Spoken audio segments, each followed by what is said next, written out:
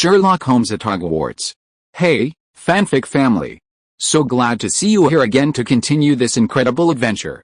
As always, kindly remember, this story is 100% fiction. So don't go looking for dimensional portals in your closet. All rights to this fantastic novel belong to the original author. We're just your humble narrators of epic tales. Are you enjoying the fanfic? Show it by subscribing to our YouTube channel and dropping us a like. And if you're impatient for more exclusive content, our Patreon is your happy place. Chapter 401. It's not only women who can use their beauty to seduce others. As a flight instructor and Quidditch referee, Ms. Hodge's interest in flying broomsticks like Firebolt was understandable. She loved Firebolt just like everyone else at the school. In fact, she loved it even more than anyone else. She was absolutely enamored with it. Before training began, she held the Firebolt in her hand and gave her team members a professional assessment. Look at its balance, it's absolutely flawless. I must admit, after decades of continuous updates, the Nimbus series flying brooms are practically perfect. If there's any flaw in the Nimbus series, it's that the tail is slightly tilted. After a few years of use, you'll find them a bit sluggish. But the Firebolt is different. She excitedly pointed to the tail of the flying broom. This time, they've also improved the broom handle. Look, it's more stable than the Nimbus series, and slimmer than the Sweep series. It reminds me of the old Silver Arrow. It's a shame they don't produce them anymore. I learned to fly on a Silver Arrow back then. It was a very beautiful old broom. I've always thought that if they had continued, it would have become a brand no less than the Nimbus series. She talked about this for a while longer, until Wood finally couldn't stand it anymore and had to interrupt her. MRS. Hooch, should Harry take the Firebolt back? It's nothing, we just need to train. Seeing Wood's slightly flushed face, Mrs. Hooch realized she'd been talking for a while. She nodded and handed the Firebolt to Harry. Oh, okay, here you go, Potter. I'll sit over there with Holmes. For the final training session, Sherlock had offered to watch Harry train. He could also use the opportunity to clear his head and organize the evidence he'd gathered. Given his special status, Wood naturally had no objections. He and Mrs. Hooch left the pitch and sat in the stands. Holmes, why don't you join the Quidditch team? Mrs. Hooch asked curiously. I heard from Oliver that your flying talent is no less than Potter's. Sherlock smiled and shook his head. My time is precious, Mrs. Hooch. I can't spend 5 days a week training. Since the start of this semester, Sherlock had resumed his exploration of the Forbidden Forest. It's no exaggeration to say that, apart from Hagrid, the gamekeeper, Hogwarts keykeeper, and professor of magical creatures, no one knows the Forbidden Forest better than Sherlock. Not even the Weasley twins. The next step is to find raw materials in this treasure trove. Well, everyone has their own ambitions, we can't force it. Let's watch them train. The Gryffindor players gathered around Wood, listening to his final instructions before tomorrow's match. Harry, I think you know your opponent very well, Ravenclaw's seeker, Cho Chang. Except for Wood, all the players looked at Harry. The Weasley twins even started to cheer loudly. All the Quidditch players knew that Harry and Cho Chang were very close. They even had a consensus. They wouldn't be surprised if Harry started dating Cho Chang one day. Harry blushed slightly at her words and whispered, Yes, I know, Oliver, she played very well, far better than that Malfoy, that little rascal who only got into Quidditch because of his rich dad. Better than Diggory of Hufflepuff, though, she rides a Comet 260, which is a joke compared to Firebolt. He glanced at Harry's broom with fervent admiration and continued, The problem is, Harry, you can't be lenient with him in the match. The Weasley twins whistled again. Harry quickly shook his head. No, Oliver, I told Cho Chang a long time ago that we'd both give it our all in this match. No, Harry, I think you could make a small sacrifice and have Chang go easy on us in the match, Fred Weasley said. Exactly, she's so pretty, you wouldn't lose out, George Weasley said.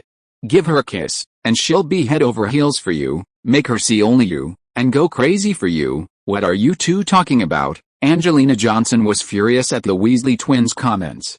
She glared at them fiercely. How could you encourage Harry to do something like that? Just kidding. Why are you so excited? Didn't you hear Harry just say he already talked to Zhang? You two just want to stir up trouble. Alright, stop talking, let's start training. Wood interrupted the three. Harry mounted Firebolt and pushed off the ground with a powerful leap. This wasn't the first time he'd used Firebolt for training. But every training session felt just as wonderful. Nimbus 2000 was already a very good flying broomstick. Back then, it would react instantly with just a light touch. But Firebolt was even better. It seemed to obey his thoughts, not his control. It swept across the field like lightning, its speed turning the stands into hazy green and gray blur.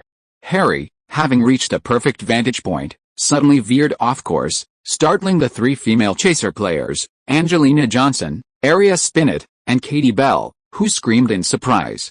That wasn't all. Harry executed a perfectly controlled dive. He plummeted to the ground, and as his toes grazed the grassy field, he abruptly lifted his flying broomstick and soared into the air. Unable to contain his excitement, Harry let out a clear whistle, gradually increasing his altitude. 30 feet, 40 feet, 50 feet. Sherlock in the stands, seeing Harry soaring freely on a firebolt for the first time, nodded in approval. It was indeed worth the price. One could imagine the sensation it would cause when it actually appeared on the field. Given commentator Lee Jordan's personality, he'd most likely forget about the game and give Firebolt a shout-out. "Harry, I've released the snitch." Just then, Oliver Wood shouted. Harry, having just landed from the sky, turned around upon hearing this and chased after it all, heading towards the goalpost. He easily overtook the ball and saw the golden snitch dart out from behind Wood. In less than 10 seconds, he had the golden snitch firmly in his hand. The team erupted in cheers. Harry, not satisfied, released the snitch again. This time, he decided to let it run for a minute. A minute later, Harry started running again, accelerating to catch up. He weaved left and right among the team members. When he saw the golden snitch hiding around Katie Bell's knees, he ducked, easily crouched down, and caught the snitch in his hand again. Katie screamed, "Harry, you almost knocked me off." "Don't worry, Katie, it won't happen." Harry held the golden snitch in his hand, confidently saying, "I kept a safe distance." "You call that a safe distance?" Katie gestured the distance between herself and Harry. "You're almost kissing me, just inches away." Harry blushed slightly at her words. "Harry, you can't do that." Katie chuckled. "You blush so easily. What will you do when you actually kiss Cho Chang? You won't be able to breathe." "All right, Katie, stop teasing Harry. Let's get back to training." Angelina flew over, urging the two to return to the ground. This was Harry's best training session since joining the Quidditch team.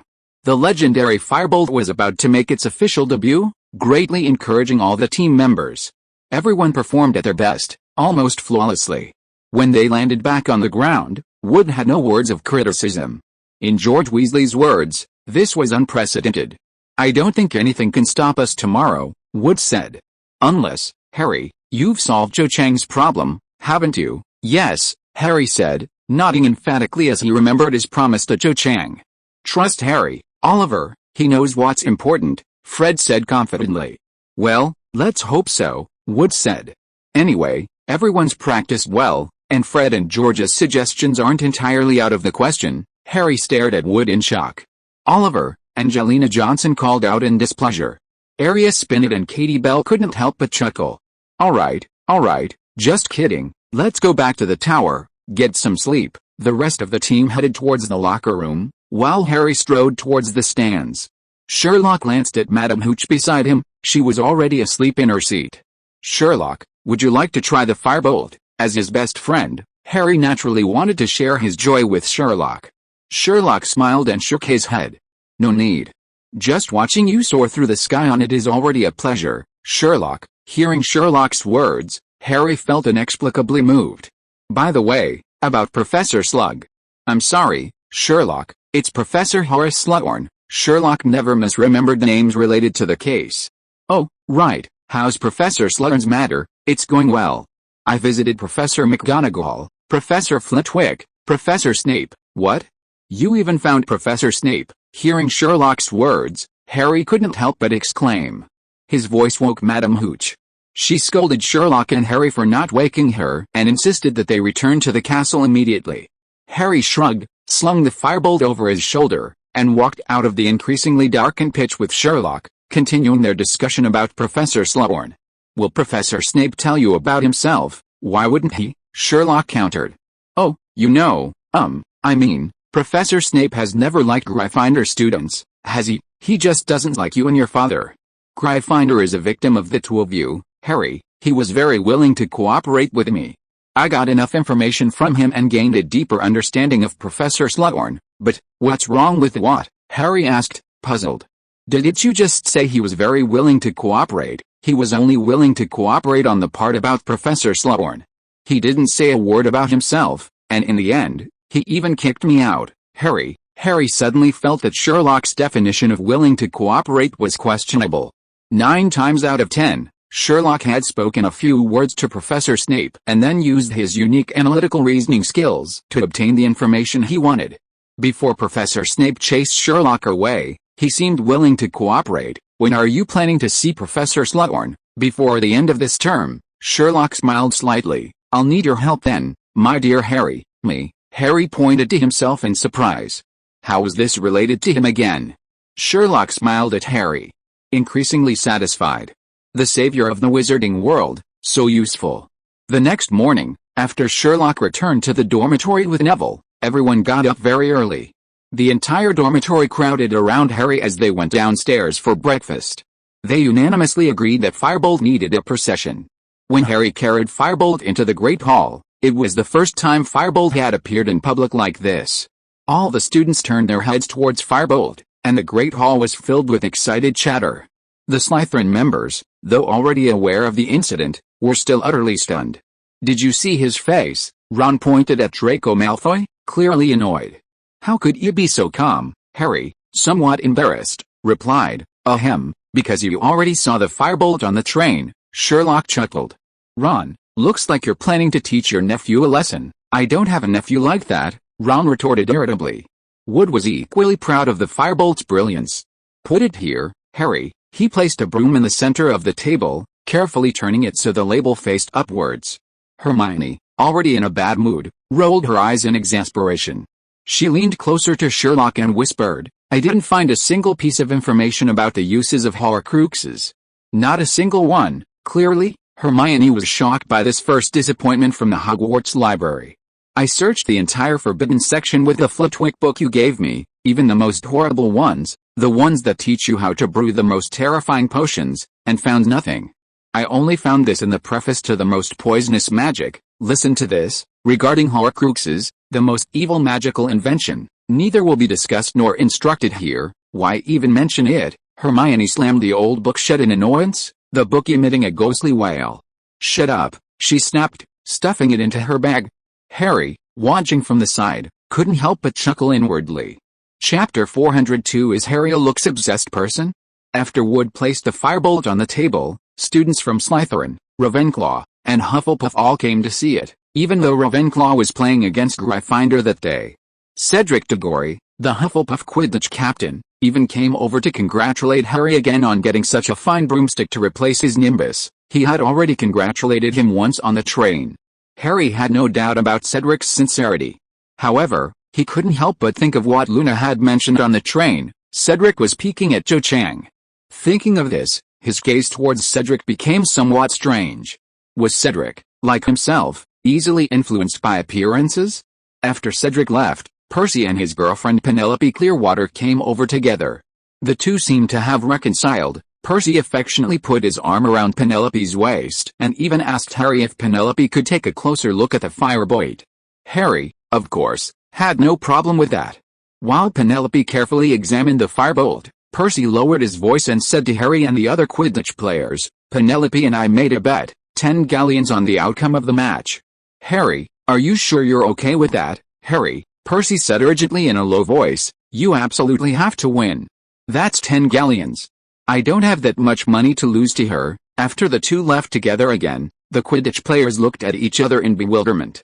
Making a bet without any stakes, what kind of behavior is that? Fred Weasley asked with a smile. Need you ask? That's a classic case of getting something for nothing, George Weasley said. If this match weren't so crucial for us, I'd be willing to deliberately lose to Ravenclaw. Yeah, Percy's face would be sore then. I wonder what would happen if he couldn't give Penelope 10 galleons, at least until he leaves school. He'll definitely have to make Penelope feel comfortable. Is your word maker feel comfortable serious? If you think it's serious, then it's serious. If you don't think it's serious, enough. You too. Seeing the Weasley twins getting more and more carried away, Angelina Johnson said irritably, there are girls here, watch your mouth. Fred and George exchanged a glance and shrugged. Speaking of which, betting with your girlfriend and trying to win money from her? I really don't know what Penelope could possibly have fallen for your student council president brother. Honestly, we're just as curious as you are. Angelina, I bet Penelope's head must be throbbing, otherwise no one would agree to be Percy's girlfriend. Actually, Percy isn't a bad person. Sherlock suddenly spoke up, immediately drawing everyone's attention. Huh, Sherlock, are you serious? Fred Weasley said. Do you have some misunderstanding of the word good? George Weasley said. No misunderstanding, he's undoubtedly competent as both prefect and student council president. You can question his methods, but you can't deny the correctness of his actions. Sherlock looked at the Weasley twins and said calmly, the only problem is that he chose the wrong path. Sometimes, choices are more important than ability itself. Everyone exchanged glances. But thinking about it carefully, it seemed to make sense. Even though Ravenclaw was supposed to compete against Gryffindor today, the Slytherin members looked far worse. Almost all of them stared at Firebolt with a sullen expression, while Draco Malfoy, having already seen it on the train, seemed much more composed. The other Slytherins huddled together, asking Malfoy questions, glancing at Firebolt every few words. Yes, that really is Firebolt. I saw it on the train, there's no need. Potter may be annoying, but he wouldn't go to such lengths for attention. Don't forget, even though his father died, he still has a rich father. Yes, my mother told me that Sirius Black is the last heir of the Black family, the oldest magical family you know. Malfoy, suppressing his impatience, answered each question impatiently. Yes, Firebolt was indeed a very luxurious flying broomstick, and its appearance in an inter-school competition like Hogwarts was truly astonishing. But the facts were already laid bare. Was it really necessary to question its authenticity? What fool would openly flaunt a fake flying broomstick, especially a Firebolt? In that instant, Malfoy began to doubt whether coming to Hogwarts had been the right choice. After all, before entering the school, his father, Lucius Malfoy, had wanted to send him to Durmstrang School of Witchcraft and Wizardry, not Hogwarts in England. Durmstrang was one of the 3 largest magic schools in Europe, located in the northern part of the continent, and was willing to accept international students from as far away as Bulgaria. This school highly valued lineage, never accepting Muggle-born students, and emphasized dark magic in its curriculum. This was precisely what the Malfoy family had always valued. Draco Malfoy himself was also happy to accept it. However, before the father and son could put their plan into action, Narcissa Malfoy rejected it. Doting on her son, she wanted him to be closer to home. So, Malfoy ultimately came to Hogwarts. Fortunately, he was sorted into Slytherin like his parents, where the atmosphere was somewhat similar to Durmstrang. However, these people didn't seem very bright. On the contrary, Gemma Farley, the former prefect and now the head of the student council, didn't seem to care much about bloodlines and could win Malfoy's respect. Amidst a complex mix of envy, jealousy, and resentment, it was 11:15.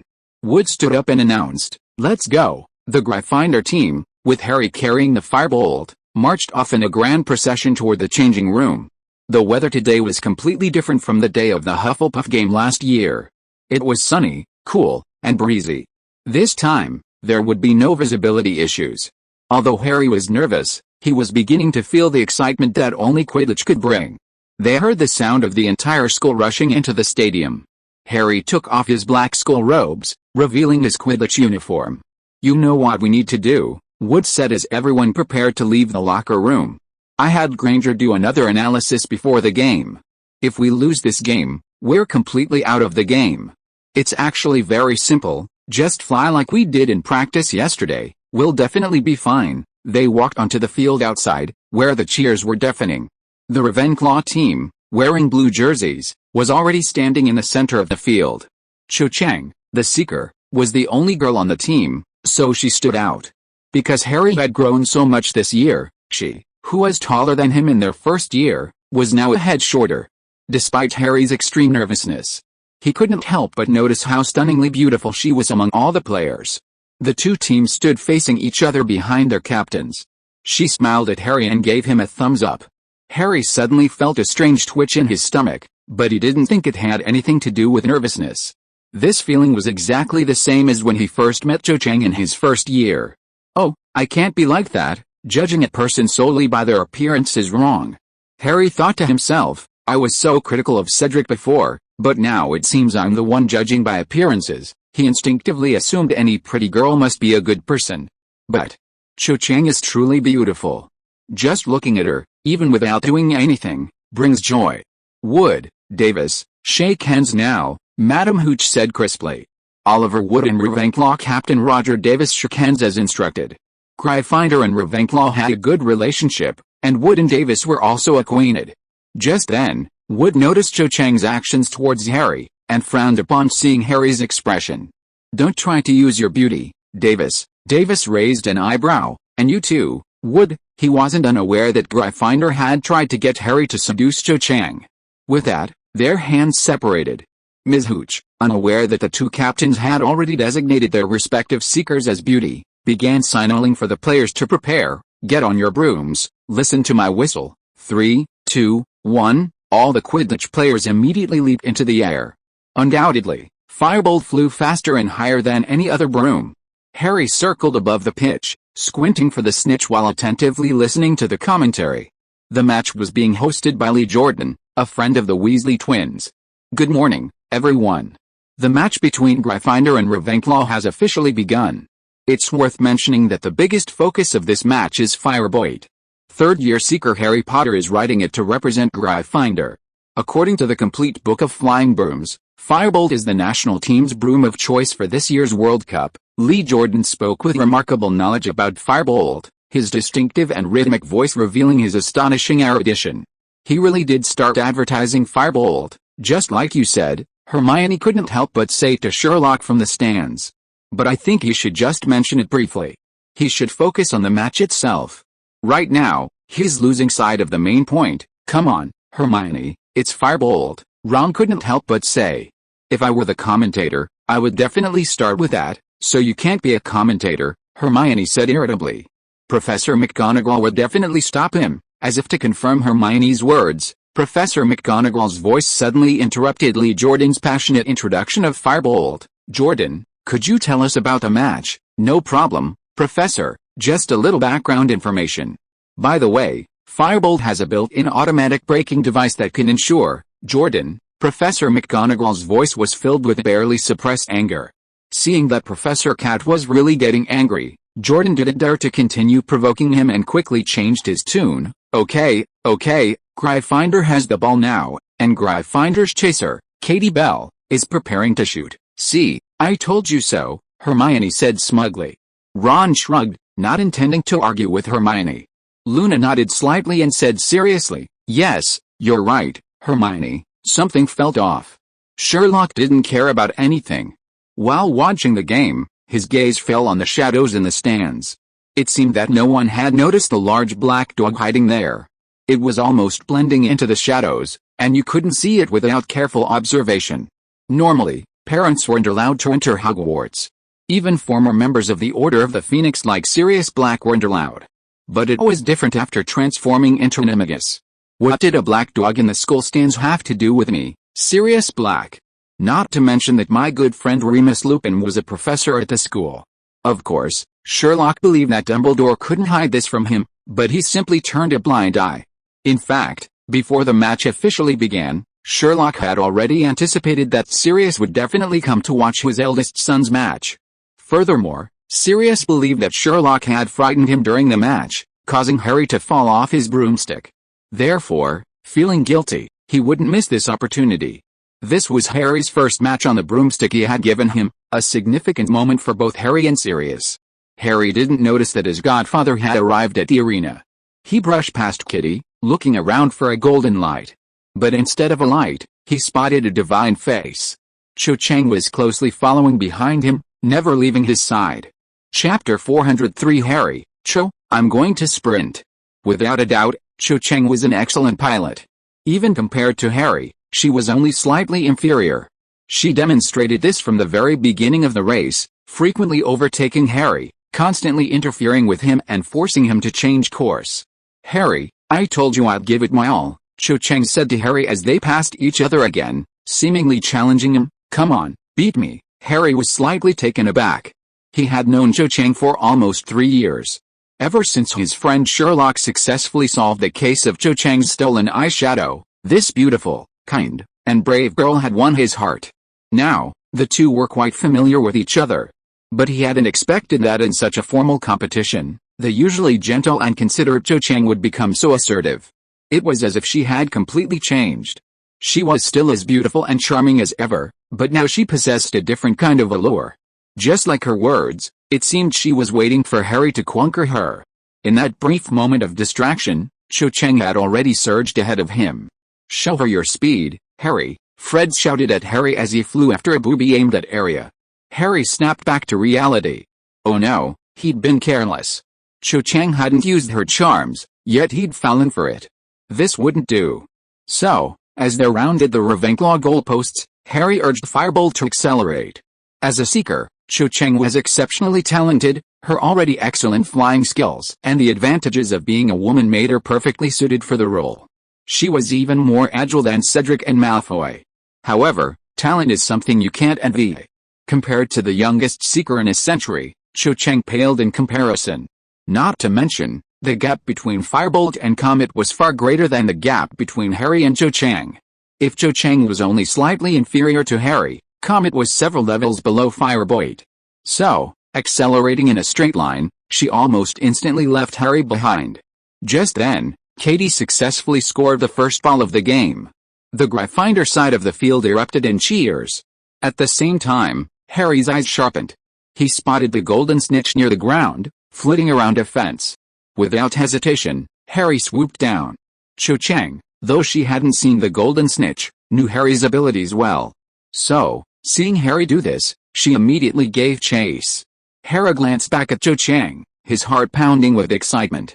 Diving was his forte. He accelerated, instantly closing the distance to the ground to 10 feet.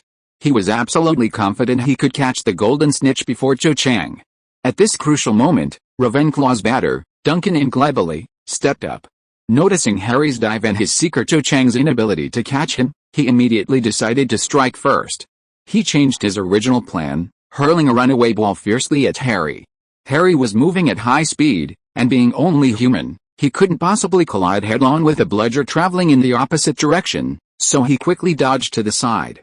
Thanks to his excellent reflexes and the Firebolt's superior braking effect, he narrowly avoided a collision, missing by only an inch or two, a truly thrilling moment.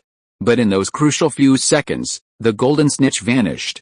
Oh, a collective sigh of disappointment rippled through the Gryffindor supporters. Meanwhile, Ravenclaw cheered for their batter, Duncan Inglebly. To vent his frustration, George Weasley hurled a second bludger directly at the offending batter. Duncan Inglebly had to awkwardly somersault in mid-air to dodge.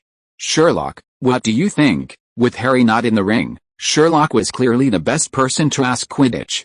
Gryffindor is going to win, Sherlock said calmly. So sure, Hermione and Ron, though vaguely guessing the outcome, hadn't expected Sherlock to be so certain. Gryffindor has the advantage in every aspect, Sherlock pointed to the arena. First, there's the broomsticks. Ravenclaw's broomsticks are all sweep series, which isn't too different from the rest of Gryffindor. But Cho Chang's broomstick is Comet 260, and the difference between it and Firebolt isn't so easily overcome. Second, there's the personnel issue. Judging from the current pace of the match, Gryffindor has almost replicated their performance from yesterday's practice. Although the Ravenclaw players have good teamwork, there's still a gap compared to them. Third, there's the Seeker, which will determine the outcome, and the most crucial point, Cho Chang is no match for Harry. Finally, there are off-field factors that could influence the outcome. Don't forget, there won't be any Dementors in this match. Hearing Sherlock's words, the nearby friends nodded thoughtfully. Luna suddenly spoke up. What if someone pretends to be a Dementor to scare Harry? Everyone looked at her. Ron stroked his chin, glanced towards the Slytherin stands, then looked away. Hey, you know what? You really shouldn't believe it. Gryffindor leads 80-0. Lee Jordan's voice interrupted Ron, causing everyone to turn towards the Quidditch pitch. Lee Jordan only briefly mentioned the game before abruptly shifting the topic back to Firebolt. Look at Potter. No, Firebolt's skill. Potter is testing its performance right now. See it turn around. Cho Chang's Comet can compare. Firebolt's precise balance is especially evident over long periods. Jordan, did Firebolt pay you to advertise? Get back to commentating, Professor McGonagall roared angrily. Jordan shrank back, quickly becoming serious. Next, Ravenclaw finally showed signs of improvement, gradually closing the gap. After scoring 3 goals in a row, Gryffindor led by 50 points. This wasn't a safe lead. If Cho Chang catches the golden snitch before Harry, Ravenclaw could instantly turn the tide and win the game. This was something Harry didn't want to see. So he lowered his altitude and began scanning the pitch with even more anxiety than before. He almost collided with one of Ravenclaw's chasers. Just then, he noticed a flash of gold and a pair of small, flapping wings. Perfect. The golden snitch was hovering around the Gryffindor goalposts. It's mine. Harry's eyes were fixed on the small golden dot ahead, and he sped off. The golden snitch is mine, he thought to himself. But in the blink of an eye, Cho Chang appeared out of nowhere, blocking his way. Don't even think about it, Harry, this isn't the time for chivalry, Wood shouted angrily after seeing this. Harry had spun around at that crucial moment, avoiding a direct collision with Cho Chang. Wood waved his hand angrily and said, if it really needs to, knock her off the broom. Back in their first year, Slytherin Captain Marcus Flint had nearly knocked Harry off his broom. It was ruled a flagrant foul by the referee, because Flint, as the chaser, was only responsible for throwing the quaffle into the net. Making that kind of tackle to prevent the seeker from catching the golden snitch would naturally be penalized as a flagrant foul.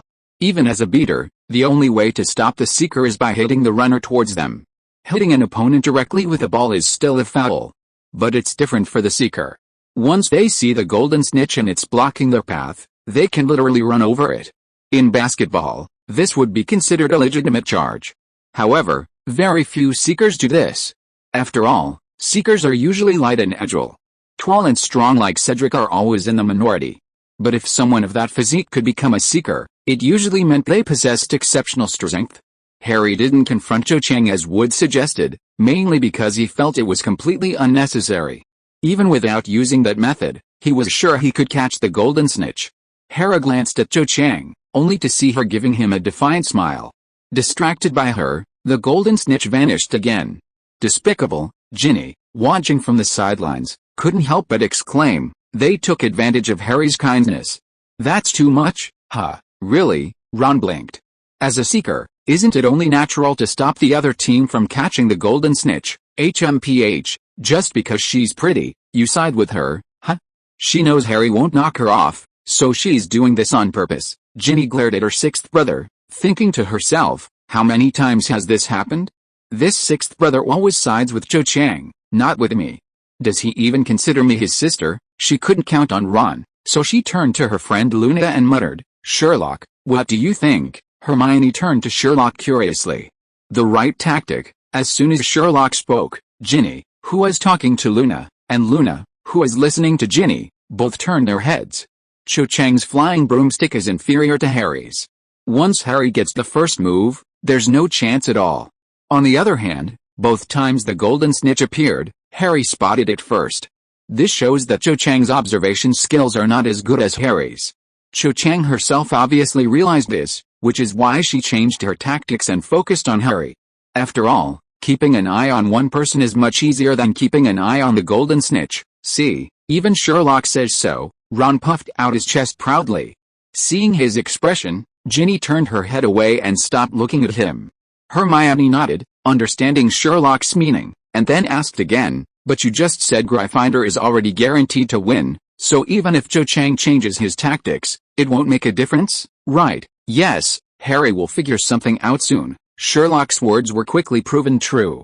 After losing track of the golden snitch once again, Harry first raised his firebolt, sending it soaring 20 feet into the air above the pitch. He also noticed that Cho Chang had been following him. Almost instantly, he understood Cho Chang's plan. Not looking for the snitch himself, just keeping an eye on me. A smile appeared on Harry's lips. Very well, Cho, if you want to follow me, you must bear the consequences. He began to wander aimlessly around the pitch. One moment he was near the Gryffindor goalposts, the next he was flying over to the Ravenclaw side. Facing Cho Chang, Harry would sometimes accelerate, then suddenly slow down. This constant switching of pace made Cho Chang extremely uncomfortable. She glared at Harry, a mixture of anger and helplessness. This was how it was when the boy took the initiative. Just then, Harry suddenly swooped down from the sky, exactly the same as before. Cho Chang jumped, immediately thinking Harry had spotted the golden snitch, and followed without a word. However, when they were still inches from the ground, Harry abruptly stopped. The firebolt had this braking effect, but Cho Chang couldn't stop and continued to plummet. Harry, on the other hand, shot upwards like a bullet, accelerating towards the Ravenclaw pitch. Cho Chang realized she'd been tricked and could only follow Harry at low altitude, accelerating towards the other side of the pitch. Harry's mind was exceptionally clear. Cho Chang definitely couldn't catch him, and even if he could, he'd have to adjust his position and ascend again. But the golden snitch was currently at his level. He was guaranteed to win. Harry's eyes were fixed ahead. At the last moment, he reached out his right hand and firmly grasped the struggling golden snitch in his hand. Then, as before, he raised the golden snitch high above his head. Madam Hooch's whistle blew. Victory, 230 hours, and 30 minutes. This is Potter's victory, Gryffindor's victory, and Firebolt's victory, Lee Jordan's voice echoed throughout the arena. This time, Professor McGonagall didn't stop him. Harry spun around in the air and saw 6 blurry, bright red figures flying towards him. His teammates were hugging him tightly, almost making him fall off his broom. He heard the clamor of the Gryffindors below. Well done. You really didn't let us down. Harry, you were a great guy, Wood shouted again and again. Arya, Angelina, and Katie even excitedly kissed Harry. In the chaos, the teammates finally landed on the ground. Harry finally put down his broom and looked up to see a group of Gryffindor supporters running quickly towards the pitch. Leading the way were Ron and Ginny, followed by Neville, Dean, Seamus, Percy. Before he could react, he was surrounded by the cheering crowd. As he was tossed high into the air, his eyes still darted around. Wait, where are Sherlock and Hermione? Chapter 404. It started with looks, got along well with personality, and ended with character. In an inconspicuous corner of the Quidditch stands, while everyone's attention was focused on Harry, Sherlock led Hermione to the large black dog hiding in the shadows. Seeing Sherlock and Hermione approach, the dog turned and walked away. Sherlock and Hermione, of course, followed without a word. Once they reached a secluded corner, he transformed back into human form. I knew you'd find me, Sirius Black said with a smile, seemingly unsurprised. Sherlock raised an eyebrow. What, not planning to meet Harry? No, Sirius shook his head. Hogwarts doesn't usually allow parents to come to school, huh? I didn't know you'd become so law-abiding, I just didn't want to cause Harry any trouble. Sirius winked at Sherlock. Actually, I was spotted by Dumbledore as soon as I arrived at school. As expected, Sherlock wasn't surprised at all. Sirius smiled slightly. Harry performed very well in this competition, just like his father, but I'm more interested in something else. What is it? Hermione asked curiously. That girl, the girl from the east, you mean Cho Chang, Ravenclaw's seeker? Yes, that's her. What about her? Oh, Hermione, don't be like that. Harry's gaze towards her is clearly different from yours. Sirius looked at Hermione and said in a teasing tone, he looks at you like he's looking at a boy. Hermione, of course, I was just kidding, don't mind it. Seeing Hermione's expression, Sirius quickly said, actually, I think that girl is quite nice. She's pretty, good at studying, and can play Quidditch. The most important thing is that she's pretty, right? Hermione was obviously still bothered by Sirius's earlier evaluation of her. And, isn't it a bit too early to talk about this now, Mr. Sirius? No, Harry is already 14 years old this year. You know, James started paying attention to Lily when he first entered first year. By the time James was in fourth year, he had even been targeting Snape for 4 whole years because of Lily, so for Harry, it's not early at all. In fact, when I first saw that girl, I thought she was just like Lily back then. Hermione didn't seem to care much about Sirius's assessment of Cho Chang. But another thing made her gasp in surprise. You mean, Harry's dad was only in his first year and, that sounds unbelievable, doesn't it? Sirius gave a wry smile, as if lost in a distant memory, but it's true. Sherlock, I think you already know that Lily and Snape were friends before they even started school, right? Yes, I found out from Harry's Aunt Petunia. She told us that Harry's mother and Professor Snape were childhood sweethearts. Unfortunately, after they arrived at Hogwarts, Harry's father appeared.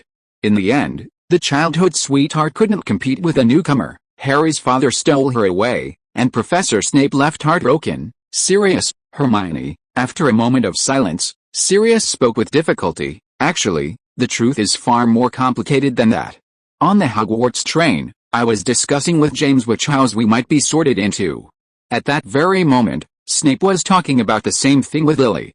The moment James saw Lily, he was captivated by her, so he deliberately interrupted, saying he didn't want to go to Slytherin, actually just to get Lily's attention. Was he implying that all Slytherin students were bad people? You're right, Hermione, that's exactly what James meant. But Snape is a petty guy. He immediately mocked Gryffindor students as all brawn and no brains. From then on, we were at odds. Hermione didn't speak. Actually, she felt that Harry's father was clearly in the wrong. As the saying goes, the one who starts it is the one who's at fault. You say the house is all bad people, so it's not a problem for them to say you're all simple-minded. But for Harry's sake, she really couldn't say it. Sirius continued, later, we found out that Lily and Snape were friends, and James hated that snotty guy even more. Me too, until graduation, we didn't like each other, we fought at school for 7 whole years, snotty guy. Sherlock was hearing this nickname for the first time. Yes, that's what we Marauders always called him, Marauders. Sherlock heard another new nickname. Yes, Marauders, Marauders, that's what we called ourselves. Moonface, Wormtail, Big Feet, and Forks. Looking back, it was really childish. Only Lupin was somewhat rational enough to think we shouldn't target Snape. Unfortunately, he had his own problems, so even though he didn't agree with their actions, he was too embarrassed to point them out. Especially a bastard like me, who almost killed Snape once. If it weren't for James, seeing Sirius shaking his head, Sherlock and Hermione exchanged a glance, their eyes lighting up. Sherlock immediately said, "Tell me more." Sirius looked at the two teenagers with surprise. Actually, well, it's not a big deal to tell you. Snape was a very intelligent person, that was for sure. So he had always suspected Lupin's identity. When James and Sirius were in their 5th year, Snape saw Madame Pomfrey taking Lupin to the Shrieking Shack to shapeshift. Sirius Black, already displeased with Snape, deliberately told Snape, who was interested in Lupin's secret, how to enter the Shrieking Shack. Simply poke the nut on the tree trunk with a long stick, and he could follow Lupin inside. Snape followed Sirius's instructions and entered the secret passage.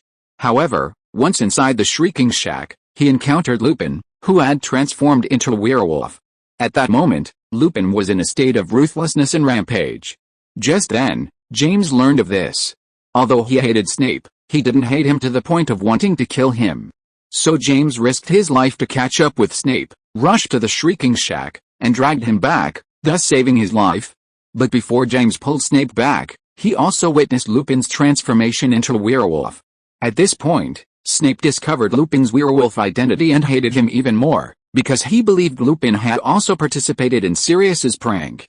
Lily, on the other hand, believed Snape owed James a favor. I don't think Professor Snape would think that way, Sherlock calmly analyzed. In his view, Harry's father only wanted to minimize the damage by preventing Professor Lupin's secret identity from being exposed and by the school for murder.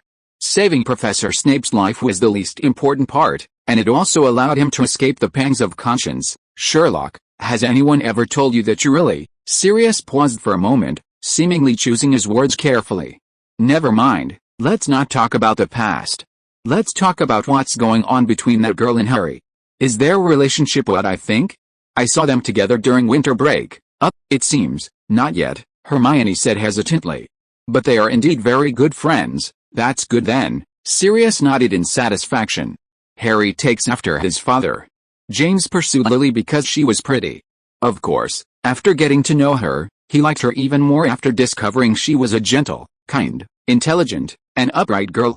That's why he changed some of his bad habits in 6th and 7th grade and gradually matured. Lily, having broken with Snape, started dating him, and she finally discovered a part of James's character that resonated with her, courage and kindness, and they eventually got together. It truly began with looks, blossomed with personality, and ended with character. When Sherlock and Hermione returned to the Quidditch field, it was almost deserted. We seem to have been gone a bit too long. Hermione looked around, somewhat puzzled. Where did everyone go? Hurry up, you two. Just then, a figure suddenly appeared before them, Padma, one of the Padtal twins. They're having a party. In the Gryffindor common room, Padma Padtal was, after all, a Ravenclaw student. While Gryffindor wouldn't refuse her presence, Going to the other house's common room to celebrate their victory over their house seemed rather strange. So she declined her twin sister Parvati Padtal's invitation. Just then, Sherlock and Hermione appeared, and she told them, "Where have you been? Potter and the others have been looking for you. We ran into an old friend and chatted for a bit." "Thank you, Padma." By the time Sherlock and Hermione arrived in the common room, the party had already begun. It was so lively that no one asked where they'd been. Strangely, even though they'd only won one game, it felt like Gryffindor had already won the Quidditch Cup. The Gryffindor party went on all day, continuing late into the night. During this time, the Weasley twins disappeared for 2 hours. When they reappeared, they were carrying huge piles of butterbeer, pumpkin soda, and several large bags of Honeydukes candies. As George Weasley tossed peppermint toad candies into the crowd, Parvati Petty asked curiously, "How did you get that?" With a little help from Moonface, Wormtail, Bigfoot, and Fork, Fred Weasley whispered in Harry's ear. Despite being the biggest contributor to the game today, at this point, he, the protagonist, wasn't the most important figure. Fred and George juggled butterbeer bottles, pushing the atmosphere to another climax. Everyone formed their own small groups, gathering in 2s and 3s. Harry took this opportunity to approach Sherlock and Hermione. "Where did you two just go?" "We met Bigfoot." "What?" Harry's eyes widened. "He came too. Looks like you didn't see him." Sherlock chuckled, patting Harry on the shoulder. "He asked me to tell you you did a fantastic job today, just like Fork back in the day." Bigfoot, Fork. Hearing those familiar names, Harry's eyes welled up. He quickly rubbed them. "Why didn't you let him come with you?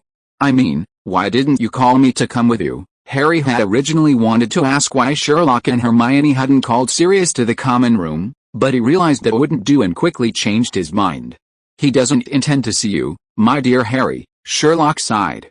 "I can tell that Wormtail has really affected him. He's become much more composed, which is a good thing for him." "Why don't you two talk first?" Hermione suddenly spoke up. "Sherlock, you tell Harry about Sirius." As she spoke, she took a thick book from her bag. The title was Family Life and Social Habits of British Muggles. Clearly, this was a reference book needed by Muggles studying this course.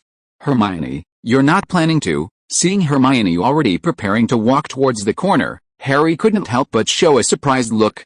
"Yes, Harry, I still have 422 pages to read." Hermione's voice sounded almost hysterical. "I'm so glad we won, and I think you did a fantastic job, but I need to finish this book by Monday too." Harry had nothing to say.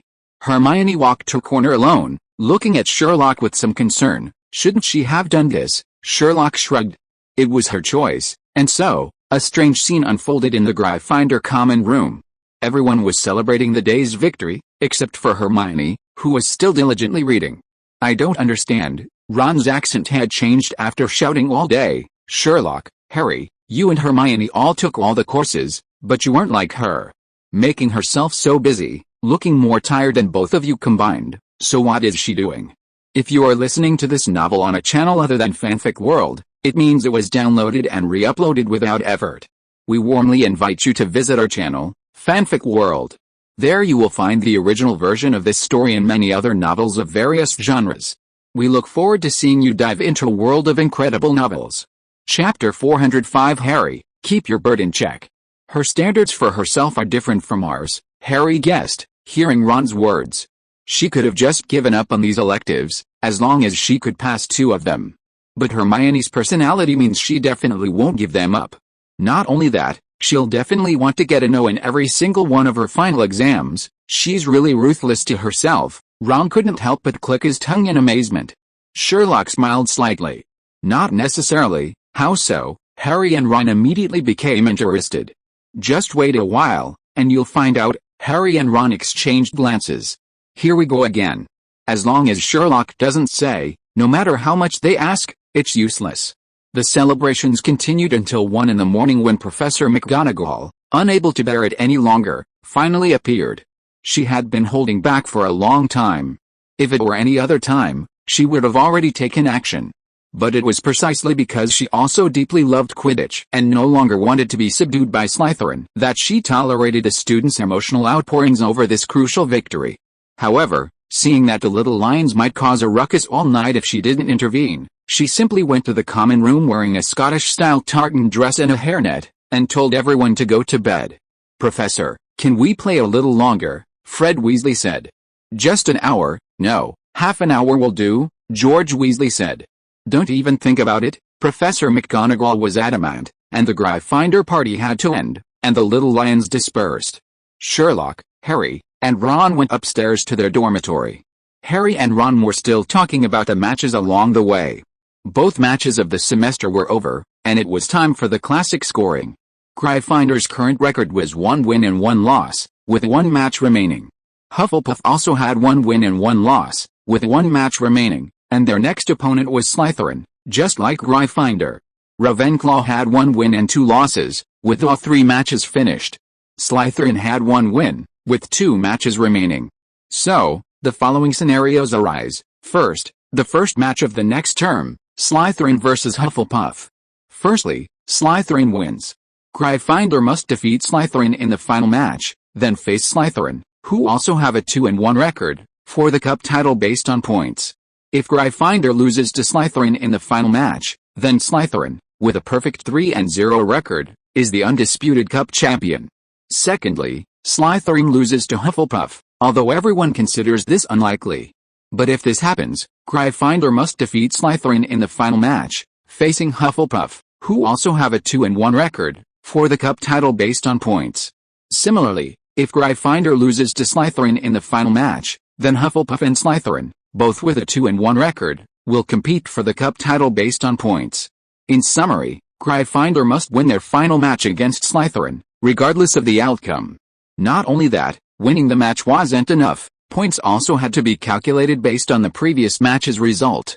After listening to Sherlock's analysis, Harry said, "It's really uncomfortable to have to watch other people's faces, especially Slytherin's," Ron added. They hadn't felt it while celebrating in the common room, but once they climbed into bed, having just pulled the curtains of their 4-poster bed together to block out the moonlight and laid down, both Harry and Ron felt a wave of weariness wash over them. Soon, they drifted off to sleep. Sherlock listened to his 2 friends' long, deep breaths and couldn't help but smile slightly. His conversation with Sirius today had given him some more information, which was good. With this crucial match over, Harry finally had some free time and rejoined Sherlock and Neville's morning practice group. Before they knew it, it was the end of February. That evening, Sherlock, who hadn't attended astronomy class in a long time, surprisingly went to listen to a lecture. Mainly because Professor Aurora Sinister had expressed her dissatisfaction that Sherlock hadn't attended a single class this semester. Although she agreed they could skip class after seeing the astronomical models Sherlock and Hermione had bought together, she still felt that Hermione attended every single class, while Sherlock should at least show up once a month. So when Sherlock went to her to gather information about Professor Slughorn, she directly expressed this opinion. Having obtained the information, Sherlock agreed to give her face. After class, Sherlock and his friends returned to the common room and saw a large group gathered around the notice board. Hogsmeade, next weekend. Ron, taking advantage of his height, craned his neck to look at the newly posted notice and told his friends what it said. After sitting down, he excitedly looked at Sherlock, Harry, and Hermione. "So, are you guys going?" Sherlock shook his head. Ever since his first visit, he had lost interest in this only village in all of England that was entirely populated by wizards. Of course, if any cases happened there, that would be a different story. Hermione was even more straightforward. "I don't have time." Where did all the time go? This was obvious, no further explanation needed. Harry looked at Sherlock, then at Ron, hesitant. "Come on, old Harry," Ron said, nudging Harry with his elbow. "You couldn't go last term because of Sirius." Wait, he suddenly realized, you can write to Sirius and ask him to come to Hogsmeade too. Even though he can't come to Hogwarts, going to Hogsmeade is fine. Then you can talk to him about the tournament, right? Harry's eyes lit up. He'd been feeling regretful about not seeing Sirius after the Quidditch tournament. He hadn't expected the opportunity to come so soon. "Ron, thanks for reminding me, I'm going to Hogsmeade." The 2 weeks he'd spent with Sirius during the winter break had made Harry completely fond of his tall, handsome, and witty godfather. He'd also found a fatherly love in him that he'd never experienced before. A godfather is a father. "That's right," Ron said cheerfully. "We absolutely have to go to Zonko's magical joke shop this time. They have all of George and Fred's favorite prank materials there." like dung bombs, burp candy, frog egg soap, and nose-biting teacups. On Friday evening, Hedwig brought Sirius's reply. He agreed, Harry said excitedly to Sherlock beside him. Sirius also said he wants to see you and Hermione. Aren't you going? Sherlock chuckled and shook his head. There's nothing there that appeals to me anymore, Hermione said even more sullenly. Sorry, Harry, I really want to go, but I have to finish this book by Monday. Harry, why does this conversation feel so familiar? He glanced at the thick book in Hermione's hands. This time it was a reference book on ancient runes. Just seeing those dense hieroglyphs gave Harry a headache, and he quickly looked away. Hermione, no need to say anything. I still have 331 pages to finish. Seemingly realizing her tone was a bit rude, she quickly added, but if you could bring me back some stationery and sweets, I would be very grateful. You know, my parents love things there, and my pens and ink are running out quite quickly lately. Of course, no problem. Harry and Ron both nodded repeatedly. What's wrong, Harry? Noticing Harry's suddenly strange expression, Ron asked curiously. Sirius asked me to bring Jo along, Harry said, blushing. Good heavens, Ron exclaimed excitedly, your godfather is truly brilliant. Buddy, what are you waiting for? Hurry up and write to Miss Zhang. No. I mean, isn't this a bit inappropriate? What's inappropriate? Didn't you say last time that she wasn't too happy, because you didn't invite her to your new house during winter break? This time, your godfather took the initiative to invite her? Isn't that sincere enough? Harry thought about it and it seemed to make sense. So, on a whim, he had Hedwig deliver another letter to Cho Chang. Hedwig was clearly unhappy about having to deliver a letter for her master again after just returning from a long journey. She pecked Harry twice in a spoiled manner.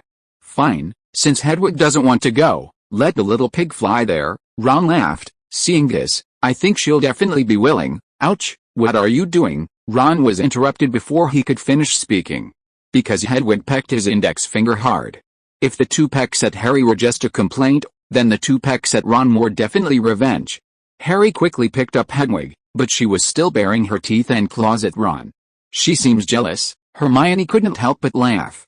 You can remove seems jealous. Sherlock looked at Hedwig, whose beak was making a clicking sound, displaying a noble dissatisfaction. You don't want to go, and you're unhappy about letting the little pig go. Oh, I won't say anything, I won't say anything, okay. Watching Ron being chased around by Hedwig, Sherlock, Harry, and Hermione couldn't help but laugh. Harry, stop laughing, control your bird, alright, Hedwig, spare him this time. Harry coaxed Hedwig to let Ron go, then had her deliver his invitation to Cho Chang, and then waited anxiously.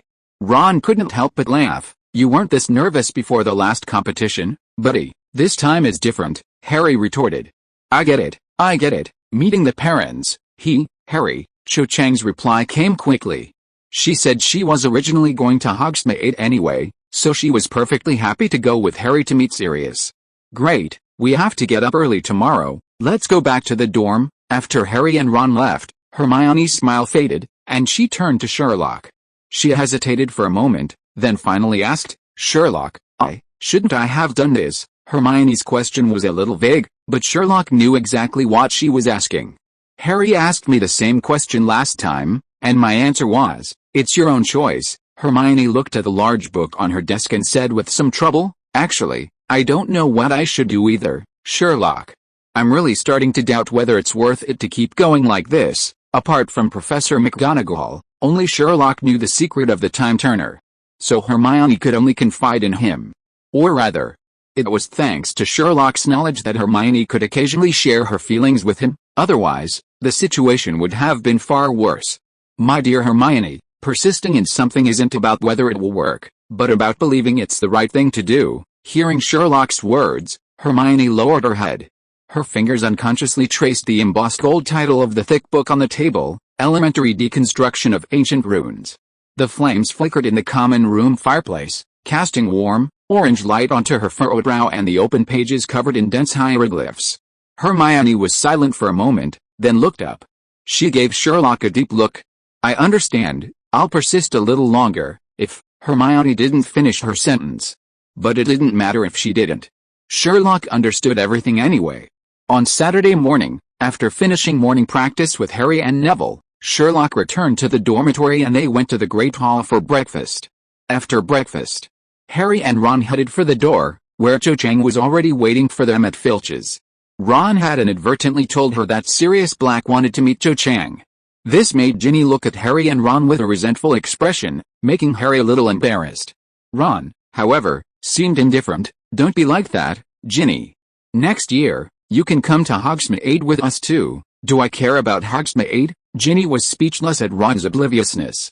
She had finally managed to get closer to Harry this summer, and now Cho Chang was going to meet her parents. At this rate, by next year, 5th year Cho Chang and 4th year Harry might even be kissing. Would she still have a chance then? Chapter 406 Ever since I met your sister, I've decided to be your brother. After the large group heading to Hogsmeade left the castle, chatting and laughing, Hermione, carrying several thick books, hurried towards the library. Since her talk with Sherlock, she had resolved to continue using the time turner for a while longer, determined not to fall behind in her studies. Besides her obsession with grades, she had another reason for doing so, a reason she couldn't reveal to Sherlock. After parting ways with Hermione, Sherlock ascended the marble staircase to higher levels of the castle. Sunlight streamed through the stained glass windows, casting dappled patterns on the stairs. Just as Sherlock stepped onto the last step, a dark figure rushed towards him from the corner. Sherlock slightly sidestepped to avoid a collision. "Hey, Sherlock, aren't you going to Hogsmeade too?" Neville didn't even realize he almost bumped into someone. Only after running past and seeing someone, turning back to see Sherlock, did his eyes light up and his face instantly light up with a smile. Because he couldn't remember Sir Cadogan's ever-changing passwords, he wrote down a week's worth on a small piece of paper. Unexpectedly, Crookshanks, who was wholeheartedly trying to help Sirius, snatched it. Later, the mischievous Sirius told Professor McGonagall about it, which infuriated her. Even after school reopened, she didn't forget it. Besides putting him in solitary confinement, she forbade anyone from telling him the password to enter the Gryffindor Tower. In addition, he was forbidden from going to Hogsmeade.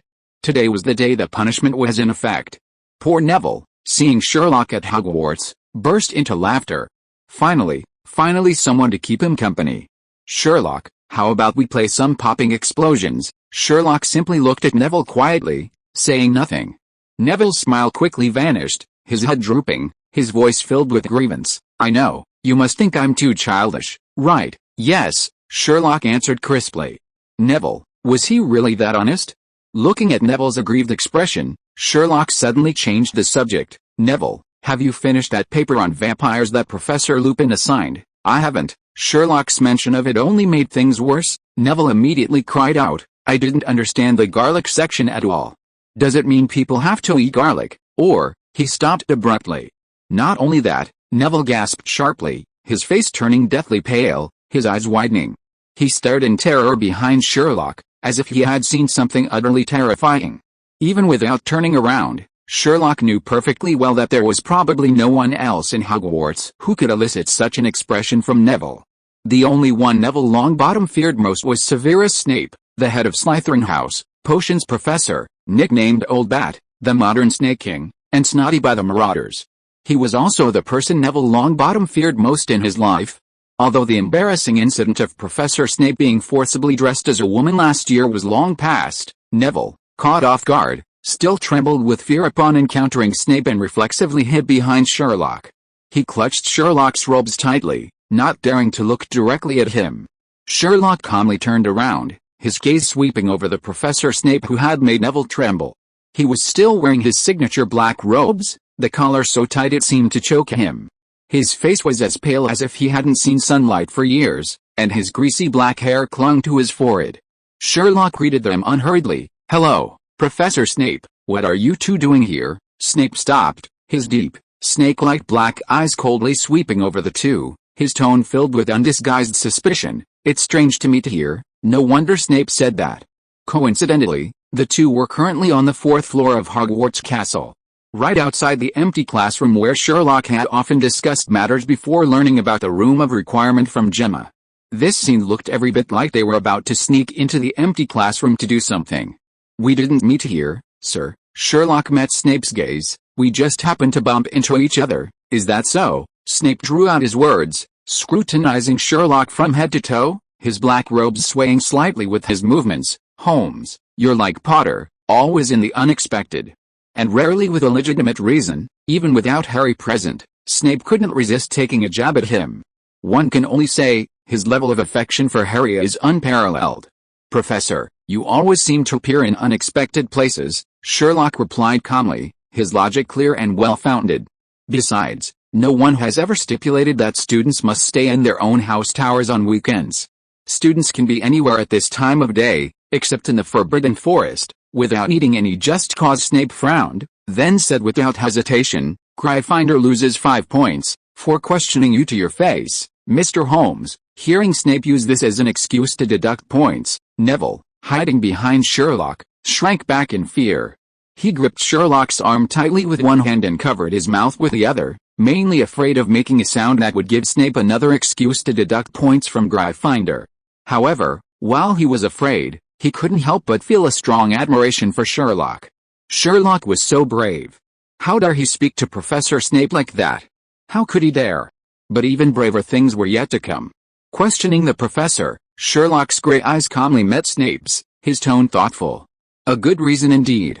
So, instead of a questioning, how about asking directly? Snape's brows furrowed even more, his sinister gaze fixed intently on Sherlock. "Holmes, what do you mean by that? If I'm not mistaken, Lily Potter is Professor Slughorn's favorite student." "Professor Snape." When Sherlock uttered Lily Potter's name, Snape's body stiffened almost imperceptibly, his expression instantly becoming complex and unreadable. And when Sherlock mentioned Professor Slughorn's name again, the muscles at the corners of Snape's tightly pursed lips twitched visibly, his long fingers unconsciously flexing and straightening, as if desperately suppressing some emotion. Neville, witnessing this, was terrified.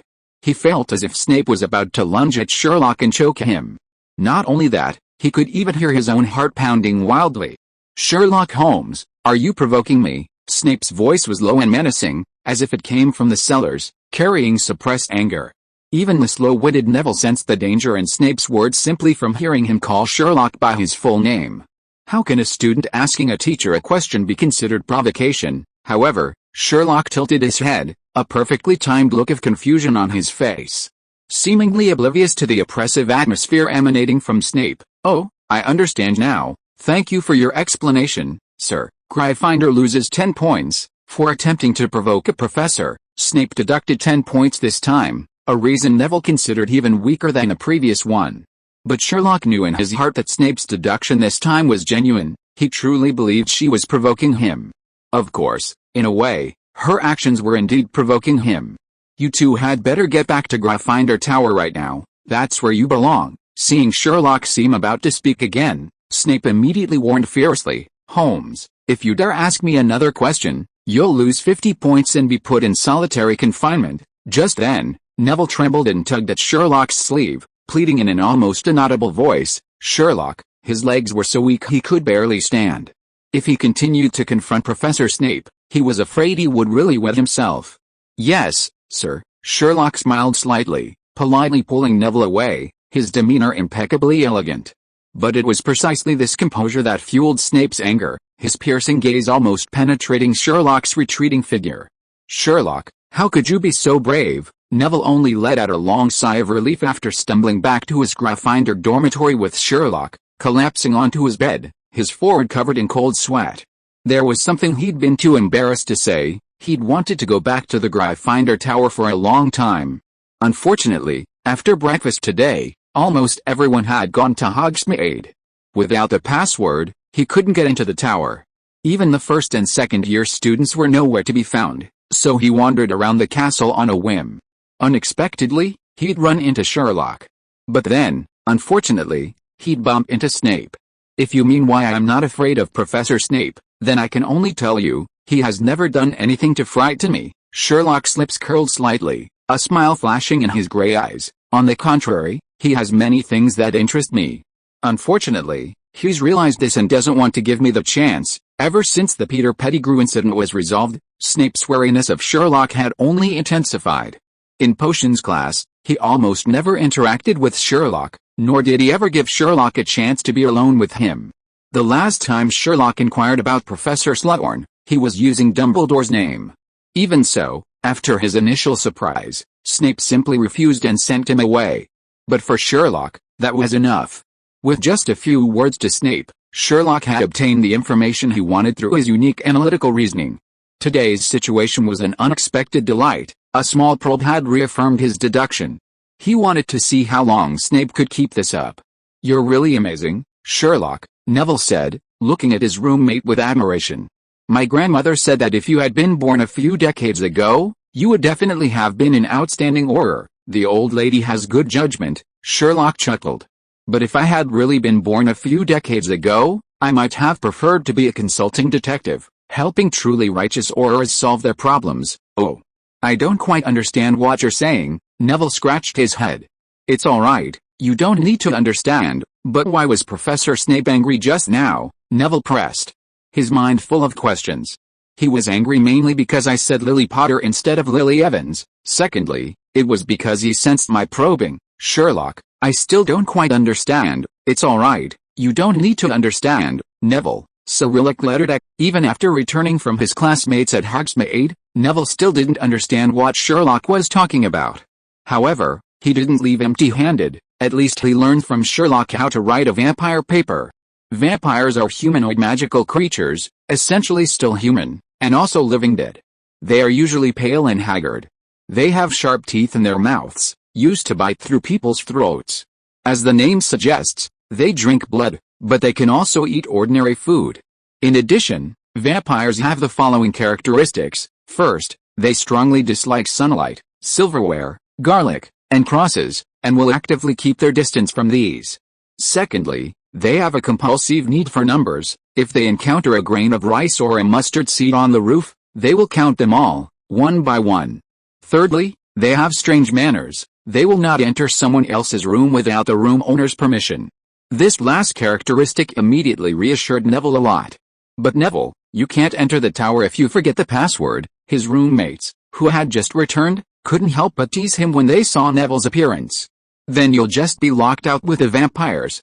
Huh? Seeing Ron deliberately opening his mouth wide as if to suck blood, Neville's round face immediately fell. "Alright, Ron, stop teasing him," Dean said. "Let's talk about today. I heard Harry went on a date with Cho Chang, and even met her parents. How about it, Harry? Your godfather, Mr. Black, must be very pleased with Cho Chang, right? When Gemma Farley and Penelope Clearwater graduate in 7th year, Cho Chang will be the undisputed school beauty. Even the prettiest Paddle sisters will have to take a backseat. But speaking of which, I think Ron's sister Ginny is pretty good too, if she's a year or two older." "What did you say?" Ron's face immediately changed when Dean mentioned Ginny. "She's still a child, who isn't?" Dean wasn't buying Ron's act. "We're only a year older than Ginny. She's 13 this year. In 2 years, she might even be prettier than Cho Chang. And speaking of which, I really think Ginny is more pleasing to the eye than Cho Chang. Cho Chang is indeed very beautiful, but I never really feel comfortable with that type. Farley, Clearwater, and Ginny are more to my liking." "Outrageous. I'll fight you." Dean became more and more excited as he spoke, but Ron could no longer contain himself. He roared and pounced on Dean. Chapter 407 Meeting the Parents. Seeing Ron and Dean wrestling, Harry breathed a sigh of relief. Thank goodness, their fight meant he didn't have to tell Dean about Cho Chang. It has to be said, Dean, that little devil, was quite perceptive in this regard. Today's trip to Hogsmeade was incredibly fruitful.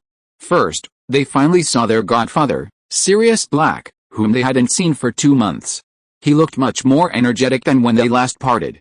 When Harry, Ron, and Cho Chang arrived at the Three Broomsticks pub, they found a constant stream of wizards trying to strike up a conversation with him. What left Harry speechless was that while the vast majority of those surrounding Sirius were witches, there were occasionally 1 or 2 men. Male wizards. It was outrageous. Only the arrival of the 3 young wizards quieted things down for a moment. When Ron tried to sit next to Harry as usual, Sirius pulled him to sit beside him, smiling as he said to the 3 young wizards, "If you'd come any later, I would have had to consider leaving first." "Haha, that's because you're so popular," Ron laughed. It was the same at King's Cross Station in London. Harry, oblivious, was still basking in the joy of seeing Sirius again and sat directly opposite him. Only Cho Chang, when she casually sat next to Harry, keenly noticed the hidden meaning in Sirius's seemingly insignificant gesture. He was trying to get Harry to sit opposite him. This detail immediately made Cho Chang nervous. However, as time passed, the 4 chatted more pleasantly. partly because of Ron's easygoing nature, and partly because Sirius was indeed remarkable. Despite being nearly 20 years older than them and having spent 12 years in Azkaban, he quickly adapted to magical society after regaining his freedom. Now, he communicates with the three of them without any generation gap or airs of superiority. It has to be said, being good-looking has its advantages. Even the same words spoken by a good-looking person sound more righteous. It's also worth mentioning that Sirius Black is a Quidditch expert. He offered a professional assessment of the Gryffindor vs. Ravenclaw match. Gryffinder's advantage over Ravenclaw was comprehensive. I'm not biased towards Gryffindor, but based on my observations of the match, Ravenclaw was inferior to Gryffindor in almost every position. Ravenclaw's goaltender, Grant Page, has very quick reflexes. However, compared to Gryffindor's goaltender, Oliver Wood, he is not physically strong enough, which will be a disadvantage in intense confrontations. Furthermore, his stamina is not as good as Wood's. Once the match drags on, he will naturally become distracted due to fatigue.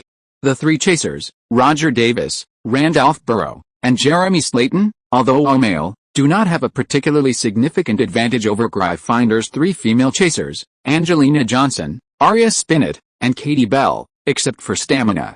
Only Captain Roger Davis's technical skill is relatively outstanding, but unfortunately, he alone cannot carry the team. The difference in batting positions is even more pronounced. Listen, Samuels and Duncan Ingleby are nowhere near as good as the Weasley twins. They're like two walking balls on the pitch. The seeker position. Cho, you have exceptional flying skills. If it weren't for Harry, you'd be the best seeker in all of Hogwarts. Unfortunately, Harry is better. He's the youngest seeker in a century. The only one to become a full-fledged player in his first year. As for flying broomsticks, wait, Harry couldn't help but interrupt Sirius. He stared at Sirius in shock. You remember the names of everyone on both Quidditch teams. Ron and Cho Chang were equally astonished. Even Gryffindor and Ravenclaw students might not be able to do that. And Sirius did it after watching just one game? What level of skill is that? It's not that difficult, is it? Sirius said dismissively. That commentator, Lee Jordan, is your friend, right? He read out everyone's names during the game, heard them once, and memorized them.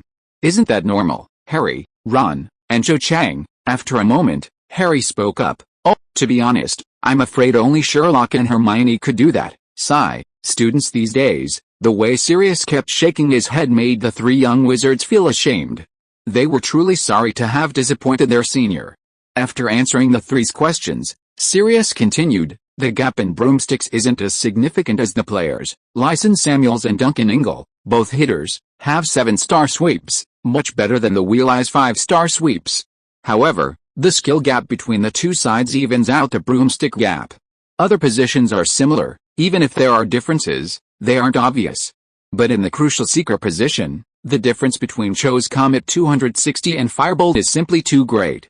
Under these circumstances, it would be strange if Gryffindor couldn't win. At this point, Sirius looked at Harry with pride. Your father was an excellent chaser. He won one of the few Quidditch Cups in Gryffindor's history. Good luck, Harry. I think you can do it this year too.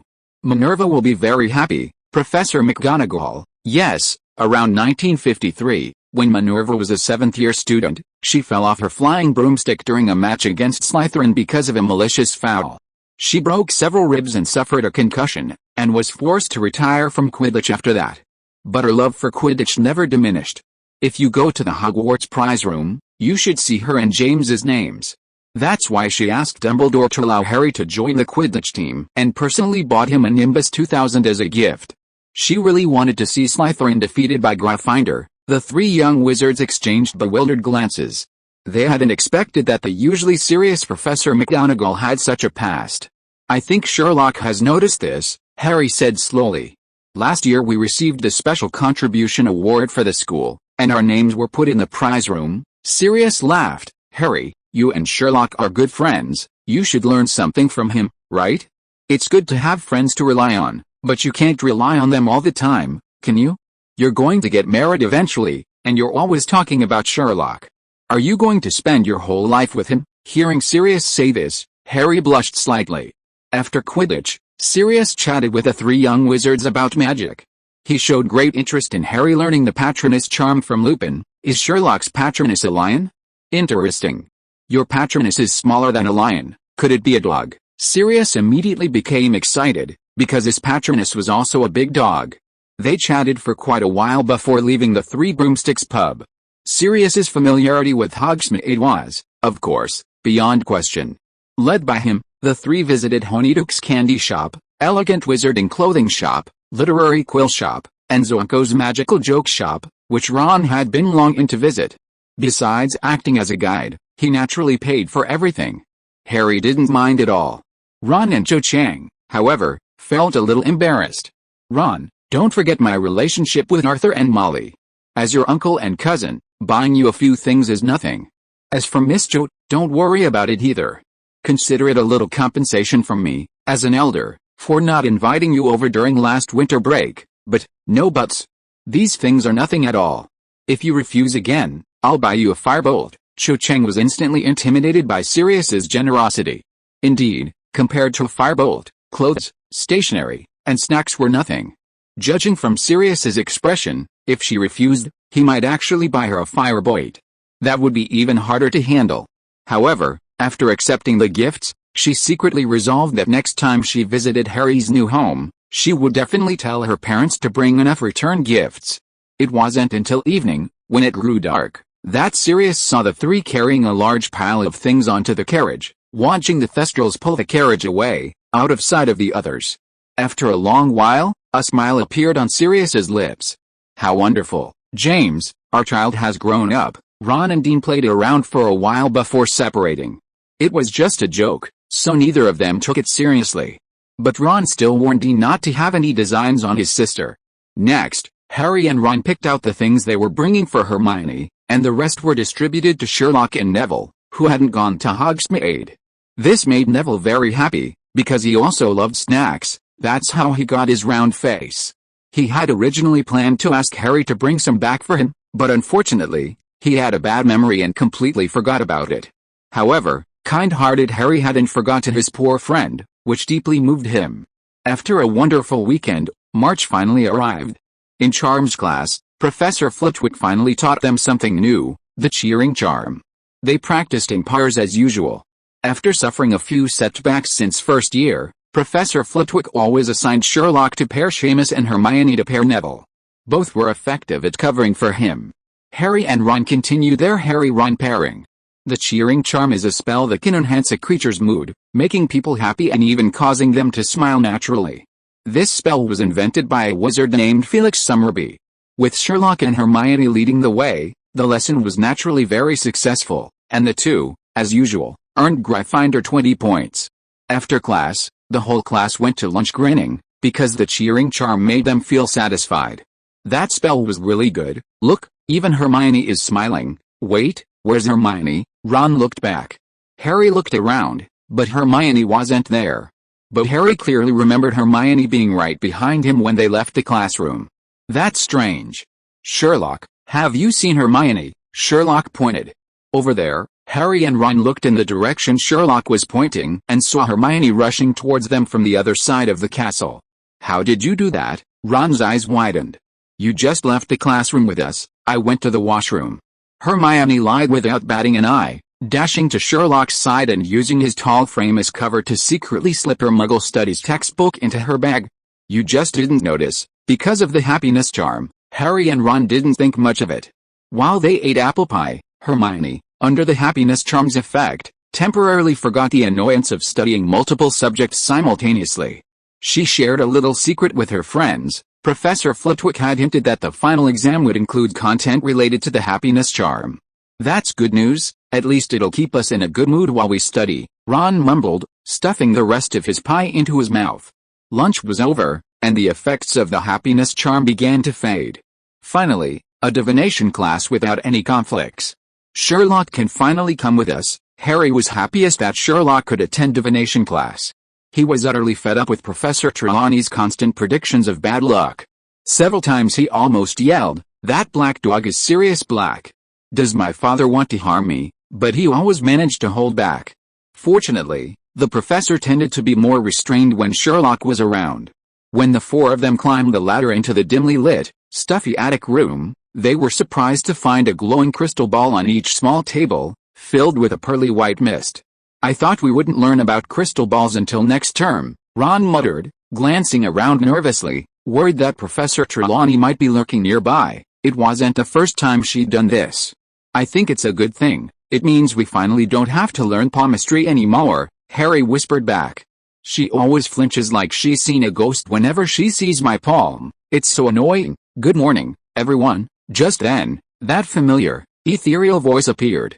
Professor Trelawney, as usual, emerged dramatically from the darkness, her favorite way of making her entrance. And some people actually fell for it.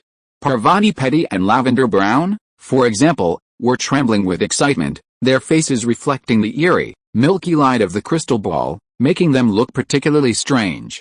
I've decided to introduce the crystal ball a little earlier than originally planned. Professor Trelawney sat down with her back to the fireplace, her gaze sweeping over the class, and slowly said, Fortune has told me that your exams in June will involve this crystal ball, and I want to give you ample opportunity to practice. Her words were barely out when a distinct snicker rang out. Chapter 408 Someone will leave us forever. Surprisingly, the obvious snicker came from Hermione, the top student. She didn't even lower her voice, speaking to her friends in normal volume. HMPH, come on, Fortune? What a magical prophecy. Who'll set the exam questions? She will. Harry and Ron desperately tried to suppress their laughter. Sherlock glanced at Hermione with some surprise, then his eyes lit up with relief. Hermione's change was happening today. But, was just one class enough? Sherlock waited with bated breath. Professor Trelawney remained hidden in the shadows, so it was difficult to tell whether she had heard Hermione's words. Only the observant Sherlock knew she had. However, Professor Trelawney continued speaking as if she hadn't heard at all. Using the crystal ball for divination is an extremely profound art, she continued in her dreamlike tone. I don't expect you to see anything the first time you gaze into that infinitely deep orb. But today I will guide you to first practice relaxing your consciousness and outer eyes, so that your third eye and superconsciousness can become clear. Perhaps, maybe, possibly, some of you will be able to see something before the end of get out of class. Sherlock frowned upon hearing this and looked at his three friends. Has she been like this all this time? Harry nodded somewhat dejectedly. Ron couldn't help but laugh. However, he didn't dare to be as arrogant as Hermione, so he could only put his fist in his mouth to stifle his laughter. Next, the whole class began to look at the crystal ball under Professor Trelawney's guidance. Harry didn't know what the others thought, but he himself felt that doing so was extremely foolish. He stared blankly at the crystal ball, trying his best to blank his mind as the textbook instructed. But the thought, that's fucking stupid, kept sprouting up like weeds on a Quidditch pitch, impossible to suppress. Ron chuckled quietly to himself, frequently putting his fist in his mouth. Hermione, on the other hand, clicked her tongue occasionally, looking indifferent. Their antics only made things worse for Harry, preventing him from concentrating. Fortunately, Sherlock remained silent throughout, quietly watching the crystal ball just like Harry. Harry, however, patiently continued observing. Even so, after staring silently at the crystal ball for a quarter of an hour, he reached his limit. He finally couldn't help but look away from his three friends. Did you see anything? Yes, there's a burnt spot on the table, Ron pointed. Someone must have knocked over a candle. Harry, who asked you that? This is a complete waste of time, compared to Ron's nonsensical remarks. Hermione squeezed out a sentence through gritted teeth. I could have used this class time to practice something more useful, like reviewing the happiness charm. Only Sherlock understood what Hermione meant by having a time turner, and couldn't help but chuckle. It's not exactly a complete waste of time. Oh, Hermione immediately became interested, and looked at Sherlock with great interest. Did you gain something? Harry and Ron also turned to look at him. Yes, Sherlock said confidently, by looking at tea leaves, palms, and the crystal ball, I can make a definite deduction. What is it? What deduction? The three of them played the perfect supporting role at this moment. At least in this classroom, no one has a third eye. PFFT, Harry, Hermione, and Ron couldn't help but laugh out loud.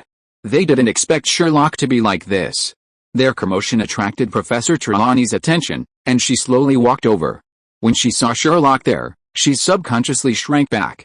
But soon, amidst the clinking of her bracelets and anklets, she murmured, Does anyone want me to interpret the vague signs in his orbs? I don't need help, Ron quickly said, but then realized this might provoke Professor Trelawney, and immediately muttered under his breath, "The sign is quite clear, there will be a thick fog tonight." Sherlock smiled, and Harry and Hermione laughed out loud.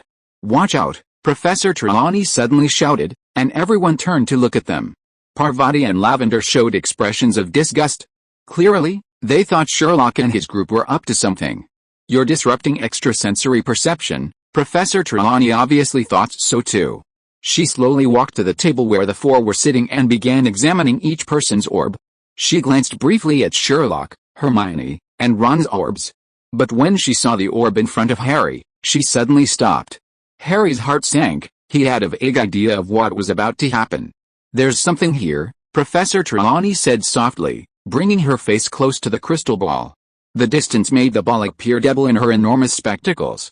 "Something's moving, but what is it?" Harry couldn't hold back any longer and couldn't help but cast a pleading look at Sherlock. Sherlock gave him a reassuring look. Harry immediately understood. He needed to hear what Trelawney had to say first. But Harry felt it was completely unnecessary. He would bet his entire fortune, including his firebolts, that whatever Professor Trelawney was about to say wouldn't be good news.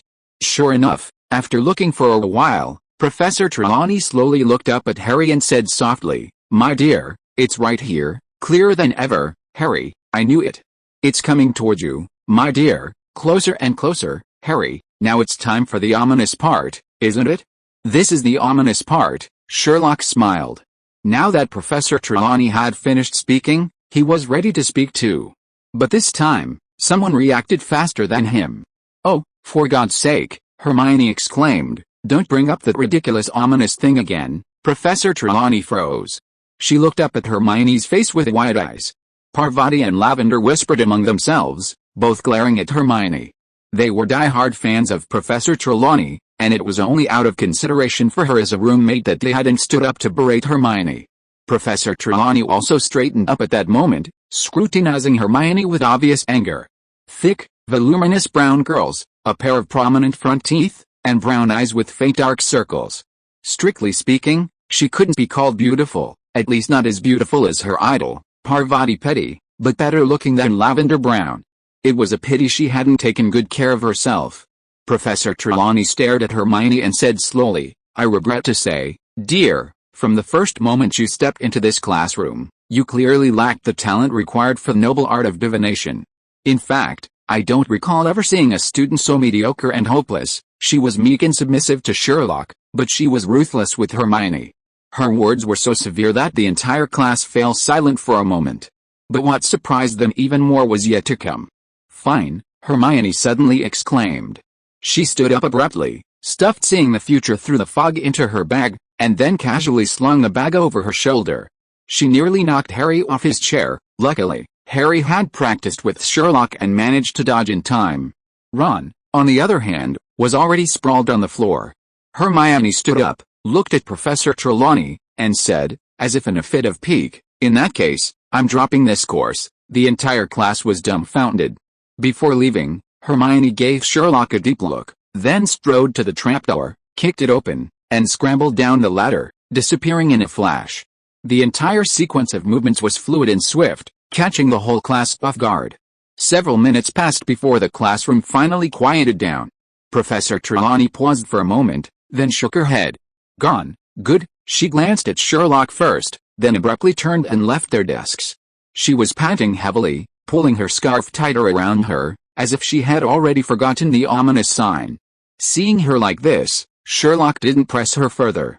"Oh!" Just then, Lavender Brown suddenly shouted, startling everyone, who all turned to look at her. "Oh! Professor Trelawney, I remember. I remember," she exclaimed eagerly. "You foresaw her departure, didn't you, Professor? Around Easter, one of us will leave us forever. You said that long ago, Professor." Professor Trelawney gave her a tearful smile. "Yes, dear Lavender, I did know Miss Granger was leaving us. But one always hopes that the signs are wrong.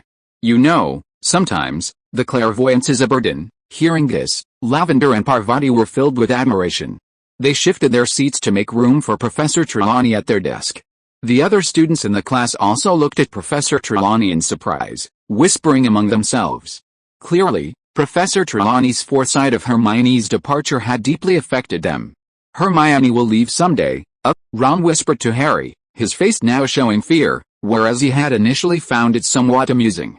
Yes, Harry stared at the crystal ball, but only saw swirling white mist. Could it be that Professor Trelawney really saw the ominous sign again? But, that so-called ominous sign. No, it wasn't ominous at all. That big black dog was clearly Sirius Black's animagus. How could my father be my ominous sign? Would he harm me? Thinking this, he couldn't help but look at Sherlock. Sherlock, of course, knew what Harry was going to ask, and before he could finish speaking, he gave the answer, "Don't worry, it's just a coincidence." What? Hearing Sherlock say this, Harry and Ron immediately perked up. Sherlock continued, "I'll bet you a galleon that what she said in the first class definitely didn't refer to Hermione. And certainly not in the way Hermione is now, leaving us forever, but, no buts, dear Ron." Seeing Ron's still hesitant and worried expression, Sherlock laughed. "Compared to her ambiguous prophecy, don't you think my deductive reasoning is more accurate? To be precise, comparing divination to deductive reasoning is an insult to deductive reasoning, but all her prophecies have come true. Neville smashed a teacup, Lavender's rabbit died, Hermione left us, not all, what? Unfortunately, there will be a major flu outbreak in February, causing school closures. And I will lose my voice because of it," Sherlock said bluntly. "Dear Ron, it seems you need to learn your lesson. Before making the prophecy that someone would leave us forever before Easter, this professor made this prophecy." "Yes," Harry clapped his hands. "There's no flu in February, no school closures, and she didn't lose her voice, so Hermione's departure was just pure luck." "Harry, you've spotted the blind spot," Sherlock smiled slightly. "In fact, I found it quite interesting when our professor made this prophecy. Generally speaking, the longer the time span of a prophecy and the more ambiguous its content, the greater the probability of it coming true, and vice versa. Half a year is enough to verify the truth or falsehood of her prophecy. Unfortunately, some people still selectively ignore this point." Harry and Ron knew that Sherlock was referring to Parvati and Lavender. "Well, half of Ron should be included too. I don't need to come to divination class anymore, if it conflicts with other classes." Sherlock and Hermione were both true to their word. In the following period, Hermione completely dropped the class. Sherlock only attended divination class when it didn't conflict with other classes, which happened only once a week. During this time, Sherlock visited Professor McGonagall, Professor Flitwick, Professor Sprout, Professor Hagrid, and all the other faculty members who had dealt with Professor Slughorn. Hagrid was the most forthcoming. Sherlock barely got started before he spilled everything he knew. Snape was the least cooperative. He wouldn't give Sherlock a chance to be alone, even mentioning Dumbledore was useless. The other professors, however, half-heartedly complied with Sherlock, allowing him to obtain enough information to prepare for the next step, uncovering Professor Slughorn's shocking secret connected to Voldemort. And so, time slipped by unnoticed, and Easter, spring break, arrived. A holiday, yet it nearly drove everyone to their breaking point. Chapter 409, There was just a minor mishap, the situation is still under my control. One afternoon, Seamus Finnegan yelled in the common room, "Exams are still a long way off. What are they trying to do? What are they even trying to do?" Seamus was so agitated because this Easter holiday at Hogwarts for third-year students was anything but festive. The young wizards had never experienced so much homework. No one could escape going home for the holidays. Wizards with weaker constitutions like Neville Longbottom were on the verge of a nervous breakdown. Seamus Finnegan wasn't alone in his outburst in the common room, unable to bear the pressure. Dean Thomas even spontaneously performed a song, dance, and rap in the common room, his lyrics denouncing the schools and humanity, which was met with unanimous praise from his classmates. However, when Seamus pulled out his wand to set off a firework for fun, everyone was terrified. Without any organization, several nearby wizards swarmed him, snatched his wand, and strongly condemned his irresponsible behavior. Harry, who had originally planned to return to number 12 Grimwald Place, was forced to stay at school. He was much busier than the other young wizards, because in addition to a large amount of homework, Wood had intensified his training once again. Every day of the holiday was filled with training. Sleeping? You want to sleep. When the drowsy Weasley twins couldn't help but complain after Wood explained tactics, Wood immediately became furious. At this stage, how can you sleep? After being severely reprimanded, even the mischievous Weasley twins dared not misbehave. With Wood increasing the intensity of training, Harry could only squeeze in homework in between training sessions. Even then, he couldn't focus entirely on his homework, because Wood would frequently come to the common room to discuss tactics with him. Once they started discussing, it was endless and incredibly painful. However, Harry could understand Wood. He himself was a passionate Quidditch enthusiast. The schedule for the final 2 matches has been released, which explains his nervousness. The third term after Easter will host the final 2 matches of the 1993-1994 school year. The first match is Slytherin vs Hufflepuff, and the second is Gryffindor vs Slytherin. Wood's chance to win the Quidditch trophy hinges on this. If he loses again, he'll have no more chances. He's graduating in 7th year. As for the matches themselves, the first match is almost a foregone conclusion. Everyone expects Hufflepuff to lose to Slytherin, and by a large margin. The reason is simple: despite Cedric assembling a completely new team, they still lost to Ravenclaw. Although Slytherin narrowly defeated Ravenclaw, it's clear they are indeed stronger. As for the match where Hufflepuff won against Gryffindor, the Dementor's presence makes it less relevant. Therefore, the more points Slytherin won against Hufflepuff, the harder it would be for Gryffindor to win the Quidditch Cup. Besides Harry, who was preparing for Quidditch, Hermione was the busiest person in the entire 3rd year. Even though she skipped divination before Easter, she still had far more classes than others. Every night, she was the last to leave the common room. The next morning, she was the first to arrive at the library. She not only had dark circles under her eyes like Professor Lupin, who was about to turn into a werewolf, but she also looked like she was about to cry all the time. Even Harry, who was equally busy, felt a pang of sympathy. With the Easter holidays drawing to a close and Hermione's mental state deteriorating, Harry finally couldn't bear it anymore. He felt Hermione shouldn't continue like this. As her best friend, he had to take action. So he decisively went to Sherlock. "Sherlock, who are you writing to?" He asked this because Sherlock was writing furiously on a piece of parchment. Watson stood on the table to the right, tilting his head to look at Sherlock, seemingly waiting. Having spent so much time with Sherlock, Harry had become accustomed to observing rather than watching. The way Sherlock and Watson were acting clearly indicated they were writing a letter to someone else, waiting for Watson to deliver it once finished. "Gemma," Sherlock said without looking up, "Dear Harry, if you thought a little deeper, you could easily deduce who this letter is for without asking me." Gemma Farley, as a 7th-year student, had been very busy lately. She was preparing for the ultimate wizarding examination, Newt. This was the advanced version of the common wizarding level, far more difficult. Therefore, she, who was usually a good friend, had rarely appeared in public recently, so it was normal for Sherlock and Gemma to communicate with her in this way. "Okay, I admit I was a bit inconsiderate." Harry always spoke his mind directly to Sherlock, never beating around the bush. So he blurted out his worries about Hermione and then made a request: "Sherlock, you should try to talk to her, she only listens to you now." Although Harry said this, he was actually prepared to be refused by Sherlock. After all, for so long, Sherlock had been almost completely indifferent to Hermione's situation. Of course, it wasn't entirely indifferent. Sherlock knew Hermione's situation better than anyone else. However, his attitude towards Hermione remained exactly the same as before. He neither showed excessive concern because Hermione seemed on the verge of collapse, nor did he distance himself from her. When Harry mentioned this, Sherlock's pen only paused slightly before continuing to write smoothly, seemingly unaffected by the situation. Even after Harry made the request, Sherlock calmly tied the completed parchment to Watson's leg, patted it gently, and watched it leave. It was as if he hadn't heard Harry speak at all. So Harry made up his mind that if Sherlock still insisted it was Hermione's own choice, he would have no choice but to bite the bullet and try to persuade her. Actually, Ron had already tried to persuade Hermione at the beginning of the Easter holidays. But Hermione had bluntly told him she knew exactly what she was doing. Harry figured if he were in her shoes, Hermione might be a little more polite than she had been with Ron.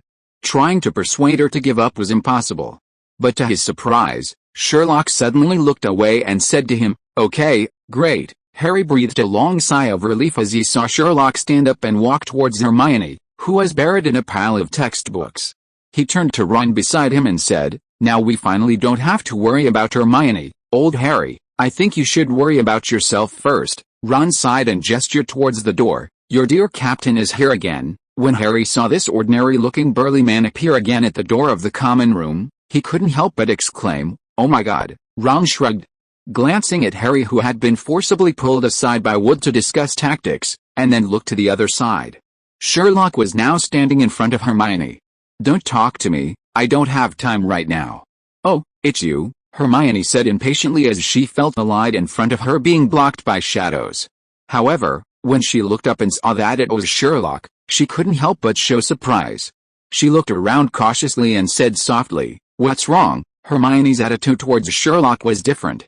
Not only because Sherlock was the hero who had saved her more than once, but also because Sherlock was the only one who knew the secret of the time turner. "Harry asked me to talk to you, he's very worried about you." Hearing Sherlock's words, Hermione was taken aback at first, then gave a wry smile. "Sherlock, how come even you? It's one thing if Harry and Ron don't know, but you clearly know my situation." "That's precisely why I'm telling you this," Sherlock said, tapping the table lightly with his long, slender fingers. Hermione looked at him, puzzled, not quite understanding the meaning behind Sherlock's gesture. "Your reactions have become even slower," Sherlock frowned. "This isn't a good sign. 3 days ago, you even forgot to go to your divination class." Hermione blushed at this.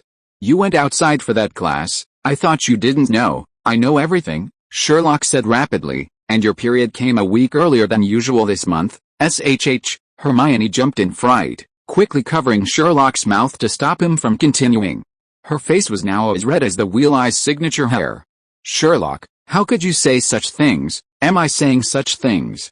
Judging from your physical condition, this is an extremely simple matter, and besides, please, stop." Hermione, seeing that people in the common room were looking at her and Sherlock, quickly stood up. "This isn't the place to talk, let's go somewhere else." "Sure, that's what I was thinking too." Watching Sherlock and Hermione leave the common room together, Harry, who had been suffering somewhat from Wood's torment, suddenly perked up. Sure enough, it was Sherlock who had to step in. "Where are we going?" "To that empty classroom on the 4th floor again?" Hermione asked casually after leaving the common room. "No, this time we'll go somewhere else." Sherlock gave Hermione a deep look and said this. Soon, the two arrived on the 8th floor. Seeing Sherlock stop in front of the tapestry depicting Barnabas trying to teach a troll to dance ballet, Hermione was taken aback. "Sherlock, is this the place you were talking about?" She looked around. This place was indeed rarely visited. Even so, compared to the empty classroom on the 4th floor, the corridor on the 8th floor was still a more suitable place for conversation, wasn't it?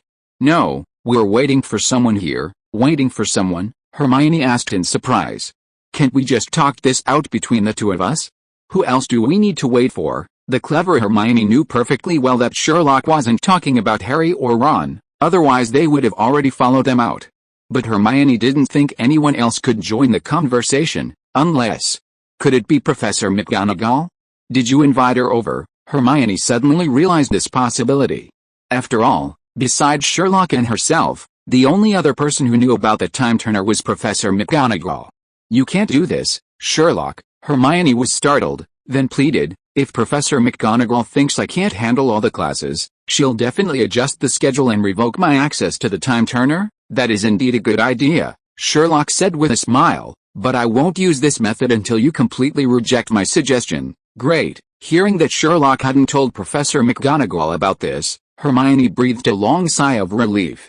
"So what is your suggestion?" She reached out and took Sherlock's hands, looking into his gray eyes, and said earnestly, "It's just a little accident. The situation is still under control. You don't need to worry about me, my dear Hermione. I don't think it's a little accident at all. Sherlock, you must believe me." Hermione's words trailed off, her expression instantly replaced by a barely perceptible wariness.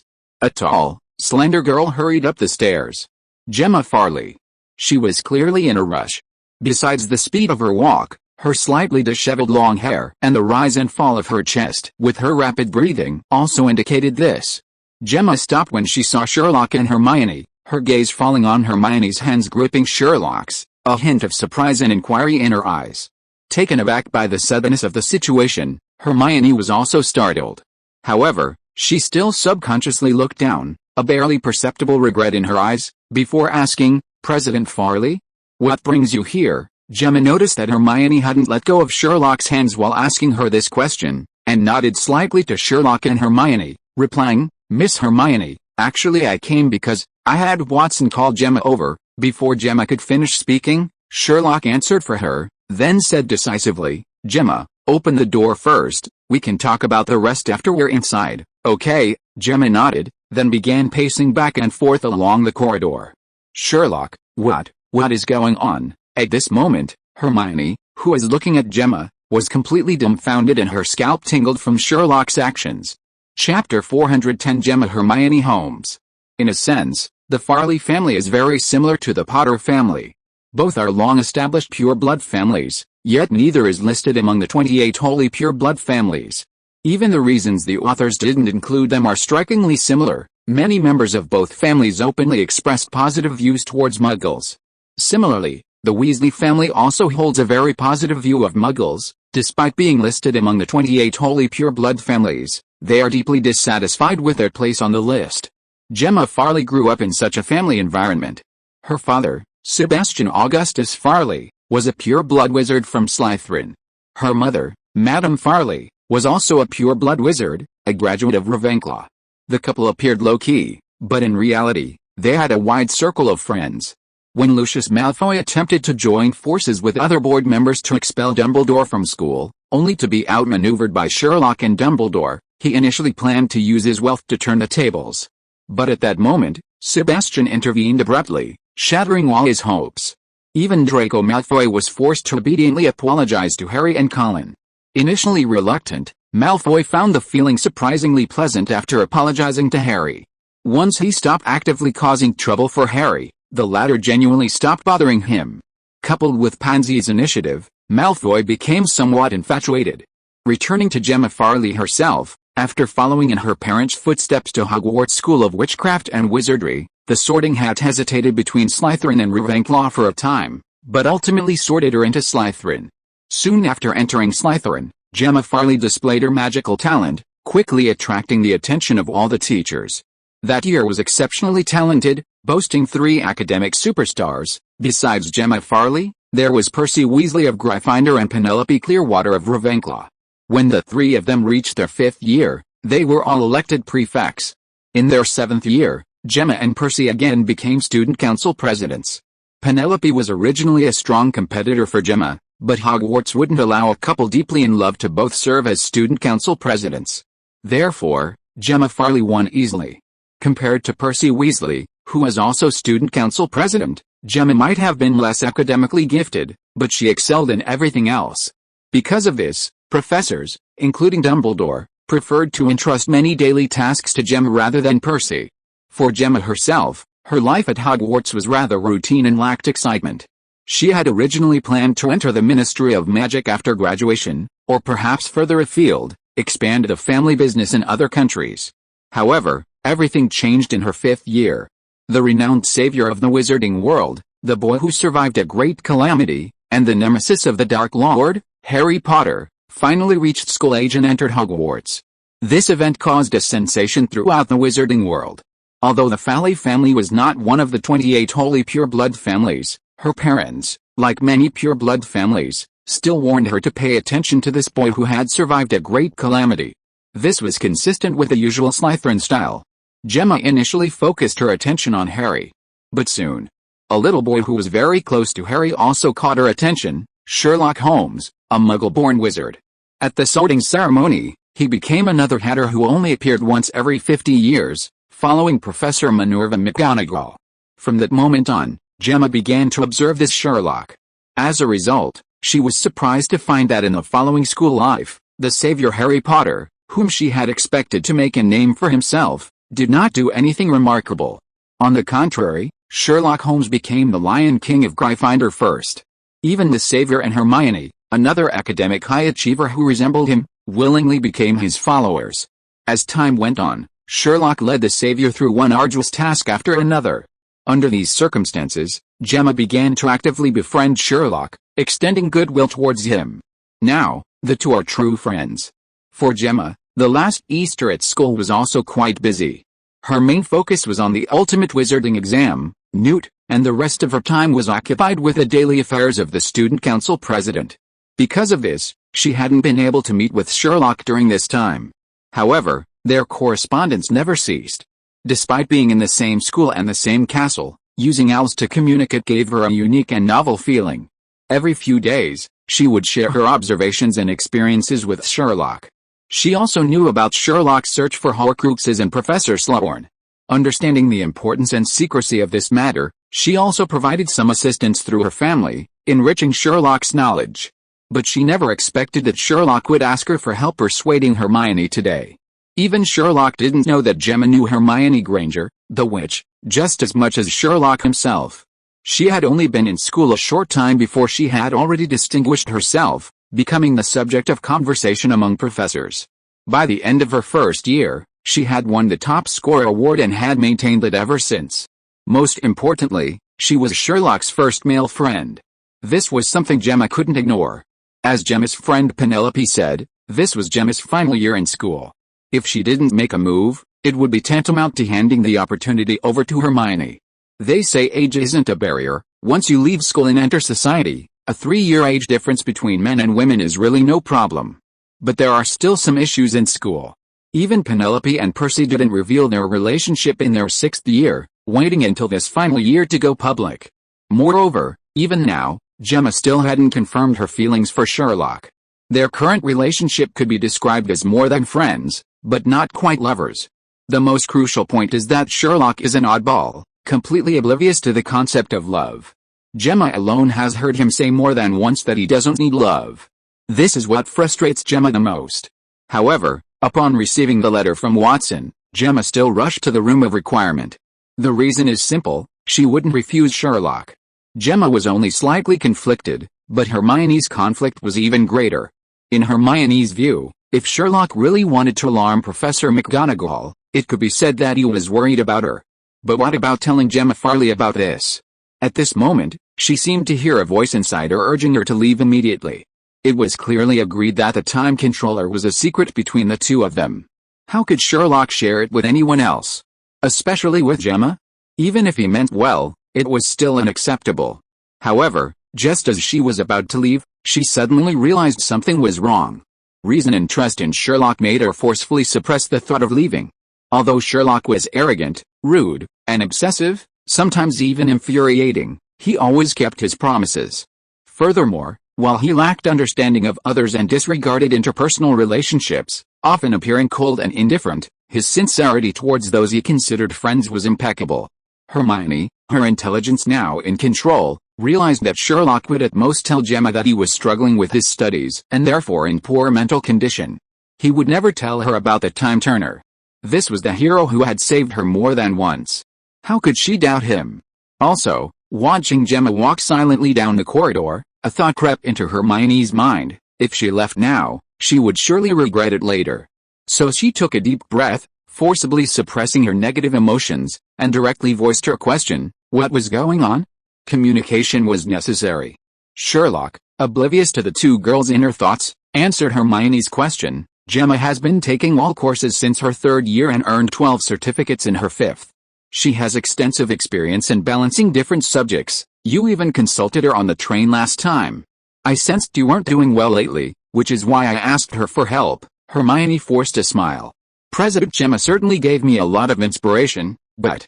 Sherlock, you should know my situation is different now. She wondered how Hogwarts had arranged things. Previous students, when they first encountered electives in their 3rd year, hadn't experienced anything like this.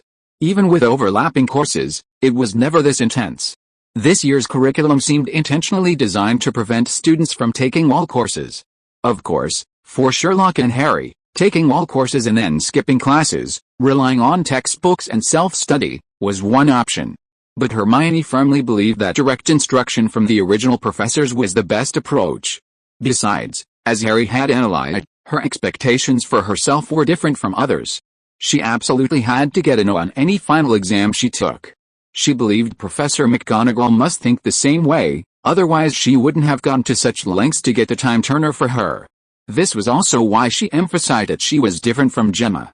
However, Sherlock shook his head. No, it's essentially the same thing. Hermione was about to say something more when Gemma stopped and turned to the two of them, saying, "All right." As soon as she finished speaking, A smooth door immediately appeared on the wall opposite the tapestry. Hermione stared at the door that had appeared out of thin air, a deep look of shock in her eyes. What is going on? Hermione naturally understood that this suddenly appearing door was related to Gemma's strange behavior just now. However, this matter was not recorded in Hogwarts, a history of the school. Apart from the Chamber of Secrets in Slytherin, this was the first time she had encountered such a thing. In addition, there was something that made her even more uneasy than the existence of the door itself. That was that only Sherlock and Gemma knew about this mysterious place. It seemed that not only did she and Sherlock share a secret, but Gemma did too. "Let's go inside first," Sherlock interrupted her question succinctly, pushing open the door and entering the room first. Just as Sherlock had deduced, the furnishings of the room of requirement were the same as when he and Gemma had last visited. It was still a warm, quiet, and spacious room, with a stone hearth in the center still flickering with flames, just as before. The difference was that there was an extra sofa surrounding the coffee table. "Come on, Miss Hermione," Gemma stepped forward, gesturing for Hermione to go in first, seeing her still hesitating. Hermione gave Gemma a deep look, then followed Sherlock into the room. As soon as she entered, she was stunned. The stone hearth in the center of the room, the walls covered with red velvet curtains, the bookshelves filled with various books, the wine cabinet displaying all kinds of bottles, the large sandalwood desk, and the 3 high-backed velvet sofas facing the hearth, all these furnishings combined to create a spacious, bright, and warm room. After a long while, Hermione finally recovered from her surprise. "Sherlock, where's this, the room of requirement?" Sherlock said succinctly. "You can only enter when you truly need it. The way to enter is to visualize the room you need and walk back and forth along that path 3 times. Hermione suddenly understood, finally grasping the significance of Gemma's actions. She raised an eyebrow. "President Gemma, you told Sherlock this, didn't you?" "Yes, it's a Christmas present I gave Sherlock." Gemma smiled and nodded, recounting in detail how she discovered the room of requirement. At that moment, Hermione felt a strange, inexplicable feeling. "Sit," but before she could process what she was thinking, Sherlock gestured to the sofa, indicating that she should sit down. "Now we can talk about your problem properly, my dear Hermione." Hearing Sherlock say this, Hermione's face flushed red. She remembered her conversation with Sherlock in the common room not long ago. Chapter 411 Sherlock, Gemma, it's not your turn yet. Hermione had only intended to find a different place so she could properly discuss the time turner and her courses with Sherlock. After all, talking about her period in public was incredibly embarrassing. But she hadn't expected that the location would change, and so would the people. Having experienced it firsthand, Hermione admitted the room of requirement was indeed a good place. But was it really necessary to bring Gemma along? Even if she was the one who told Sherlock the room's secret. Even if Gemma had earned 12 certificates in 5th grade. So the question returned to its original point. "Sherlock, you know perfectly well that my situation is different from President Gemma's. I need to catch up on all my classes, I need to pass the OWLs, what you need is a healthy body and a clear mind for the exams, not to exhaust yourself halfway through." Sherlock's voice wasn't loud, but it was incredibly penetrating, every word crystal clear. "In the last 2 weeks, your reaction time has noticeably slowed down. Because you are so tired, you forgot to go to your arithmetic and divination class. You mistook the poison ivy Professor Sprout assigned for mandrake root. You made spelling mistakes in your ancient runes course. You should know very well that this is not a random mistake, but the result of excessive mental exertion, not to mention you're only sleeping a few hours a day." Hermione looked at Sherlock in surprise. She never expected that Sherlock knew so much about her every move. So despite Sherlock's accusatory tone, Hermione wasn't angry. In fact, she felt a little touched. Gemma, standing to the side, watched this scene with great interest. When Sherlock wrote to her asking for help, she already knew that Sherlock valued Hermione highly. It now seemed that Sherlock valued Hermione even more than she had imagined. "Sherlock, I didn't move." Hermione instinctively tried to deny it when confronted by Sherlock's questioning. However, Sherlock bluntly interrupted her. "Hermione, you've burdened yourself with too much. This has exceeded your physical limits. The decline in your condition is the most direct and powerful proof. If this continues, you'll age much faster than you should." Sherlock's tone was flat, yet carried an undeniable analytical quality. His gray eyes stared directly at Hermione, making her unable to meet his gaze. Just as Hermione had suspected, Sherlock hadn't told Gemma about the time turner in his letter to her. He only said he needed Gemma's help to seduce Hermione. However, neither Harry, who had come to Sherlock to persuade Hermione, nor Hermione herself realized the seriousness of the matter. The key issue lay with the time turner itself. Hermione's use of the time turner seems to grant her extra time compared to others, but the effort she expends is far more than just double. It can only be said that she is still too young to understand that every gift bestowed by fate comes with a hidden price. Every extra hour the time turner grants Hermione directly affects her biological age. According to Sherlock's observations, since Hermione began using the time turner, her actual age has increased by at least 4 to 6 months compared to her chronological age. Furthermore, although Hermione currently only uses the time turner to travel back in time for classes, Sherlock sees the potential dangers. Sherlock firmly believes that if time is considered magic, it is far more dangerous than transfiguration. Last time in Hogsmeade, after learning that Hermione used the time turner to achieve her goal of attending classes in 3 classrooms simultaneously, Sherlock questioned this in front of Hermione. Anything involving time becomes exceptionally complicated. A butterfly flapping its wings in South America might trigger a tornado in Texas. The butterfly effect, a chaotic phenomenon, becomes even more problematic when combined with the time turner. A seemingly insignificant change can potentially impact the course of events.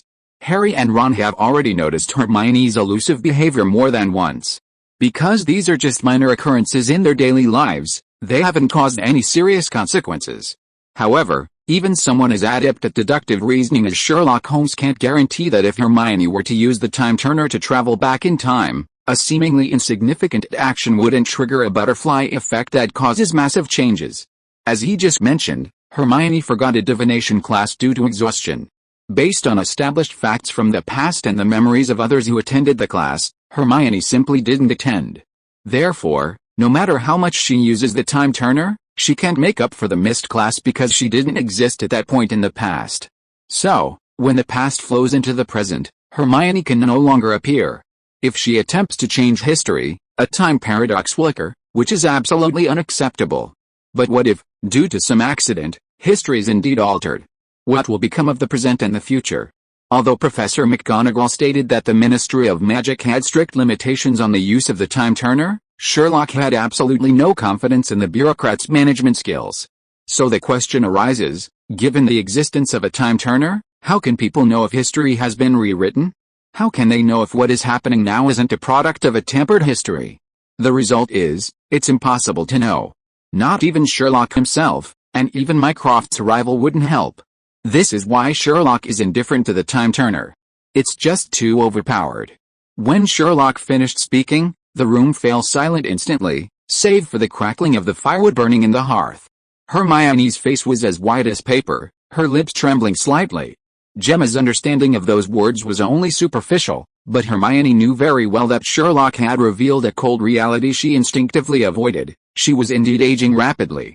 Furthermore, when Professor McGonagall gave her the time turner, she had told her about the terrible things that had happened after wizards tampered with time. Many people had mistakenly killed their past or future selves.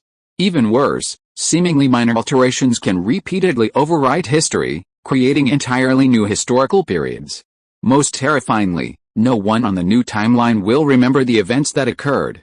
According to the Ministry of Magic's calculations, time travel that severely damages the user of a time turner or time itself usually occurs within 5 hours.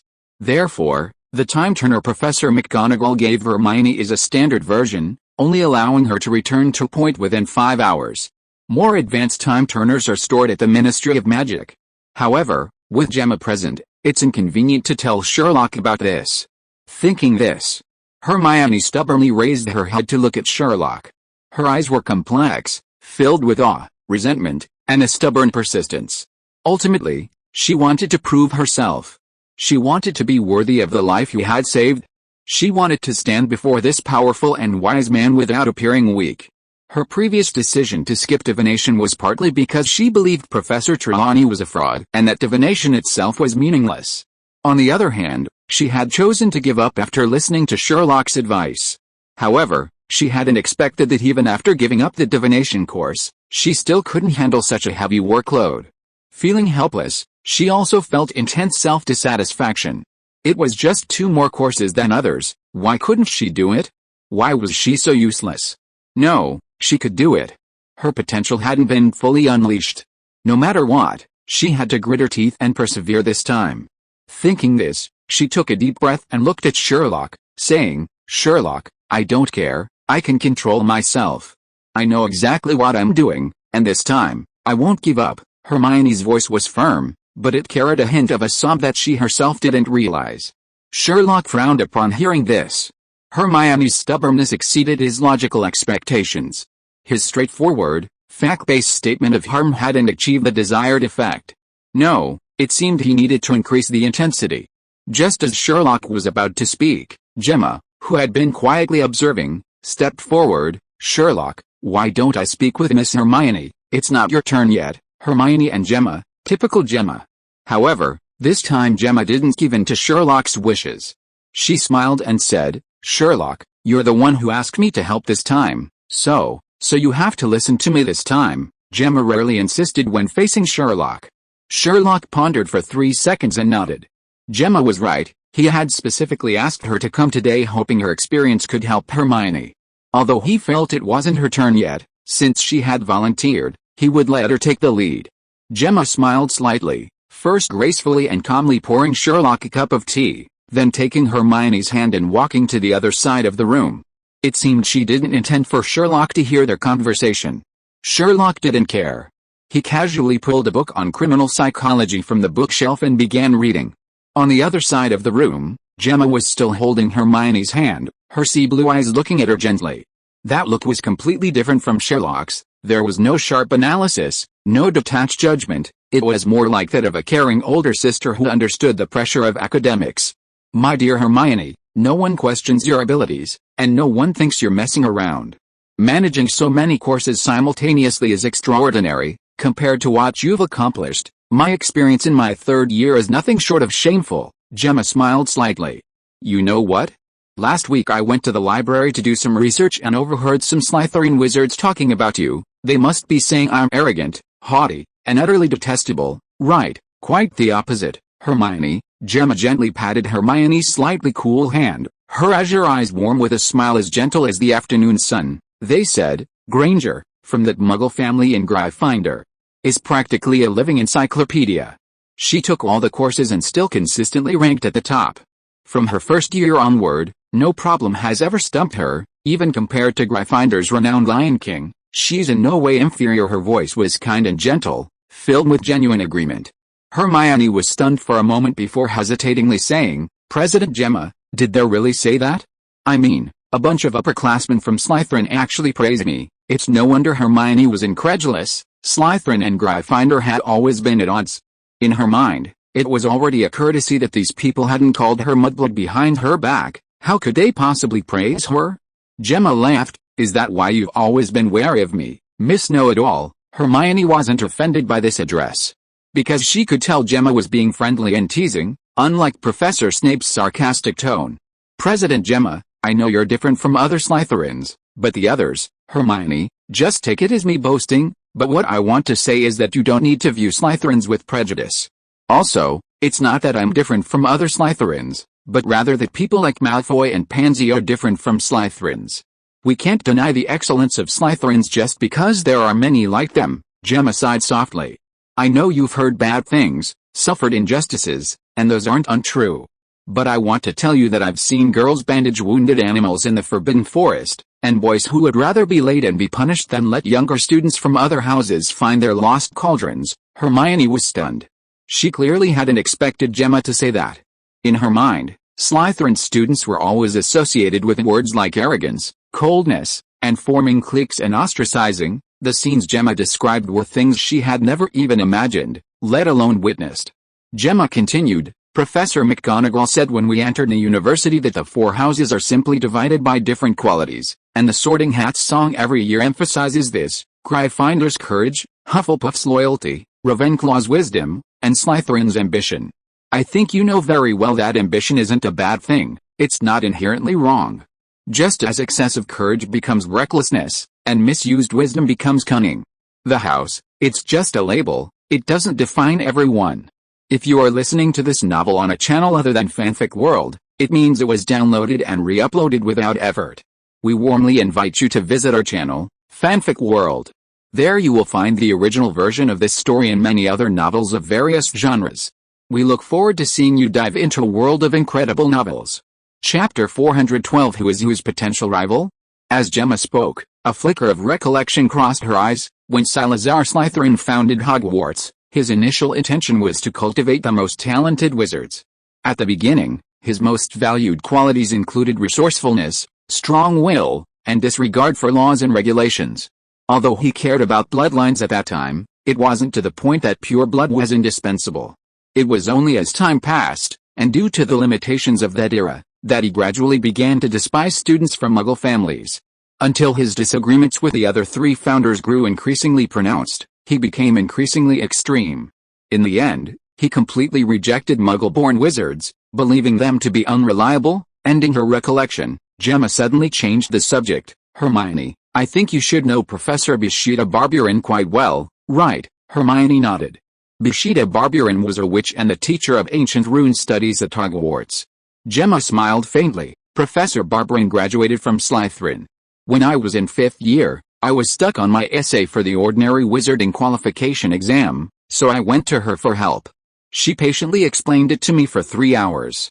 Before I left, she even gave me an ancient book she had annotated herself, saying, "Talent shouldn't be trapped by prejudice." Hearing this, Hermione's lips unconsciously curled up slightly.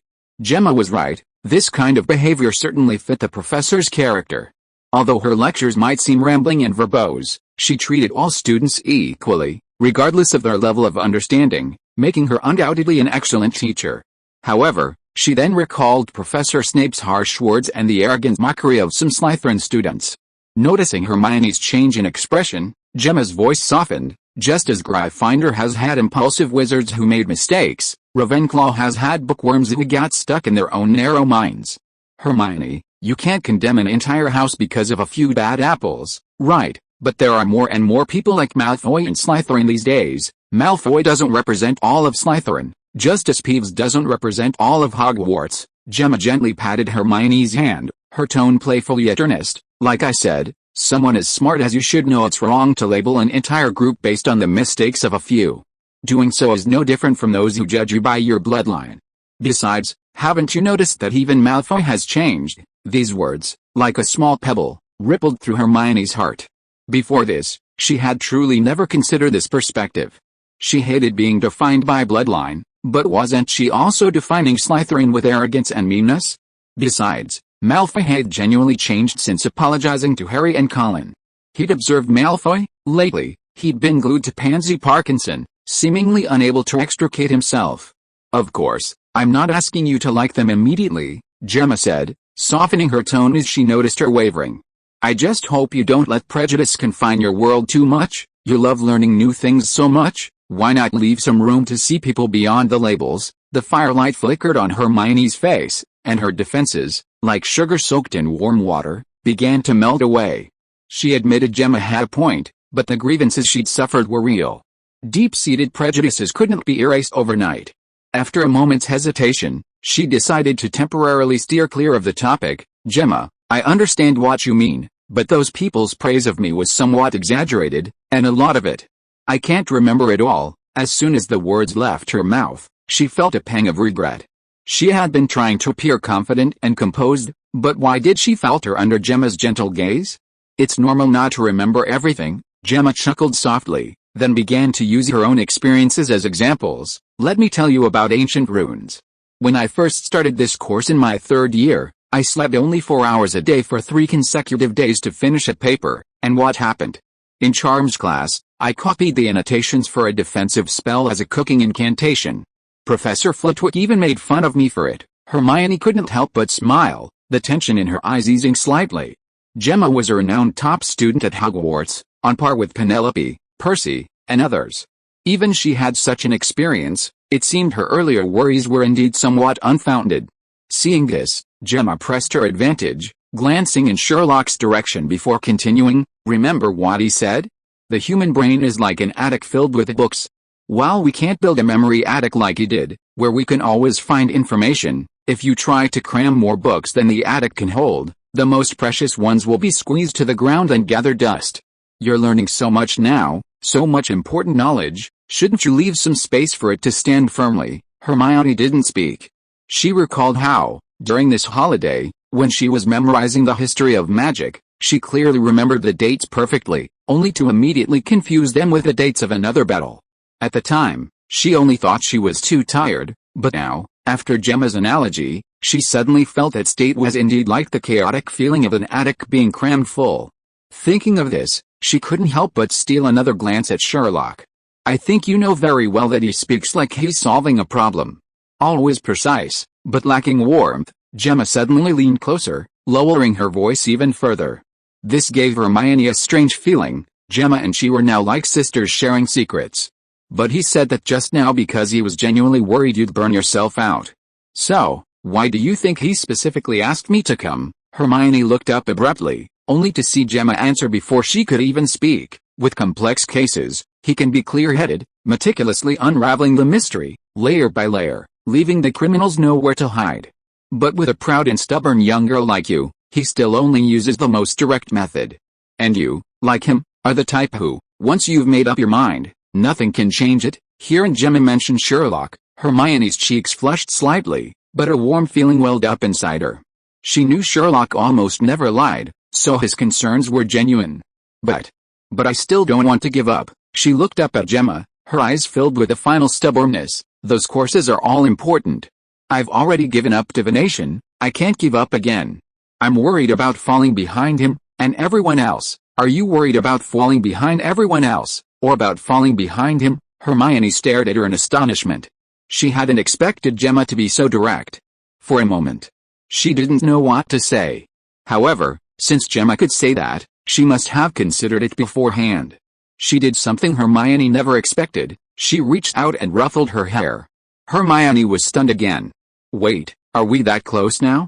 Gemma's movements were gentle, as if handling a fragile feather. My dear Hermione, true excellence isn't about never giving up, but about choosing the few paths that suit you best from among countless others, and then walking them steadily. The stars in the sky don't dim because one less shines. On the contrary, those stars that desperately try to squeeze out all their light are more likely to exhaust their brilliance prematurely. Actually, there's something I've never told him. She glanced in Sherlock's direction, paused, and took a lemon hard candy from her pocket, placing it in Hermione's hand. When I was in 3rd grade, I was just like you, feeling that missing any class was a failure. Although the curriculum seemed more reasonable than yours, my abilities were far inferior to yours, so I was still exhausted. Until Professor McGonagall found me and told me that I shouldn't be trapped by fatigue. Later, I tried turning down an extracurricular activity. At this point, Gemma deliberately paused, and when Hermione looked at her with a questioning gaze, she smiled sweetly and continued, I discovered that after turning down this research related to transfiguration, I actually became more proficient at it, and even my notes are neater than before. Hermione held the slightly cool hard candy, the wrapper rustling between her fingers. Gemma's words were like warm water, slowly soothing her tense heartstrings. She had considered giving up, but the word defeat was too painful for her. But looking into Gemma's gentle yet firm eyes, she suddenly realized something. This might not be defeat, but a smarter kind of persistence. What you lack isn't real time, but the right state of mind. Like a spring, constantly being taut only makes it lose its elasticity. Loosening it appropriately allows it to bounce higher. If you really want to stand with him, doing this will only backfire, pushing you further away from him. Hermione looked down at the candy in her palm, the lemon scent wafting from the wrapper. She could feel the taut defenses in her heart cracking slightly under Gemma's gentle yet powerful words. The stubbornness remained. But the suffocating sense of injustice, weighed down by exhaustion, found an outlet at this moment. Gemma's words struck Hermione squarely at her core. She didn't accuse Hermione of being stubborn. Instead, she portrayed giving up as a higher-level strategic choice and a display of wisdom. More importantly, she guided Hermione's attempt to prove herself. Gemma was absolutely right. To be worthy of the life you had saved, she shouldn't be like this. Lately, she had only focused on her studies, drifting further and further away from Sherlock. While this wasn't exactly putting the cart before the horse, it certainly wasn't a win-win situation. Her gaze lingered on Gemma's calm and resolute face for a long time before shifting to Sherlock, who was still reading. As if sensing Hermione's gaze, Sherlock, not far away, suddenly looked up, meeting Hermione's eyes, a knowing glint in his gray eyes. Hermione's clenched fist slowly loosened, the stubbornness in her eyes receding like a tide, replaced by understanding and profound weariness. I'll think about it." She finally looked up, her eyes still stubborn, but softened with a warmer expression. "Thank you, Gemma." Gemma smiled, her eyes curving gently like a crescent moon. "That's right. You've done enough. You don't have to force yourself to be a clock that never stops." Hermione nodded, unwrapped the foil, and popped a lemon candy into her mouth. Then, "So sour." Hermione looked at Gemma in surprise. Gemma smiled. She had been trying to comfort Hermione, but thinking about it, wasn't she the same way? But even Gemma herself hadn't expected that the person who would finally confirm her feelings would be none other than Hermione. Willing to agree to Sherlock's late-night request to help this potential rival, this generosity revealed feelings that transcended ordinary friendship. Seeing Hermione's expression because of the sour lemon, a mischievous glint flashed in Gemma's sea-blue eyes. "A very wise decision, Hermione," she said, taking Hermione's hand and leading her to the sofa. The two sat down together. The firelight flickered warmly, illuminating the three young wizards in the room, each with their own thoughts, yet at this moment achieving a strange balance. Hermione finally unloaded some of her burdens and found the right way to be. Gemma, while comforting Hermione, clarified her own feelings, showing care and understanding that transcended jealousy. As for Sherlock, he silently watched the two excellent witches before him, who were deeply worried about him yet ultimately compromised. That deep friendship seemed to have quietly extended to a deeper, more complex dimension. The silent warmth at this moment had already subtly foreshadowed an unpredictable future. Since this exchange, one more person had come to know about the Room of Requirement. The Easter holiday ended in this tense atmosphere. The young wizards returned to their normal school life. Strangely, despite returning from the holiday, everyone felt more relaxed. Meanwhile, Harry and Ron were surprised to find that Hermione wasn't the busiest one anymore. She looked radiant. "Is Sherlock really that useful?" Ron was incredulous. He said to Harry, "Ernie Macmillan told me that Hermione has missed several Muggle studies classes." Harry hadn't had time to investigate the secret of Hermione's incredible schedule back then. Now he had even less time. Because shortly after Easter, the Slytherin vs. Hufflepuff match ended.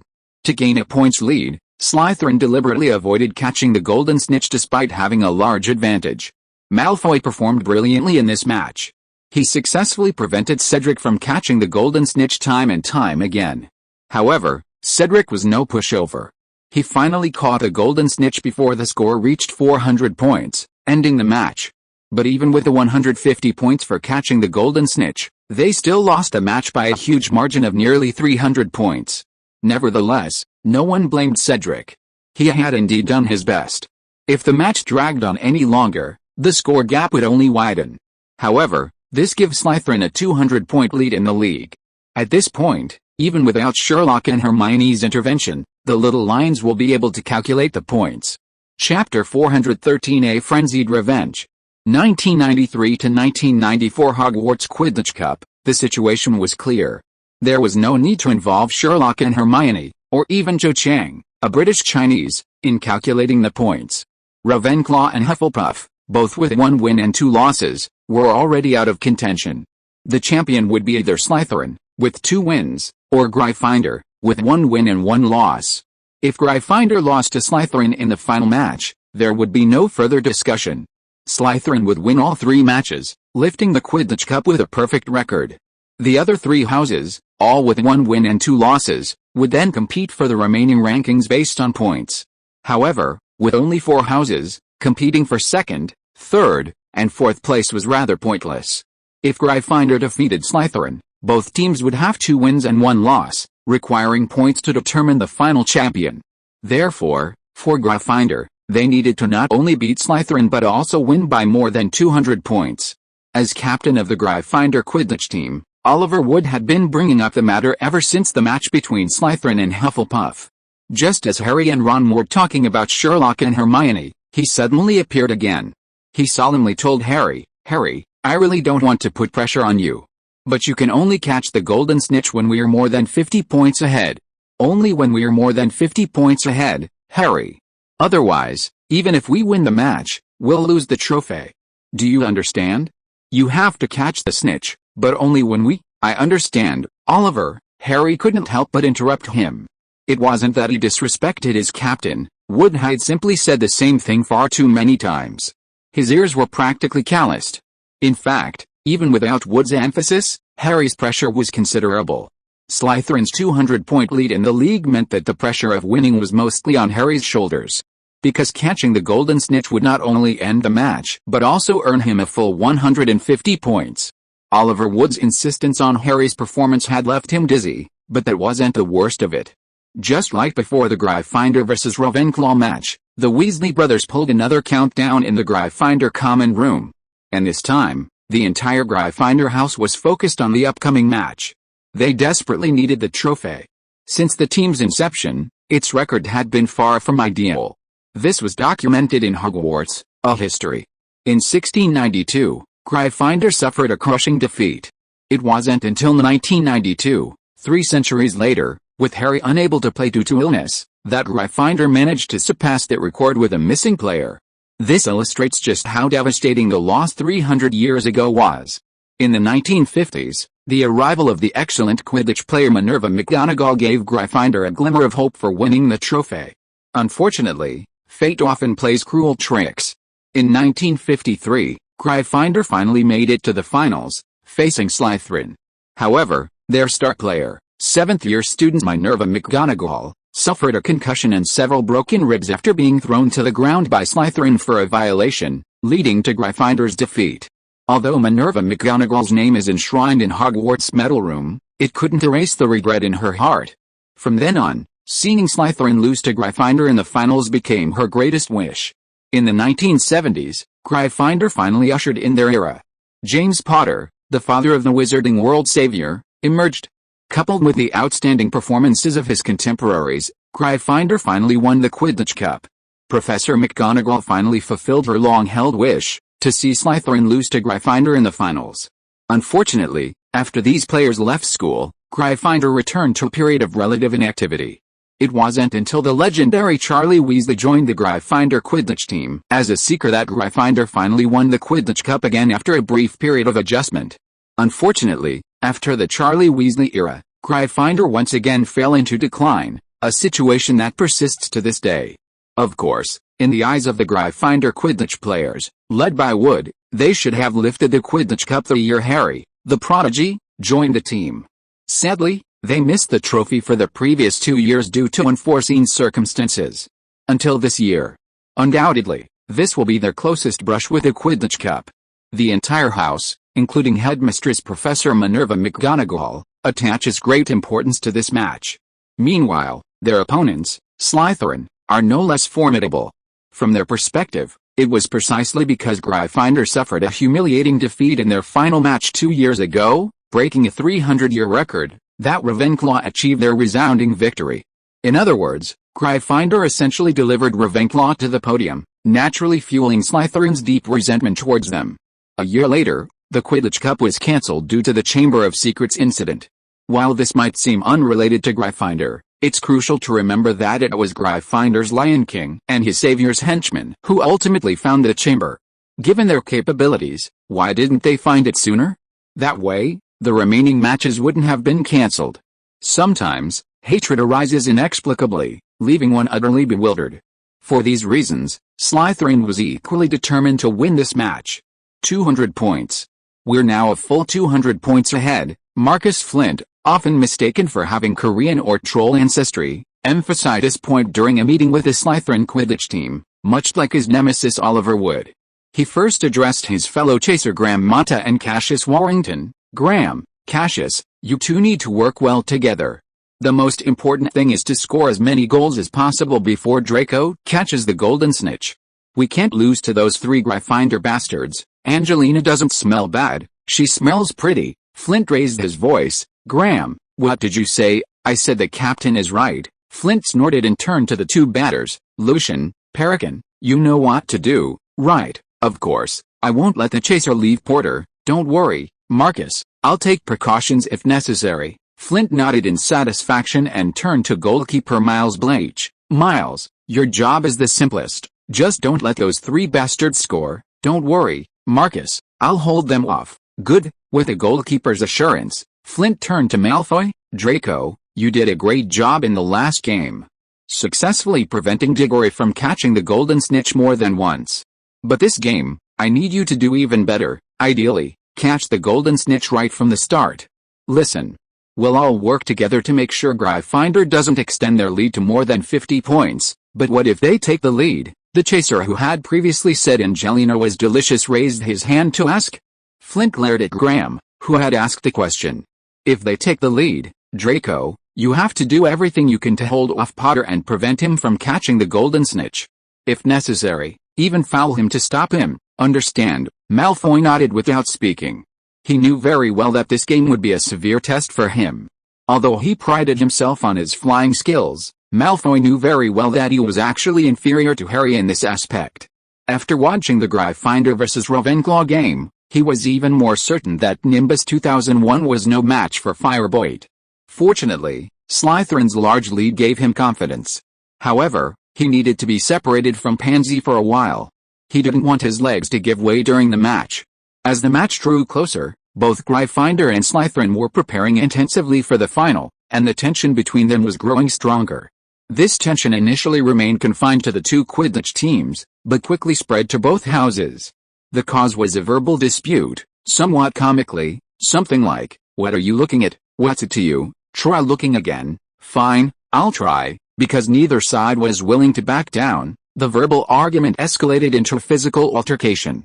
As the saying goes, a storm is brewing. Small brawls began to break out in the corridors of Hogwarts Castle. Soon, a fourth-year Gryffindor student and a sixth-year Slytherin student were both admitted to the school hospital, their ears filled with chives. However, this was just the beginning. More and more similar incidents followed. In the Hogwarts scoring stones, the red stones representing Gryffindor and the green stones representing Slytherin began to drop rapidly. Ravenclaw and Hufflepuff started to surge ahead. Originally, this was just a matter between Gryffindor and Slytherin, but the fight escalated when a snake accidentally injured his girlfriend in Ravenclaw while fighting a lion cub. What followed was revenge, a frenzied revenge. Chapter 414. Using their own methods against them. Slytherin's strong organization and unity gave them an initial advantage in the conflict. However, the lion cub's recklessness combined with the eagle's intelligence was not to be underestimated. After regaining their composure, they also inflicted suffering on the snakes. From then on, the school hospital was never empty. As a key figure in this conflict, Harry received special attention. Wherever he went, Crabbe and Goyle would always appear. However, upon seeing Sherlock beside him, they would move aside in disappointment. Similarly, because of Sherlock's protection, everyone who wanted to take Harry to the school hospital ended up going to the hospital themselves. "Holmes, are you even a wizard?" Before a Slytherin student could even draw his wand, he was punched to the ground by Sherlock, his nose bleeding profusely. "Who says wizards can't use their fists?" Sherlock looked down at the boy who tried to ambush Harry and said coldly, "As a fifth-year student, you failed in your attempt to ambush Harry and have the nerve to say such things. I'm ashamed for you." As he spoke, he waved his wand and chanted a spell, and the attacker's wand flew into his hand. "Let your prefects go ask our prefects for it." After being punished by Sherlock, the attacks on Harry decreased. Even so, some Slytherin students still tried to cause trouble when Harry was alone, like sticking out their legs to trip him in the corridor. But this was too easy for Harry, who had been training with Sherlock for 3 years. He could handle it all by himself. The increasing number of such incidents aroused Wood's vigilance. He went directly to Percy and the Gryffindor prefects and made a suggestion. Whenever Harry left the Gryffindor Tower, he must be accompanied by someone wherever he went, including for meals, baths, and toilet breaks. He wanted to prevent the Slytherins from preventing him from participating in the games. Percy wholeheartedly agreed with Wood's suggestion and told his girlfriend Penelope about it. Although Penelope was no longer a Ravenclaw prefect, she still held considerable prestige within the house. Not to mention, the Gryffindors and Falcons were at a crucial juncture, united in their hatred of a common enemy. Therefore, all the students in Gryffindor and Ravenclaw enthusiastically volunteered for the task. Among the most active were Harry's fervent fans, Colin Creevey and Ginny Weasley. For Ginny, this was a godsend. Aside from classes, toilet breaks, and baths, she practically wanted to be glued to Harry all day long. Colin went even further, using his gender advantage to follow him even to the toilet and baths. As for Cho Chang, she was now also under protection. She and Penelope were the most targeted in the entire Ravenclaw house. One was Percy's girlfriend, the catalyst for the Gryffindors and Falcons alliance. The other was Harry's rumored girlfriend, the undisputed heir to the title of school beauty. Under these circumstances, Harry was utterly fed up. Wherever he went, he was always surrounded by a large, chattering crowd. Although everyone meant well, he was increasingly unable to attend classes on time. Finally, one day, Harry couldn't bear the hindrance caused by being overprotected any longer and began to complain to Sherlock. "Sherlock, I really don't want to go on like this anymore. Do you have any good ideas? It's simple, give them a taste of their own medicine." Ron, who had already leaned closer, shook his head upon hearing Sherlock's words and uttered his new catchphrase, "I don't understand." He looked at his friend with a bewildered expression. "Sherlock, why don't you explain it more clearly?" Sherlock smiled slightly. "Judging from the current situation, passive defense alone won't solve the problem. In my opinion, their actions are an invitation. In this situation, offense is the best defense." This time, Ron finally understood. Once his mind opened up, a somewhat sinister smile appeared on his lips. As Harry perceived it, "I understand." He then ran off to find his twin brothers, Fred and George. Although he didn't know what they were saying, Harry could tell from the increasingly unrestrained smiles on the three brothers' faces that something was amiss.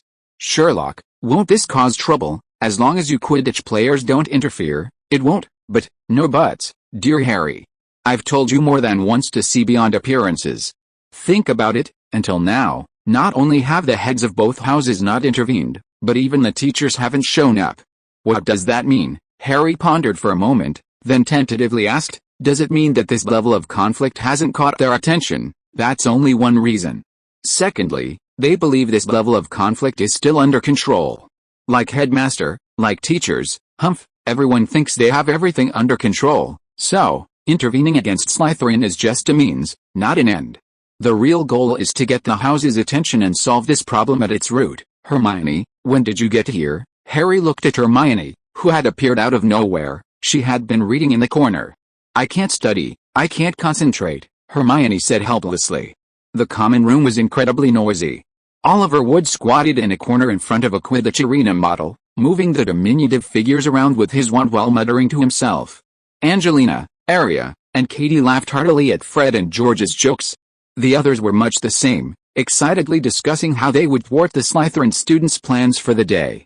Sherlock's earlier comment, which had so far only resulted in a defensive posture, meant they hadn't actively provoked any trouble, only began loudly plotting when Ron ran over and relayed Sherlock's idea. "We've definitely been too disciplined lately. Yeah, looks like it's time to teach those guys a lesson, but anyone can do this, except as players, of course, but don't forget we're Gryffindor. There are plenty of people willing to do this." Hearing that they'd already reached the stage of choosing a candidate after just a few words, Hermione shook her head and continued to Harry, "You'll be fine, dear Harry. You just focus on the game, we'll figure out the solution. When things get a bit bigger, the headmasters will step in."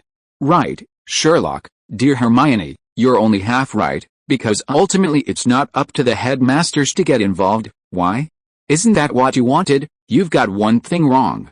This shouldn't have been the teacher's responsibility in the first place. It's just that the prefects didn't do their job." "Prefects?" "Yes, when the Slytherin students started kicking Harry in the corridors, the Slytherin prefect should have stepped in to restrain them. Unfortunately, he didn't." "No need to rush, Hermione, I know what you're going to say. Even if the Slytherin prefects deliberately let it go, the Gryffindor prefects didn't take advantage of it either." "You mean, if we make a big fuss, they can take the opportunity to intervene and restrain both sides?" "No, by then, the prefects alone won't be enough to restrain both sides. It'll be the student council president's job." "You must be talking about Gemma." "Percy wouldn't have thought of that either, obviously, my friend. No wonder, I knew you wouldn't encourage Ron to do something like that. That way, Harry won't be so overwhelmed, and we can turn the tables." Watching Sherlock and Hermione so clearly outmaneuver him, Harry couldn't help but feel a strange sense of entitlement. He felt like they were each other's son. "There's one more thing." Just as Harry was lost in thought, Sherlock suddenly spoke up. Harry immediately perked up. "What is it?" "Firebolt." "You mean, the Slytherins might target it, if things escalate." Targeting the flying broomstick becomes more effective than targeting the players. I've kept it locked in a box unless someone can get into the Gryffindor tower, but they don't know the password. Forgot how Cho Chang's eyeshadow got lost. You mean, there's someone inside Gryffindor? Impossible. Absolutely impossible. It's best if there isn't, but what if there is? But, don't worry, Harry, I can put a reverse lock charm on it today. Great, Hermione. The feeling that Sherlock and Hermione were like his parents grew stronger. Just as Sherlock had deduced, since the Lion Cubs and Hawks also started targeting the Slytherin Quidditch team, their initial ferocity had suddenly vanished. There was no way around it. The essence of the conflict between the two sides was the Quidditch final. If anything happened to the players, it would truly be a loss. To guard against targeting from the Lions and Hawks, the Snakes had to deploy a large number of people to protect their Quidditch teammates, especially Marcus Flint and Draco Malfoy. The former, as captain of the Slytherin Quidditch team, had a foul temper and a dirty playing style. Such a person had long been disliked by the Lions and Hawks, and naturally wouldn't let this opportunity pass, making him an easy target. As for the latter, it goes without saying. Chapter 415 The Fear of Being Dominated. Like Harry, Draco Malfoy, as the Seeker, is a core figure in Quidditch matches. Any problem with the Seeker can be fatal to the entire team. Gryffindor, so far, has no substitute Seeker. Slytherin is slightly better off. Although they have a Seeker, its flying skills are far inferior to Malfoy's. If Malfoy were to replace him, he would be a sitting duck against Harry. Under these circumstances, Malfoy's life began to become particularly difficult. He started to enjoy the same treatment as Harry. On his way to class, Gryffindor and Ravenclaw students would deliberately trip him, his black robes repeatedly twisted and turned. Wherever he went, there were always some mischievous little lions and eagles appearing. Only when they saw him surrounded would they reluctantly move aside, their faces filled with disappointment. Flint also gave strict orders, instructing Malfoy to be accompanied everywhere, and not to let the little lions and eagles have any opportunity to delay his matches. Slytherin was surprisingly united, with many students eagerly volunteering for the task. So much so that Malfoy couldn't always arrive at class on time. He was always surrounded by a large, chattering group, like an impenetrable wall of people. Even so, Malfoy was both angry and helpless. I'm Draco Malfoy, not Harry Potter. You don't have to treat me like this. He tugged at his collar, which was wrinkled from being jostled by his teammates, his tone full of impatience. That won't do, Malfoy, a teammate immediately retorted, his face wary. Graham was attacked yesterday. You're our core player. You can't let anything happen to you. Malfoy's lips pressed into a straight line. He was so angry he wanted to curse, but he held back. He knew his teammates had a point, but he was still seething inside. A game is a game. Why all this dirty tricks? What angered him even more was that someone had spread the rumor that the Lion Cubs and Eagle Cubs might attack their flying broomsticks. This terrified all the Slytherin Quidditch players. Those were 7 Nimbus 2001s. Although everyone thought Slytherin's dungeons were the safest of the 4 houses, it's better to be safe than sorry. So everyone became more concerned about the safety of their flying brooms than their own. When not flying, everyone carefully locked their brooms in their boxes. A few anxious ones would often rush back to Slytherin's dungeons during breaks to check if their brooms were still there. Finally, after someone had the chance to throw a dung bomb at him, Marcus Flint, his black robes stained with the stench of dung, could no longer bear it. He took all the Quidditch players, along with the 2 Slytherin prefects, and went to Gemma Farley, the student council president. Outrageous. Absolutely outrageous, Flint roared furiously, waving his hands wildly, veins throbbing on his forehead. Gryffindor and Ravenclaw are going too far. Farley, you have to deal with this. If this continues, we won't be able to get a proper rest before the match. The other players chimed in, listing the faults of the young Lions and Eagles. Exactly. I tripped over several eggs in the corridor yesterday. My knees are all bruised. A short player rolled up his trouser leg, revealing a bruised wound. I found half a slug in my pumpkin juice in the cafeteria.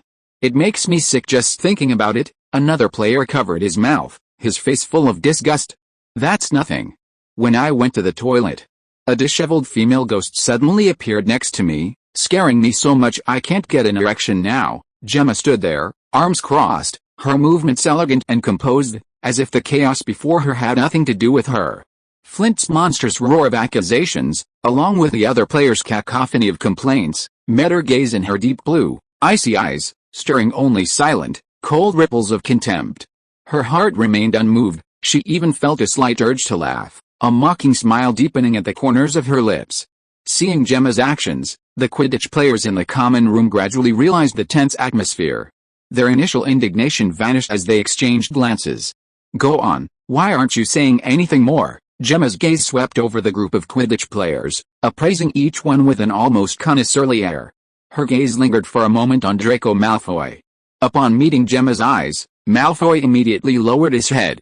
Gemma chuckled softly, finally turning to Flint. "Brilliant, truly brilliant." Her tone trailed off lazily, as if commenting on a clumsy farce. "Should I invite Headmaster Snape over too, to hear your accusations against Gryffindor and Ravenclaw?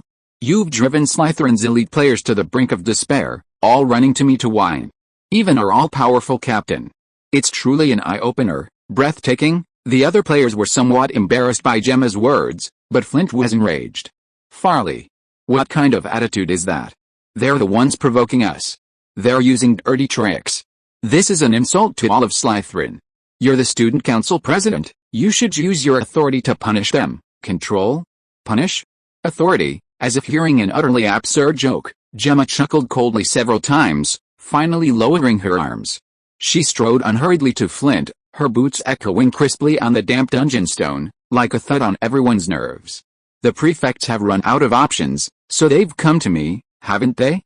Marcus Flint, tell me, which of these, passive resistance, complaining, seeking refuge, is in line with the Slytherin way?" Despite Gemma Farley's tall stature, she was still nearly a head shorter than Flint. Even so, she exerted an invisible pressure on the burly Quidditch captain. "What I see is a bunch of so-called elites being chased and running in panic. Slytherin's honor is about careful planning, not about starting trouble and then being unable to handle it. What you've done is a disgrace to it. Cowards." Gemma Farley's merciless rebuke made every player present change color. Flint's face was a mixture of anger, embarrassment, and resentment, and the other players flinched. Only Malfoy's eyes flickered. Under Gemma's sharp gaze, he vaguely felt he had glimpsed some truth he had been unwilling to admit. That was, their current disheveled state truly made them look incredibly foolish. They broke the rules, Pursuer Cassius Warrington muttered in defense, but his words were cut short by Gemma's cold glance. "Rules?" Gemma's sneer sent a chill down Cassius Warrington's spine. "Cassius, tell me, who was the first to kick Potter in the hallway?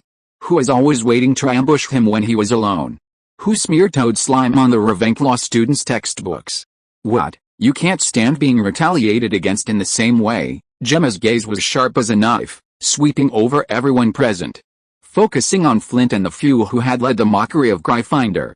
"When you were enjoying the thrill of bullying others, did you ever consider that it was an invitation? An invitation for them to retaliate in an even more violent and shameless way? Slytherins act with strength, strategy, and purpose. Using the rules? No problem. But the prerequisite is having enough skill to control things before they backfire. But look at yourselves.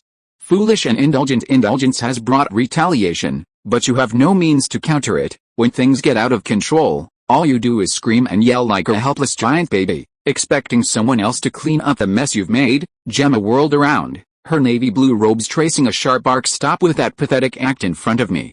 Slytherin doesn't need cowards who only know how to tattle. What I need are hunters who can control the situation, know when to attack and when to lie low, and ultimately achieve their goals." At this moment, Gemma's powerful aura completely enveloped the entire space. Every word she spoke was like an invisible whip, lashing at the pride these little snakes held so dear in their academy. This made them undeniably realize that their defeat was not just due to the other side's harassment, but also a complete failure of their own strategy.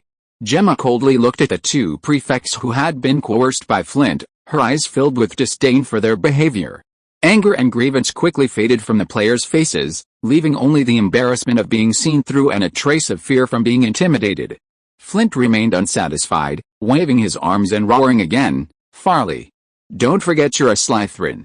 How dare you speak on their behalf, Marcus Flint?" Gemma suddenly drew her wand and pressed it against Flint's chest. "I don't need you to remind me. A mad dog like you, barking everywhere, doesn't deserve to be called Slytherin. When you were plotting how to deal with them, did you ever think about the house's position? You come to me crying after being retaliated against? You're a disgrace to the headmaster, Flint's movements abruptly stopped when Gemma pointed her wand at him.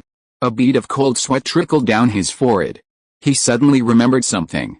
Before Gemma was elected prefect, he had thought Gemma was just a pretty face with no substance, and thus spoke rudely to her. As a result, Gemma directly challenged him. He, who had been full of confidence, was powerless to fight back and ended up being trapped like a mummy in a corner of the common room for the entire night. Only when Gemma pointed her wand at him again did he recall the fear of being controlled by Gemma. Chapter 416 I Can Dominate Anywhere. Marcus Flint was astonished to discover something. Despite his years of hard work since entering Hogwarts, the gap in strength between him and Gemma Farley had not narrowed. In fact, it had widened over time. For example, being pointed at by Gemma's wand in front of everyone should have been a humiliating experience. Yet, instead of bursting with anger, he felt no urge to resist. Moreover, when he saw Gemma's jewel-like blue eyes, a strange sense of anticipation stirred within him, an anticipation of being trampled underfoot and thoroughly humiliated. Flint remained silent, and seeing the student council president's imposing aura, the other students in the common room were even more terrified. No one dared to speak, fearing they might anger Gemma. Just then, a somewhat weak voice suddenly came from a corner. I think the president is right. Everyone turned in surprise to see the pale-faced young Malfoy, with his light blonde hair, now flushed crimson. Amidst the astonished gazes of the crowd, he slowly said, "Since last Wednesday, I've been tripped up 7 times. Even when I'm in the bathroom, I have to be constantly careful that someone doesn't throw feces into the stall. I think instead of wasting my energy on these things, I should focus on preparing for the match and defeat them directly on the field." Gemma glanced at Malfoy with some surprise. "Draco, is that really what you think?" "Yes," Malfoy nodded, "it's really embarrassing right now." "Well said," Gemma chuckled. "Marcus, see?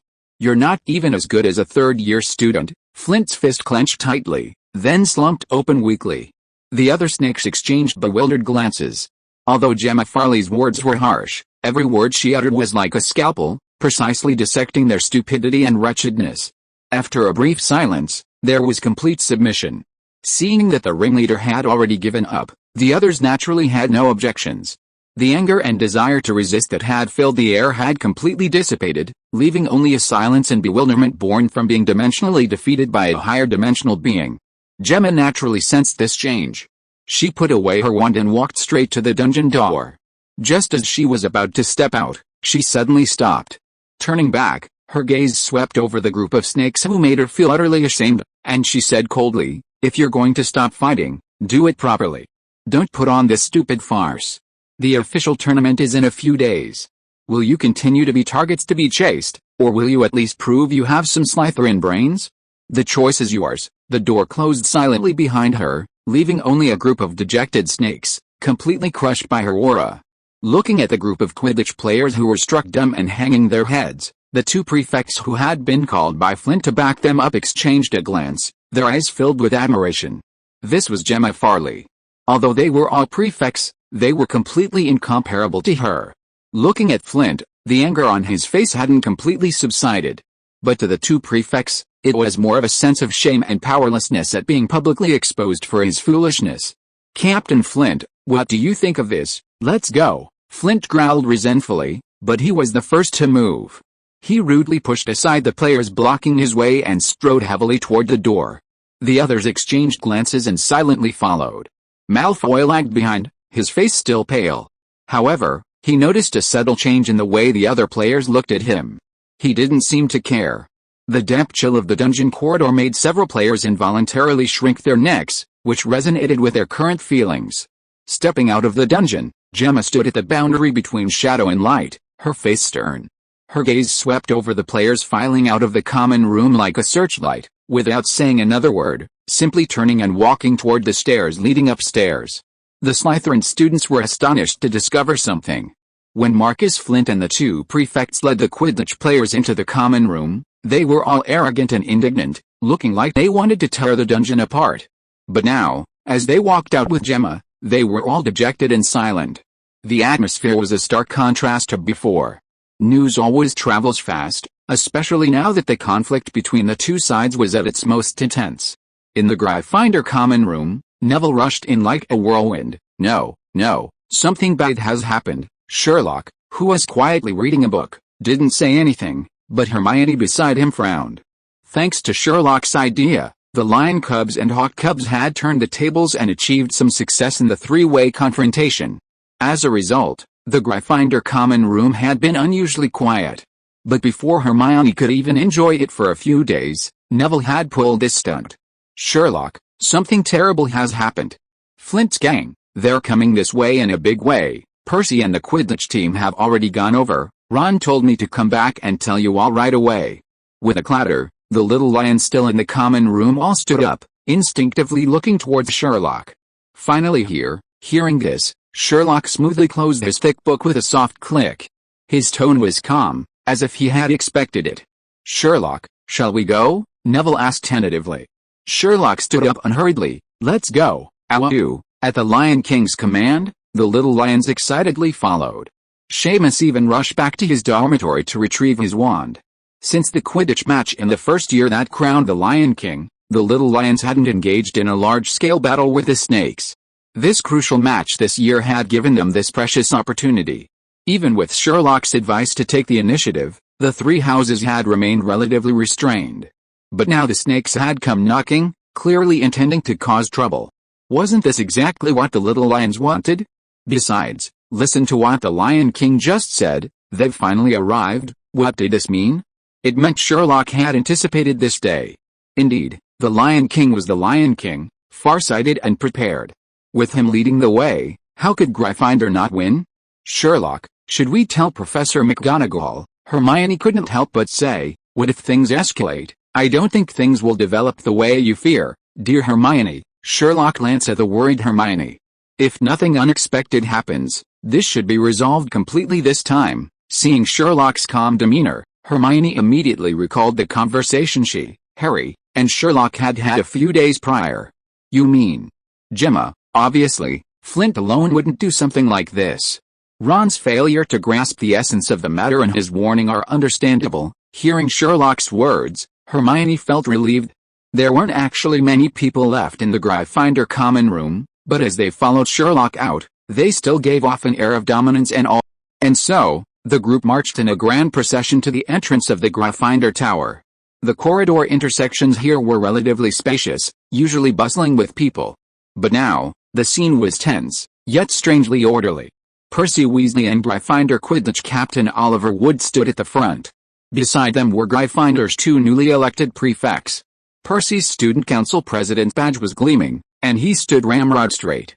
Behind them were the Gryffindor Quidditch players, including Harry, and some Gryffindor students who had spontaneously gathered, all looking as if facing a formidable enemy. Only the Weasley twins peeked out, eager to join the fray. Standing with the Lion Cubs was, of course, the Eagle. Former prefect Penelope Clearwater stood beside Percy, flanked by a male and female Ravenclaw prefect. Several other Ravenclaw students were also present. Cho Chang warily watched the Slytherin group, while Luna, seemingly detached from the situation, observed a patch of mold on the ceiling from a unique perspective. Confronting the Lions and Hawks were the Slytherins. Originally, only Quidditch players and the two prefects had accompanied Gemma. However, as they walked, more and more Slytherins joined the group after learning the situation. A ceasefire wasn't a big deal. The Slytherins were exhausted from facing both Lions and Hawks simultaneously. Since the student council president was willing to negotiate, they were happy to accept. But they absolutely couldn't lose in terms of momentum. Gemma initially wanted to intervene, but then reconsidered and gave up. Although she had said in the Slytherin dungeons that she needed hunters who knew how to choose their actions and lie in wait to ultimately achieve their goals. But she had to admit that, given the current situation, in such a large Slytherin, there really weren't many people like that. After their 7th-year class left, there probably wouldn't even be anyone left to carry the weight. That was just how it was. At this moment, Gemma Farley stood at the very front of the Slytherin line, just like Percy of Gryffindor. Percy was accompanied by Wood and two prefects, but Gemma was all alone. She was like a cold, imposing barrier, single-handedly separating the two sides. The Quidditch captain and the two prefects, who should have stood beside her, were behind her. Add to that the Quidditch players and the other Slytherin students who had joined along the way, and it really looked like a large-scale commotion. But only they knew what was going on. Flint's chest heaved noticeably, His face no longer showed the previous rage, but rather a suppressed resentment and embarrassment. Draco Malfoy, pale-faced, stood a little behind. He glanced at Harry with a complicated expression, then quickly looked away. In fact, this stalemate had only just begun. The arrival of Sherlock and his group, especially Sherlock's appearance, immediately drew everyone's attention. Chapter 417 The Lion King arrives. When Sherlock appeared with the lion cubs, Gemma's gaze immediately fell upon him. Almost instantly, she caught a glimpse of confidence and a barely perceptible hint of approval in Sherlock's eyes. With this in mind, Gemma broke the silence first. President Weasley, Captain Wood, both presidents, now that the Lion King is here, shall we begin formally? Her voice was like icicles striking stone, clear and cold, instantly silencing all the murmurs. Percy Weasley frowned almost imperceptibly. He had never intended to wait for Sherlock to arrive before negotiating. It was just that Gemma hadn't said it earlier or later, but had waited until Sherlock arrived to say it. This gave the impression that everyone had been specifically waiting for the Lion King, Sherlock, to arrive. It wasn't that he didn't acknowledge Sherlock's leadership position. After all, his defeat of Slytherin in their first year was indeed gratifying. But then again, he himself had been a prefect back then. Now, he had gone even further, becoming the student council president. But Gemma only had eyes for the Lion King. Wasn't that a bit disrespectful? However, seeing Sherlock arrive with a pack of lion cubs did give him a boost of confidence. Farley, Percy pushed up his glasses, speaking with feigned seriousness. What exactly are you planning to do, bringing the entire Slytherin Quidditch team here? He deliberately emphasized the word plan, his gaze sweeping sharply over Flint and the others. Flint and the others immediately glared at him angrily. They thought to themselves, if Gemma hadn't insisted on bringing them here today, would this disgrace of a pure-blood family be able to swagger around like this? Our purpose is clear, Gemma stated bluntly, to end the recent disgraceful farce unfolding in the Hogwarts corridors. Our energy should be focused on the upcoming Quidditch final, not wasted on this foolish off-field conflict that resembles a battle of trolls. Her words stunned some of the Gryffindor students who had been eager for a fight. They also made the previously indignant Flint and the others lower their heads even further. Even Wood's attention was completely pulled from the tactics board in his mind for the first time, and he looked at Gemma in surprise. A farce? Easy for you to say. A Gryffindor fourth-year student couldn't help but speak up. We were. Before he could finish speaking, Gemma's icy gaze swept over him, and the student immediately fell silent. Gemma withdrew her gaze and looked back at Percy, slowly saying, those tripping in the corridors, sneak attacks, stuffing prank candies into bags, throwing feces bombs into the toilets, and harassment that affects the players' movements. Whether it happens in Slytherin, Gryffindor, or Ravenclaw, it is a violation of school rules and a lose-lose situation. It greatly undermines the stability and unity of Hogwarts, and is a desecration of Quidditch itself. No excuse can justify these behaviors, no matter what so-called legitimate reasons or retaliations they may have. As she said this, her gaze intentionally or unintentionally swept over the Weasley twins. To be honest, she admired this pair of twins somewhat. Although the two brothers didn't directly intervene in this conflict, as far as she knew, all the strange and wonderful magical pranks used by the lion cubs and eagle cubs were their own inventions. Because they were newly invented and still immature, they always produced unexpected effects. The snakes were simply their guinea pigs. Why didn't Slytherin have students with such creative thinking? They couldn't win in a direct battle because of Sherlock's superior combat skills, and they couldn't even match him in pranks. The Weasley twins naturally noticed Gemma's gaze. They responded in unison, putting their hands in their robe pockets and pretending to look around. Gemma was both annoyed and amused. However, she had already said what needed to be said, and now all that was needed was for Percy to respond, and everyone would just go through the motions, and the matter would be over. Gemma's remarks could be said to have stood on the high ground of rules, order, and sportsmanship, and were impeccable from any angle. Everyone who heard them nodded in approval. Hermione also breathed a long sigh of relief. She looked at Sherlock, then at Gemma. Sherlock had anticipated Gemma's actions days in advance. And now, Gemma had indeed done exactly as he predicted. Was this a case of telepathy? In any case, with Gemma proposing a truce, everything was finally coming to an end. However, to the surprise of many, including Hermione, Percy didn't immediately agree. His serious expression remained unchanged. He straightened his back and spoke in a very formal tone. President Farley, You're quite right, this farce should indeed stop. But don't forget one thing, you started this whole thing. You've been targeting Gryffindor from the very beginning, even dragging Ravenclaw students into it. Now that we've hurt you, you're thinking of a truce? Isn't that a bit too simplistic? Everyone stared at Percy in astonishment. What was he planning to do? Was he planning to escalate the war further? Penelope, standing beside Percy, looked at her boyfriend with confusion, equally bewildered by his thoughts. However, when Penelope noticed the slight tremor in Percy's voice and the unusual flush on his face, she immediately understood. She and Percy knew each other inside and out, and she was well aware of her boyfriend's flaws. He was getting cocky. Gemma's initiative made him feel like he had the upper hand. That's why he didn't want to end this farce quickly, and insisted on taking advantage of her even more. But it was completely pointless. When she and Percy were alone, she sometimes enjoyed playing role-playing games with him, a little private fun between them. But now that Gemma had come to her, it was already a compromise, and there was no need to do anything more superfluous. Thinking this, she gave Gemma a wink.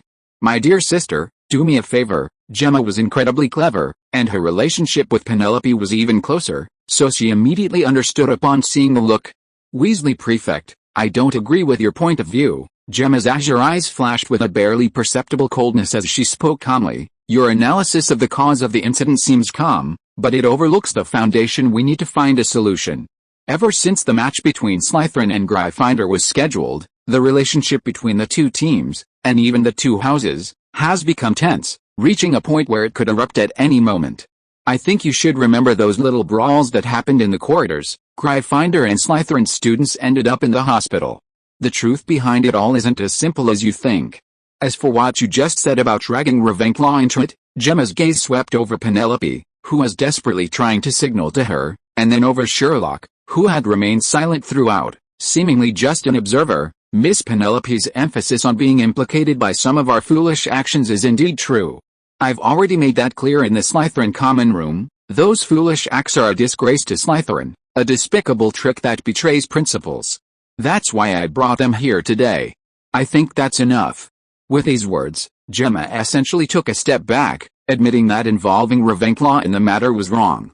Percy, however, was still not satisfied.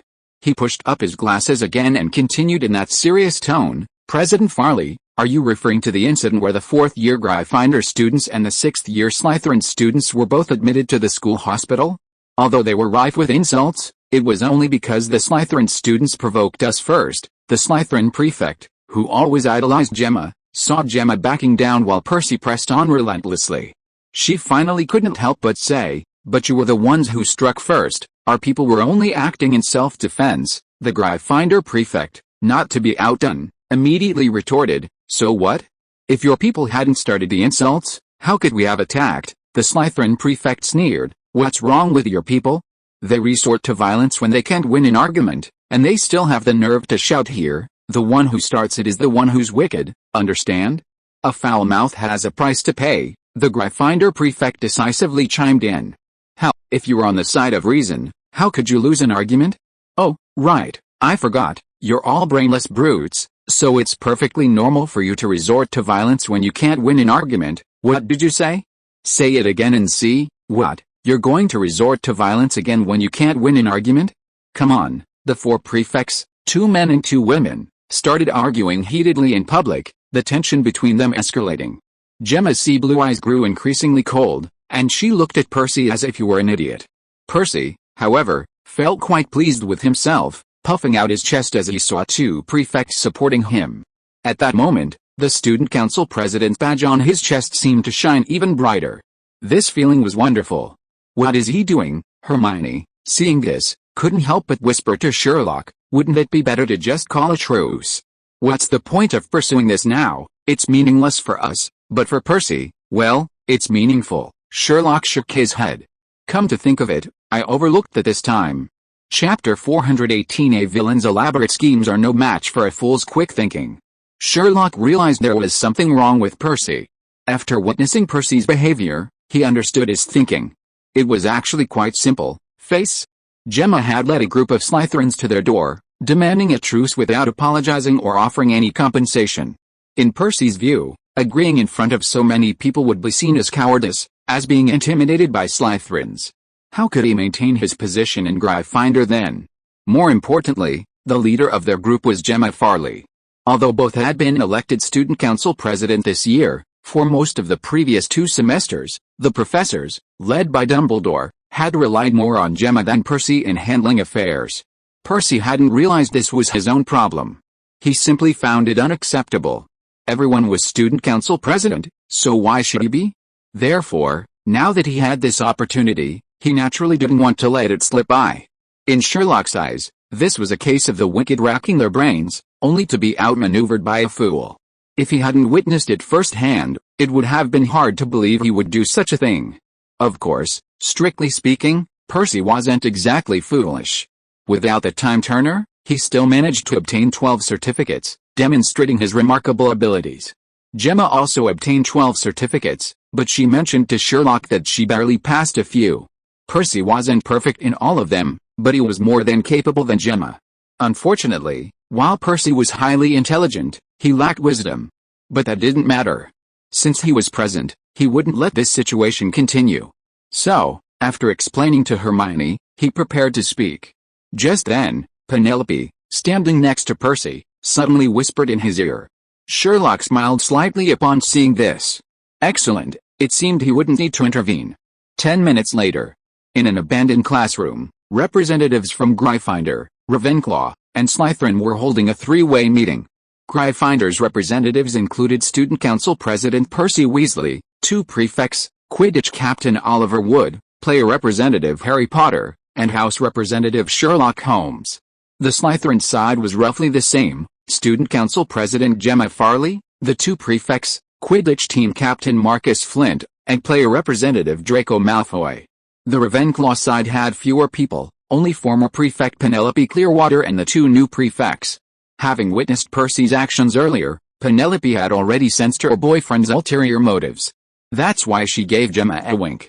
However, she hadn't expected that after Gemma compromised again, Percy wouldn't budge. Moreover, his insistence only fueled the controversy, dragging in the 4 prefects as well.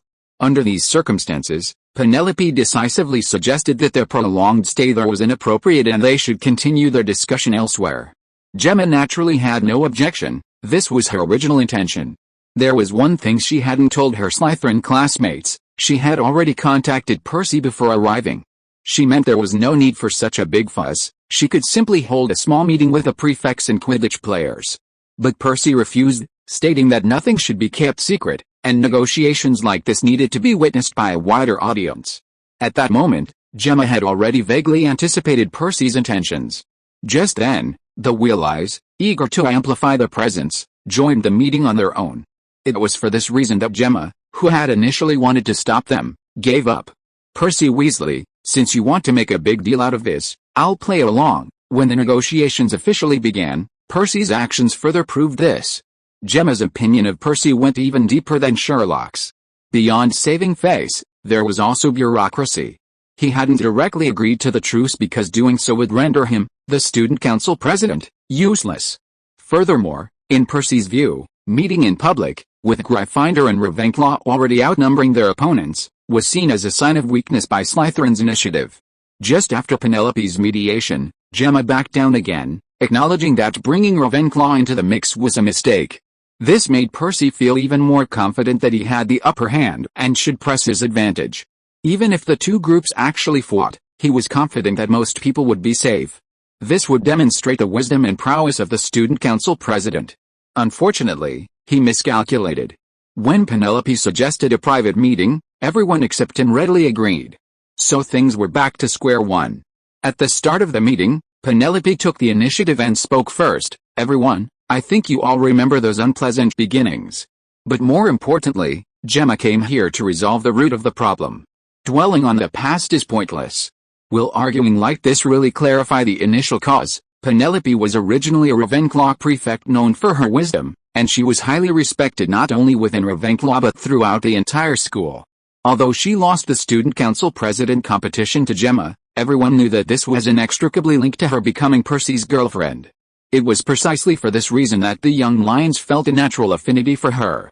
So when she spoke, the 2 Gryffindor prefects nodded repeatedly. The two Slytherin prefects, seeing Gemma's gaze, wisely kept silent. Penelope smiled slightly and continued, "Gemma's willingness to personally bring her Slytherin classmates here already demonstrates her stance and determination to maintain discipline. This is far more important than any verbal reprimand, isn't it?" Percy was about to speak when he felt a pinch on his lower back, and his body stiffened instantly. Penelope gave him a sweet smile. "My dear Percy, Gemma just made herself very clear. Our goal should be the ultimate winner of this competition, not this exhausting war of attrition. I believe she will definitely demand that Slytherin thoroughly reflect on and refrain from those disgraceful beginnings. After all, order shouldn't just remain on the agreement, but should be guaranteed in its execution." Sherlock and Gemma exchanged a glance, almost immediately understanding Penelope's true intention. She used words like reflect, refrain, and demand to imply that Gemma would deal with Slytherin's mistakes, while also giving Percy a way out. Gemma smiled slightly. Indeed, having a boyfriend makes a difference. The once inseparable sisters were now siding with men. However, she didn't mind. If Percy really gave in, she would be happy to accept. In fact, Penelope's reaction was exactly what she hoped for. It showed understanding while also keeping Percy, who was somewhat power-hungry and wanted to control the pace of the negotiations, in check. Penelope's statement was immediately met with approval. This wasn't just because her words made sense, but also because she was incredibly beautiful. Most people know that judging by appearance is wrong, yet the truth is that almost everyone subconsciously judges by appearance, to varying degrees. Take Harry, for example. He's a heavy-handed one, a complete sucker for good looks. When interacting with people, he uses appearance as a core evaluation criterion.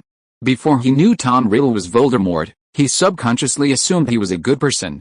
When interacting with Gilderoy Lockhart, he also thought he was a reliable professor. His attraction to Cho Chang was purely because she was a stunningly beautiful young woman. Even his close relationship with Sirius Black had a hint of this. However, even as someone who's obsessed with appearance, while using looks as the core evaluation criterion, he still pays attention to a person's character, personality, talent, and other inner qualities. If these aspects are lacking, then the advantage brought by appearance vanishes. So when he learned Riddle's true identity and Lockhart's actions, he immediately lost his fascination with the two handsome men. A deeper level of judging by appearance is being a face-obsessed person. These people are completely focused on looks, indifferent to other information. In other words, as long as you're beautiful, whatever you say is right.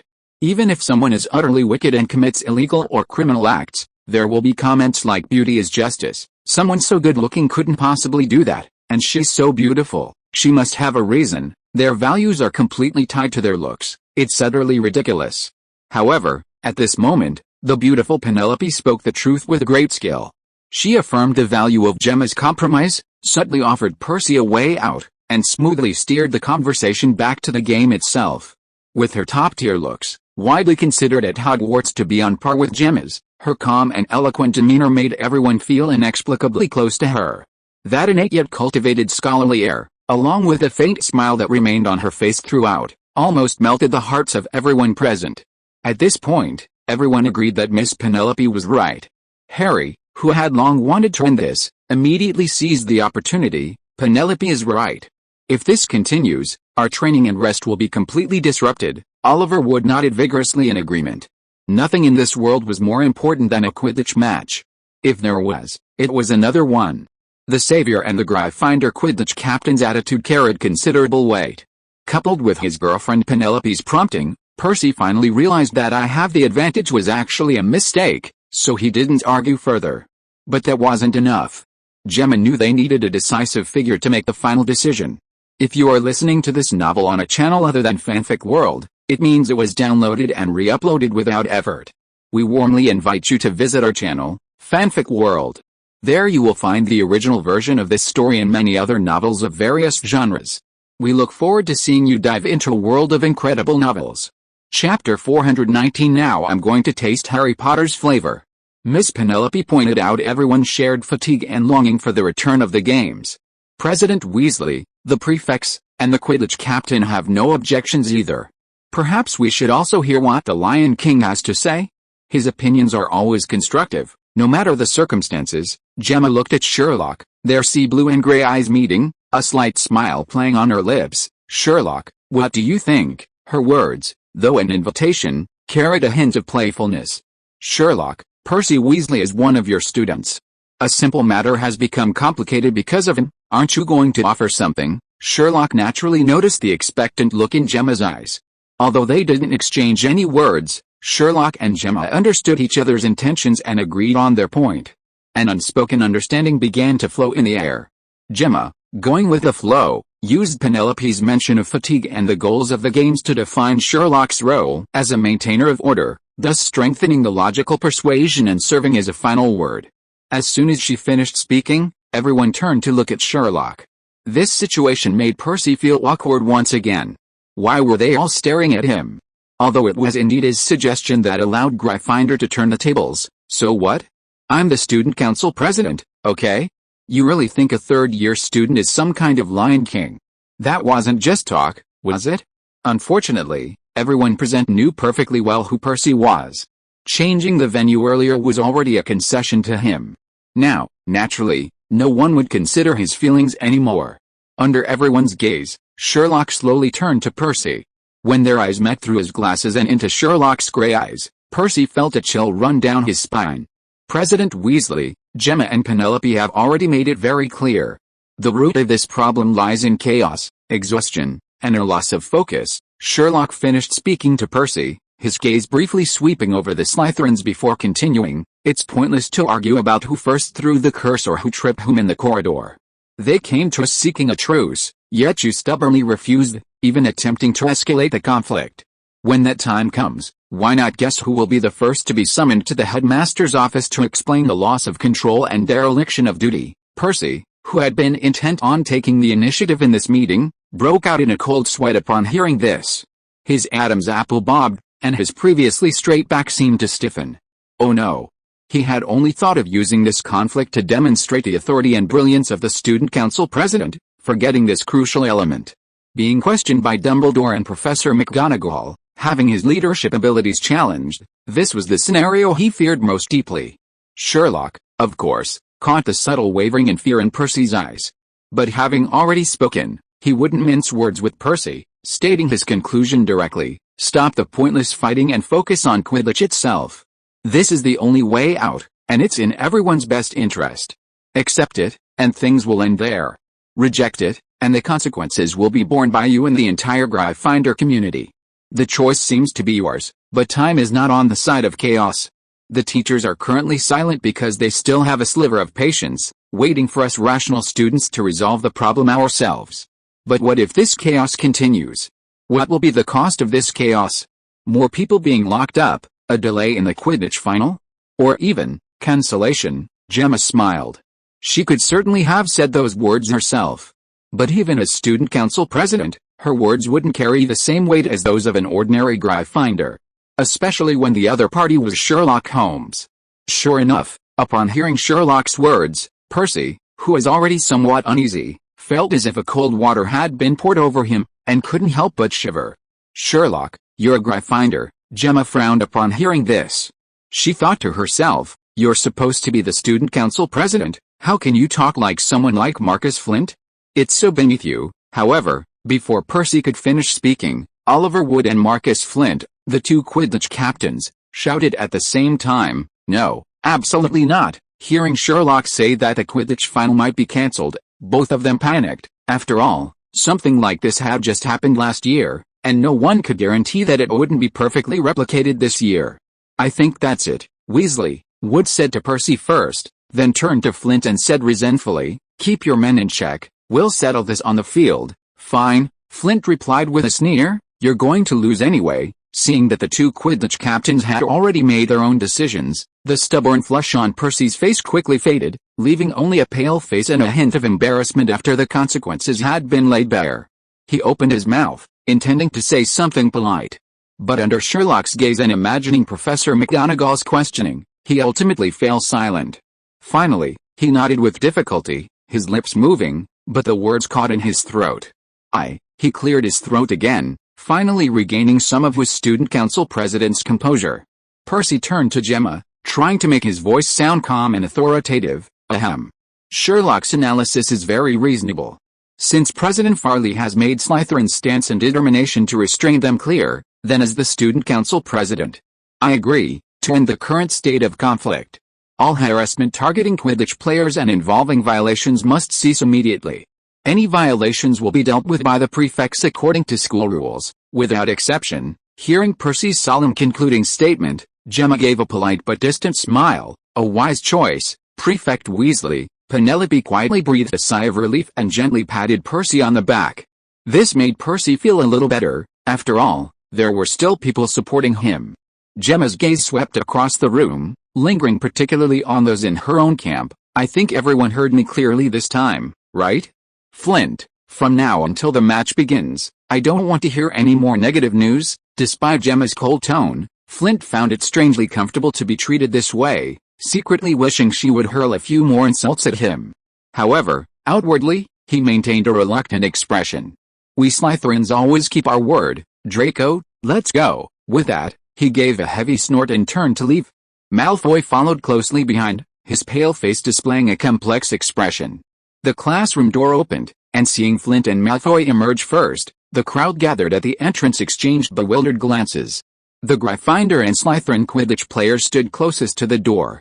The Slytherin players, seeing this, asked in unison, Marcus, what's going on? Captain, how did your talks go? Draco, what was the result? Malfoy suddenly realized that he actually quite enjoyed being the center of attention. Flint, in particular, seemed still immersed in the previous meeting and showed no intention of speaking. Although the one asking the question was a Slytherin student, everyone was intently watching him, waiting for him to speak. Malfoy's pale face gradually flushed red. This was the first time in his life he had received more attention than Harry. Now I'll get to taste Harry Potter's flavor, he coughed lightly, and when he saw everyone's attention on him, he became even more excited. It's settled. All conflicts must cease before the competition officially begins. Everyone, focus on preparing for the competition. Hearing this news, most of the Lion Cubs and Eagle Cubs breathed a sigh of relief. The Badger Cubs who had come to watch the fun felt the same way. Their excited fighting spirit was replaced by a strange sense of bewilderment, subdued by a stronger rationality. Of course, there were also those like the Weasley twins who felt regret. It was a real pity that such good experimental conditions were gone. The usual sparring was never enough. Real combat was the best testing ground. If only they had provided more props during this time. However, he had already earned quite a few galleons by selling magical tricks, and had also taught those little snakes a lesson, so it wasn't a bad deal. At this moment, the others in the classroom also came out one by one. Is that so, Percy, President Farley, is it really a truce? Everyone asked at once.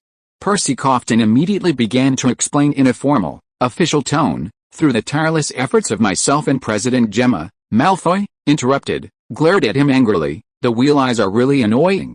At this moment, Harry walked over to Hermione and Ron and briefly explained what had just happened. He also noticed Cho Chang in the crowd. She was still stunningly beautiful. Cho Chang also noticed Harry's gaze and immediately smiled in return. Ginny, who had been staring at Harry from a distance, couldn't help but feel a little jealous.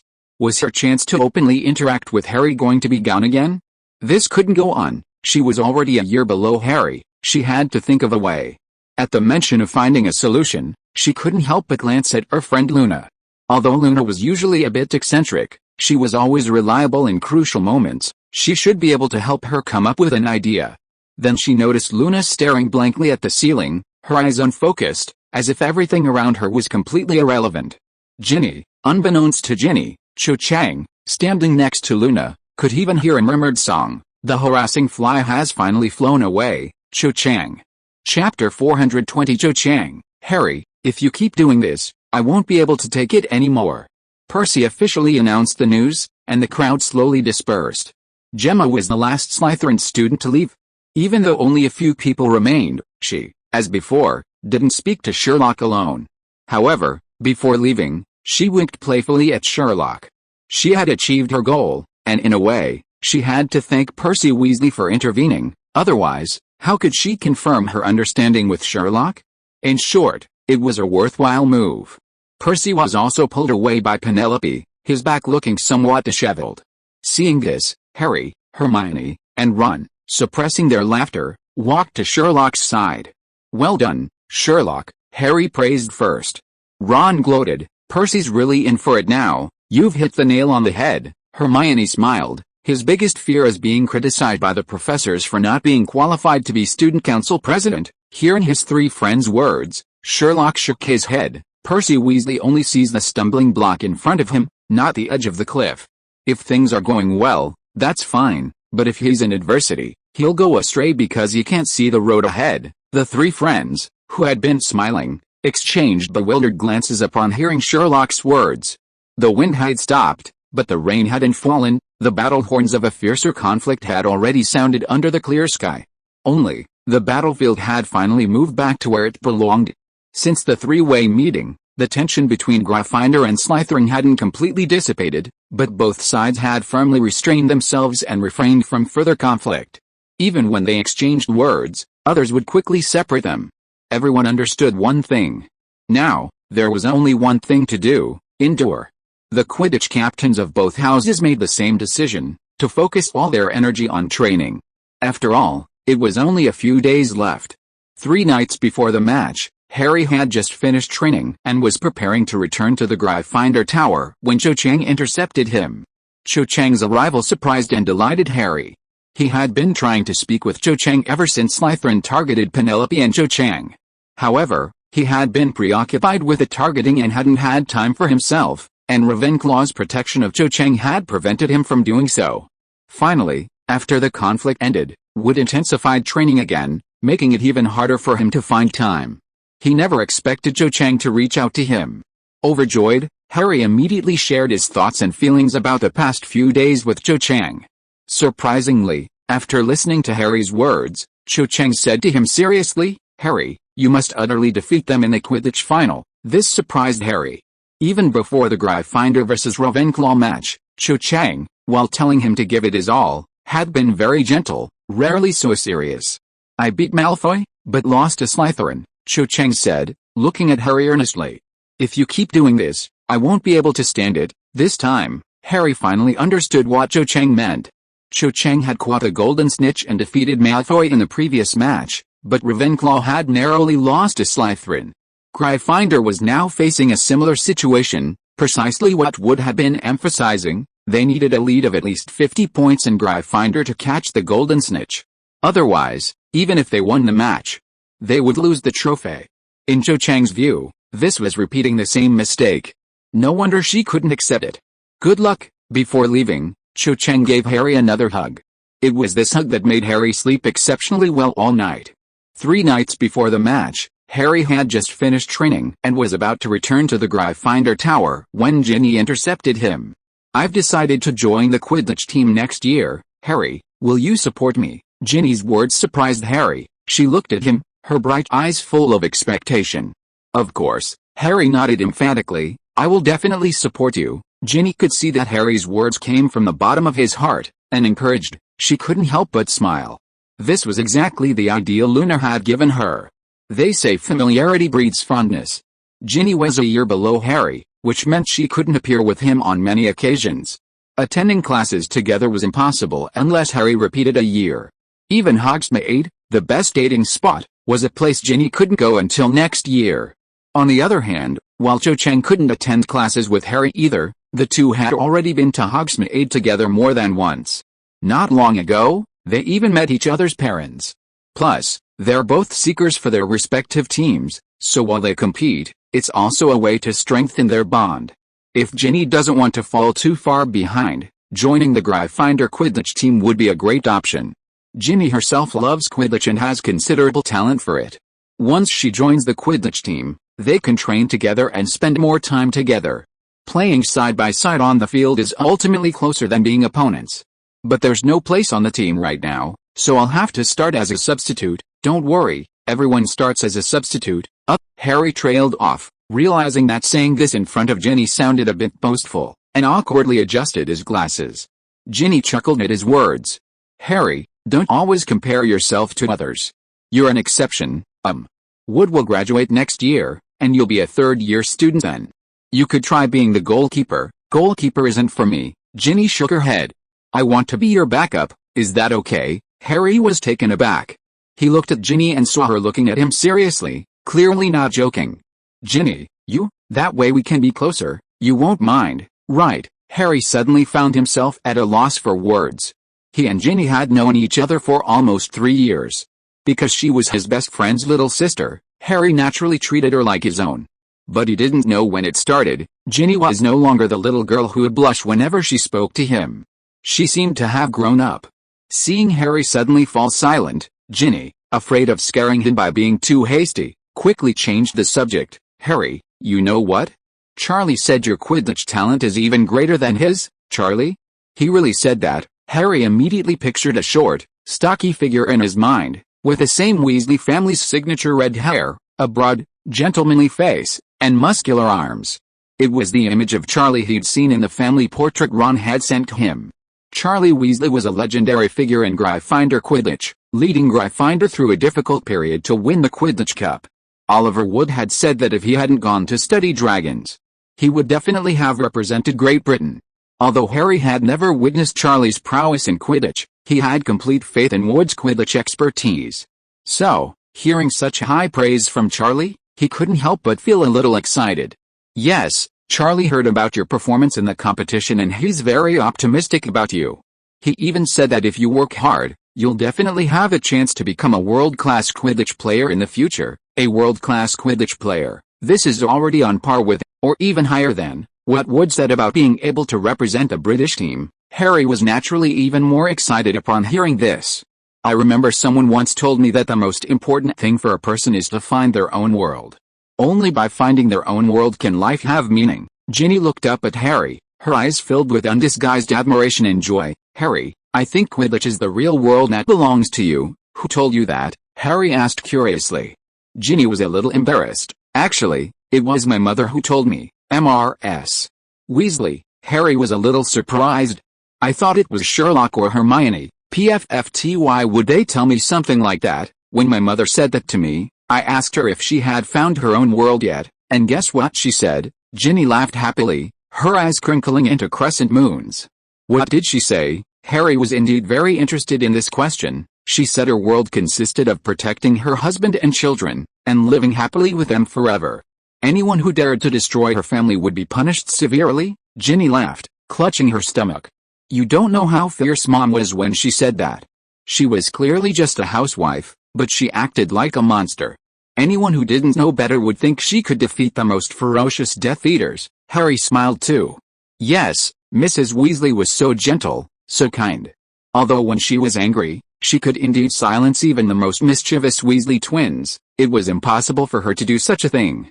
However, Harry wasn't sure if Quidditch truly belonged to his world. He always felt a Damocles sword hanging over his head. Voldemort, the enemy who killed his parents and made the entire British wizarding world tremble, was still alive. Not only was he alive, but he had also created more than one Horcrux. No one knew when he might return with a large army. If that day really came, he probably wouldn't have the time or opportunity to play Quidditch anymore. Harry only hoped that with Sherlock's intelligence, he could find clues from that snotty professor as soon as possible. Then, he could destroy all of Voldemort's Horcruxes one by one, condemning him to eternal damnation. Thinking of this, Harry quickly suppressed the thought. Even Sherlock had told him that the most important thing now was to play well in the current match and win the Quidditch Cup. He couldn't help Professor Slug with the matter for the time being, and thinking about it was pointless. As she left, Ginny mustered her courage and hugged Harry, thanking him for his support in pursuing her dreams. That hug made Harry sleep exceptionally well all night. Strange, why does this scene seem so familiar? Chapter 421. A False Alarm. On the eve of the Gryffindor vs Slytherin match, all daily activities in the Gryffindor common room ceased. The countdown displayed a bright red 1. With the big match imminent and the atmosphere tense, Hermione couldn't read anymore and could only discuss things quietly with Sherlock. Where are Wood and Harry? Seeing all the Quidditch players return after training, but Wood and Harry were nowhere to be seen, Ron curiously looked at his twin brother. Wood took him to see Madame Pomfrey, Fred Weasley said, shrugging. I think Harry mentioned his eyesight wasn't very good these past few days. George Weasley shrugged. Hearing this, Sherlock, who was talking to Hermione, immediately turned to look at them. His sharp gaze startled the Weasley twins.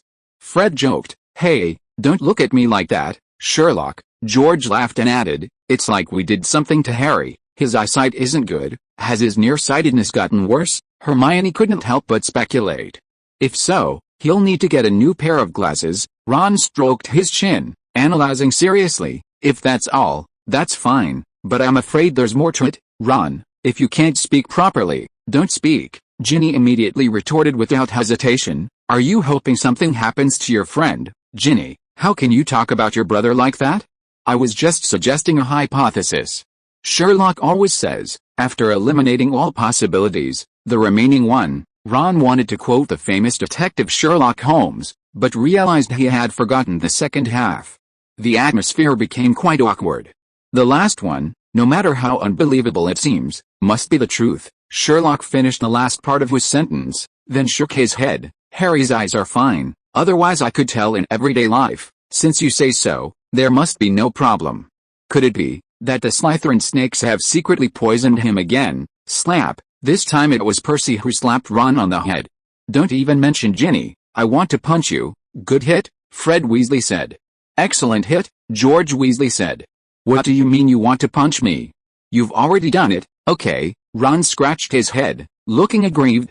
This time no one was on his side, and he didn't argue with Percy like before. Ginny snorted, about to say something, when her gaze swept across the doorway and she suddenly exclaimed excitedly, "They're back!" Seeing Harry and Wood's expressions, even without Sherlock's deduction, everyone knew that Ron was definitely talking nonsense. Because Wood, walking in front, was standing tall and beaming with joy. Harry, trailing half a step behind, looked guilty, but couldn't hide the joy in his eyes. "Hey, that scared me to death." Wood sat down before anyone could ask, recounting their experience. It was a complete false alarm. During training these past 2 days, Harry said his eyes weren't good. "I didn't think much of it at first, since he's always been nearsighted. But he said it again today, so I wondered if his nearsightedness had worsened. Thinking about the finals tomorrow, I took him to see Madame Pomfrey." Hermione nodded. That was exactly what she'd suspected. Any normal person would think the same. But she couldn't help asking, "I think it should be fine, right?" "Wood, you and Harry seem quite happy." "That's right. Madame Pomfrey checked him just now, and Harry's eyes are fine. His prescription hasn't increased, even in the wizarding world. There's no way to restore normal vision to someone who's already nearsighted. Unless one is willing to take Polyjuice Potion indefinitely, becoming someone else entirely. But that would be far too costly." So it was indeed good news that Harry's nearsightedness hadn't worsened. Everyone laughed happily, except for Sherlock, who raised an eyebrow. "Captain Wood, was there anything else you discovered?" "Sherlock, I knew you'd guess," Wood said cheerfully. "Since Madame Pomfrey said there was no problem, of course I had to ask Harry what he felt was wrong, and guess what he said?" Everyone shook their heads, looking at Harry with curiosity. Harry felt a little embarrassed by their gazes. Wood slapped his thigh and said excitedly, "He told me, lately, I don't know why, but when I'm flying, things seem to be getting slower and slower. That's when I realized he was getting faster and faster." After saying this, Wood laughed from the bottom of his heart. Harry blushed even more. Everyone looked on with understanding. So that's how it is. This time, they're sure to win. That night, Harry slept very well. He first dreamed that Malfoy overslept, so Flint had to use other people as substitutes, and they were utterly defeated. Then he dreamed that he and the other Gryffindor members rode dragons to the competition. Although the Slytherin members flew at a dangerous speed, trying to avoid the flames spewed by Gryffindor, unfortunately, Flint's Nimbus 2001 was still set ablaze and fell from the sky. When Harry woke up from his dream with a smile, he was stunned for several seconds before he remembered that the competition hadn't started yet. He was still lying peacefully in bed, and they would never ride dragons to the competition. What a pity. After waking up, Harry felt thirsty. He quietly got out of bed and poured some water from the silver pot under the window. Outside, all was quiet, not a breath of wind stirred the treetops of the Forbidden Forest. The Whomping Willow remained motionless, looking utterly innocent. But Harry knew very well that it would only reveal its true ferocity if someone approached. Judging by the weather, though, the competition should be going to be perfect. Harry pondered this as he put down his cup, about to turn and get into bed, when he suddenly heard a voice behind him. Having a good dream, Harry jumped in surprise, turning around to find Sherlock had woken up some time earlier and was sitting on the edge of the bed, looking at him curiously. "Sherlock, when When did you wake up? When you were riding your dragon and lighting Flint's flying broomstick? Harry blushed instantly. Did I talk in my sleep again? He hadn't known he had this habit before.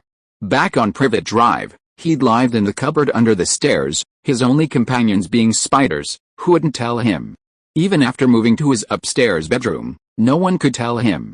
It wasn't until he arrived at Hogwarts and was assigned to this 5-person dormitory that his roommates said he talked in his sleep whenever he was very tired. Not only that, but during the Chamber of Secrets incident last year, Ron even learned parsley from his sleep-talking. Of course, learned is an exaggeration. At most, he was just imitating Harry's pronunciation. But it was still a bit embarrassing. Today, he thought he was having a sweet dream, but he ended up saying what he was saying in his sleep. This made Harry feel very ashamed. Fortunately, it seemed only Sherlock had heard it. He asked, still a little worried, "They're not awake, are they? Sleeping soundly? You can't wake them up," Sherlock said, slapping Ron across the face. Smack, a clear, loud voice, but Ron mumbled incoherently, just one more, just one more." Harry was stunned. "Want to try again?" Seeing Sherlock raise his hand towards Neville again, Harry quickly said, "No, Sherlock, then just focus on the match. If we get the Quidditch Cup back, Dumbledore won't need to find any more reasons to give us extra points at the end of the term." PFFT, hearing Sherlock's words, Harry couldn't help but laugh.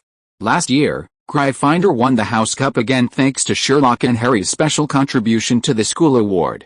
Now it's the third term, and because of the conflict with Slytherin recently, their grades have fallen to the bottom.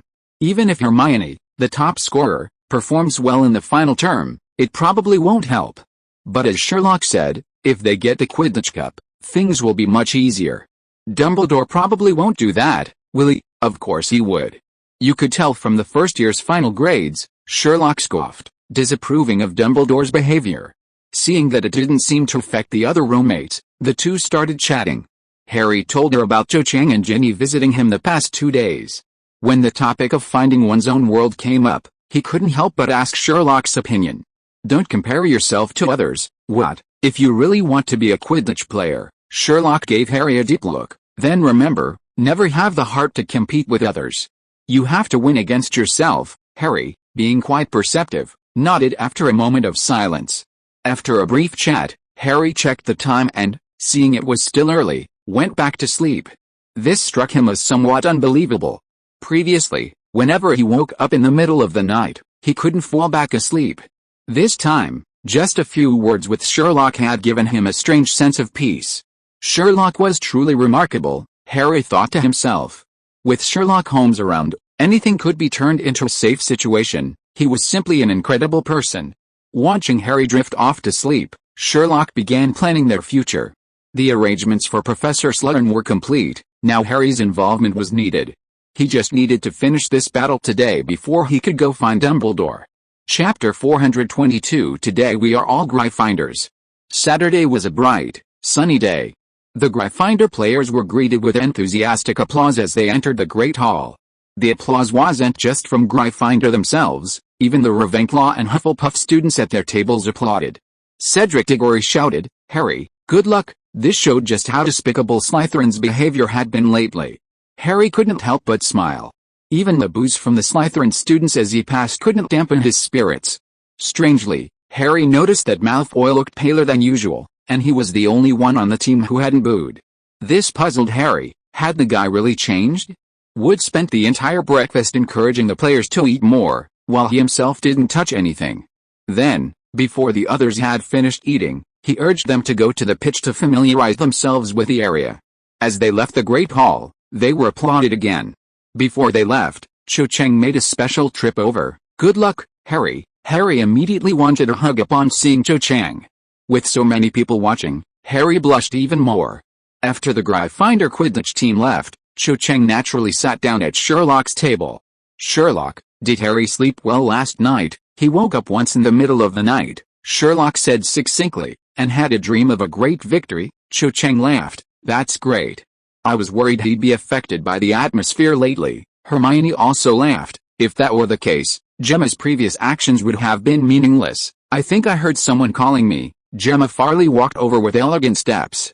Ron looked at the beautiful young woman. then at the people sitting at the table, and decisively stood up. "I'll go check out the venue too." With that, he disappeared in a flash.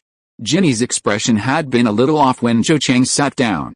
Fortunately, Harry had already left, so Ron didn't feel too much pressure. But now that Gemma had arrived, Ron immediately felt it was better to leave first. He proved to be wise. As soon as he left, Penelope joined the table, half jokingly, half seriously saying, "Gemma, isn't it a bit inappropriate for you to get so close to us? Look at the Slytherin Quidditch players, the way they look at you isn't friendly at all." Gemma turned around and glanced at them, saying disdainfully, "Being inferior doesn't give you the right to complain. If anyone has a problem with me, they can come and talk to me directly." Penelope curled her lip. Who would dare come to her? Both were prefects, student council presidents, yet Gemma could completely suppress the Slytherins, and no troublemaker dared to challenge her. Percy, on the other hand, not only couldn't control the lioness, but even his own younger siblings didn't respect him. It's truly infuriating to compare oneself to others.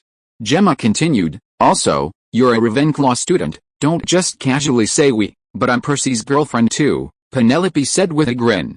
"You should find a Gryffindor boyfriend too, then you can say we like me." With that, Penelope sat down like Gemma. "Hermione, what did that mean?" With Penelope seated, the table became Sherlock and 5 beautiful girls. Their conversation naturally revolved around today's match. "Gemma, want to make a bet?" "What bet?" "Last time Gryffindor and Ravenclaw played, I bet Percy 10 galleons." Penelope blushed slightly as she said this. Although Gryffindor won against Ravenclaw, Percy hadn't asked her for the 10 galleons. Penelope had readily agreed. After all, 10 galleons wasn't a small sum. However, she had compensated Percy in other ways. Thinking back on it now, it was still a little embarrassing. "So, you want me to bet 10 galleons with you?" "No need. A little gambling is fun, but too much is harmful. Let's just bet 1 galleon. You support Gryffindor, of course." Penelope pulled Cho Chang into her arms, grinning. "Harry beat Archo, you know. I don't think your chrome-plated young master is a match for Harry." "Then there's no betting," Gemma sighed, "because I also support Gryffindor. That's no fun. As a member of Slytherin, how can you support your opponents?" Penelope feigned displeasure. "How heartbroken they'd be if they knew." "Heartbroken? Go cry somewhere alone.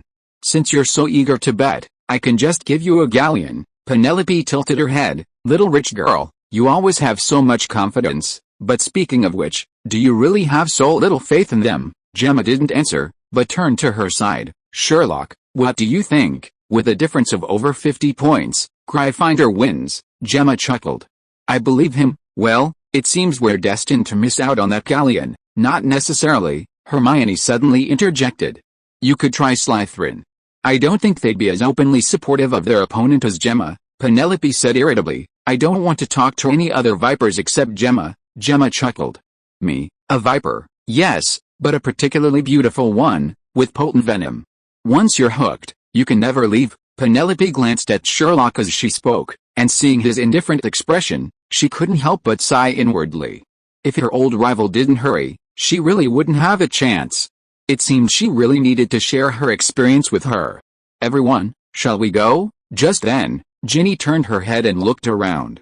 "The castle gates are open." Clearly, she was impatient. "Let's go," Sherlock said, standing up. "You guys go first. I'll go find Percy." Penelope smiled and pulled Gemma along.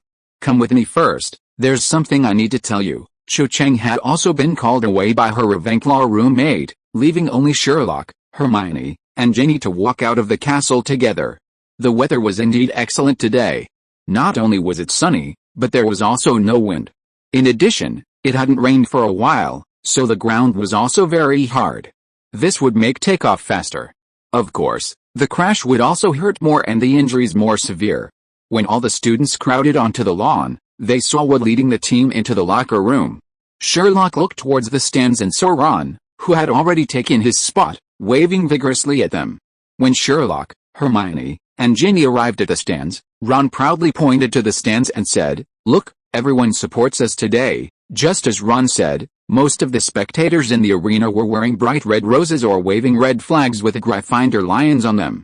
Everywhere you looked, there were banners proclaiming "Go Gryffindor, the Lions win the cup," and the saviors will prevail. Only behind the Slytherin goalpost stood 200 people wearing green garlands, their silver snake emblems gleaming on their flags.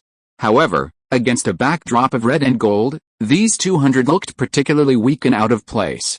Perhaps because of this, Snape, the old Serpent King, personally came to bolster Slytherin's reputation. He sat in the front row, also wearing a green garland, a gloomy smile on his face. Hell, Slytherin has incurred the wrath of the masses lately, serves them right, because of the poem, his eyes are as green as freshly pickled toads. Ginny harbored a particular aversion to Snape. Seeing this, she bluntly said, even if Snape came, it wouldn't make a difference. Luna, what are you doing here? Ginny, who was cricketing Snape, was startled to see Luna silently run to Sherlock's side and sit down. She had been careless and hadn't had time to look for Luna today, but she hadn't expected her to come over on her own. Luna puffed out her chest, showing her friend a bright red rose. Today we are all Gryffindor. Well said. Ron and Hermione nodded in unison. Not only that, but even Neville, Dean, Seamus, and the petty twins nearby gathered around, all shouting together, yes, today we are all Gryffindor. The Gryffindor team is on the field. Just then, Lee Jordan, as usual, began his commentary at the perfect moment. The Gryffindor Quidditch players, dressed in bright red robes and led by Woody, strode out of the locker room onto the field. The moment they appeared, a deafening roar of cheers erupted, all applauding them. Luna had been right. Lee Jordan, of course, wouldn't miss the opportunity, immediately launching into a eulogy, led by goalkeeper and captain Oliver Wood, seeker Harry Potter, 3 female chaser Katie Bell, Angelina Johnson, and Arius Spinnet, and 2 beaters, the Weasley twins, have arrived in the center of the field. It's widely believed that this is the best team Hogwarts has had in years. It's just that for various reasons, they haven't been able to win the championship. Lee Jordan's speech quickened, becoming rhythmic and melodic, making listeners want to tap their feet. This was why he had been able to withstand Professor McGonagall's pressure and continue as a commentator for so many years. However, today his commentary was drowned out by boos from the Slytherin side. Clearly, they were unhappy with Lee Jordan's attempt to subtly promote Gryffindor in his commentary. Luna, curious, asked Sherlock, if they're the best team Hogwarts has had in years, why haven't they won the championship? Before Sherlock could answer, Hermione immediately explained, the first year was because Harry was hospitalized and missed the last match. The second year, as you know, was because all the subsequent matches were cancelled. That's certainly a pity. Hermione glanced at Luna with some surprise. It was quite unusual for her to say something like that, given her personality. But as soon as that thought crossed her mind, Luna continued, but losing is losing, and the commentators shouldn't make excuses for them. Hermione, Ron and Ginny, along with the nearby lion cubs, exchanged bewildered glances. While what she said was true, it sounded incredibly infuriating. Chapter 423 He hit my elbow with his face. At the Quidditch pitch, commentator Lee Jordan was giving his pre-match introduction. Slytherin has entered the field, and it's clear that Captain Marcus Flint has made some adjustments to the lineup. Compared to before, he seems to be focusing more on size than technique. Clearly, Slytherin's earlier booing of Lee Jordan had angered the commentator. He immediately seized the opportunity to publicly criticize Slytherin. However, this only made the boos from Slytherin even louder. He's right this time. Apart from Draco Malfoy, the other players are all tall and strong, Luna commented again. The two teams had now reached center court. As usual, Ms. Hooch said, please shake hands, captains. It was a standard procedure, and Wood and Flint had nothing to say, so they stepped forward to shake hands. The other two captains in the stands, Cedric Diggory and Roger Davis, twitched at the sight. Even from a distance, they could see that both the men were putting in their utmost effort, as if trying to break each other's fingers. Should they be grateful that their opponents had gone easy on them during the match? Ms. Hooch noticed this, but since it wasn't a foul, she simply pretended not to see it. However, she never imagined that this was just the beginning. What followed was the most intense, outrageous, and early match of her coaching career. Get on your flying brooms. 3, 2, 1, the whistle was drowned out by the cheers of the audience, and 14 brooms soared into the sky simultaneously. Harry, as always, took off faster and flew higher than the others. His hair billowed back, and even the slight tension vanished in the excitement of flight. Noticing Malfoy following behind, he quickly sped up to leave him behind, while simultaneously listening intently to the match commentary.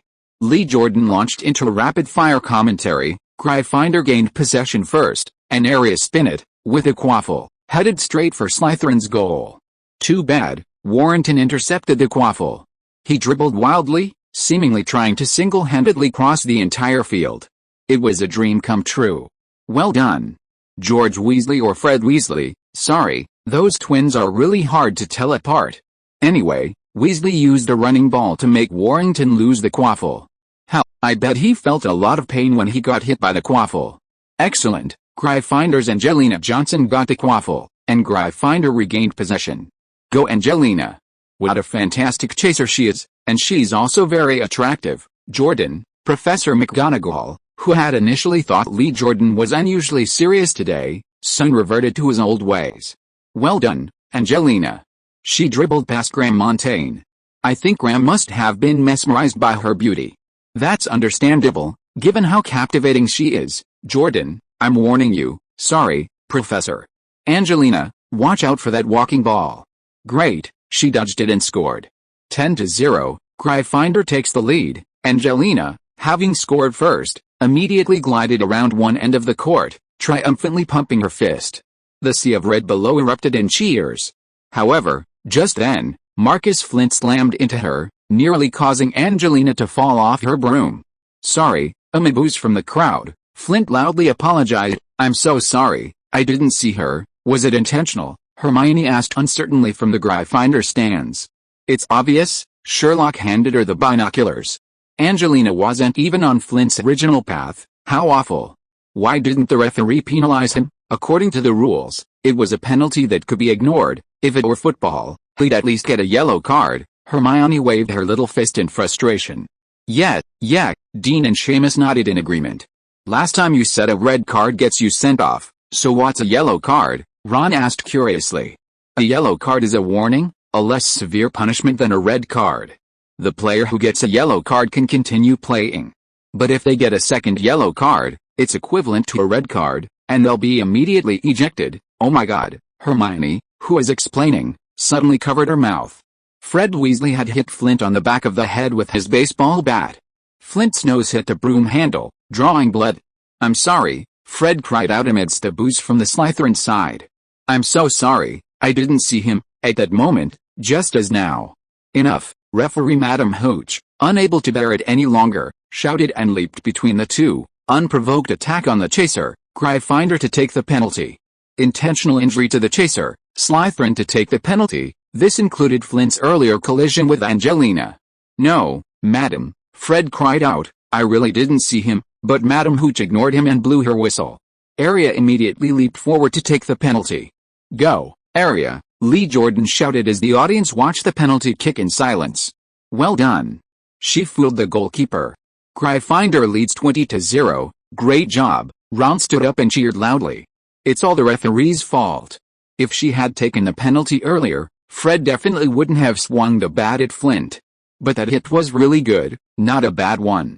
By the way, if Fred had done that in soccer, would he have gotten a yellow card? Seamus hesitated and said, Ron, actually, Dean interjected, a move like that would definitely have been a red card. Huh? Is it that serious? Dean and Seamus looked at Ron's incredulous face. They thought to themselves, your brother just grabbed a weapon and smashed it on the back of the head. Any harder and he'd cracked his skull open. And you're saying that's not serious?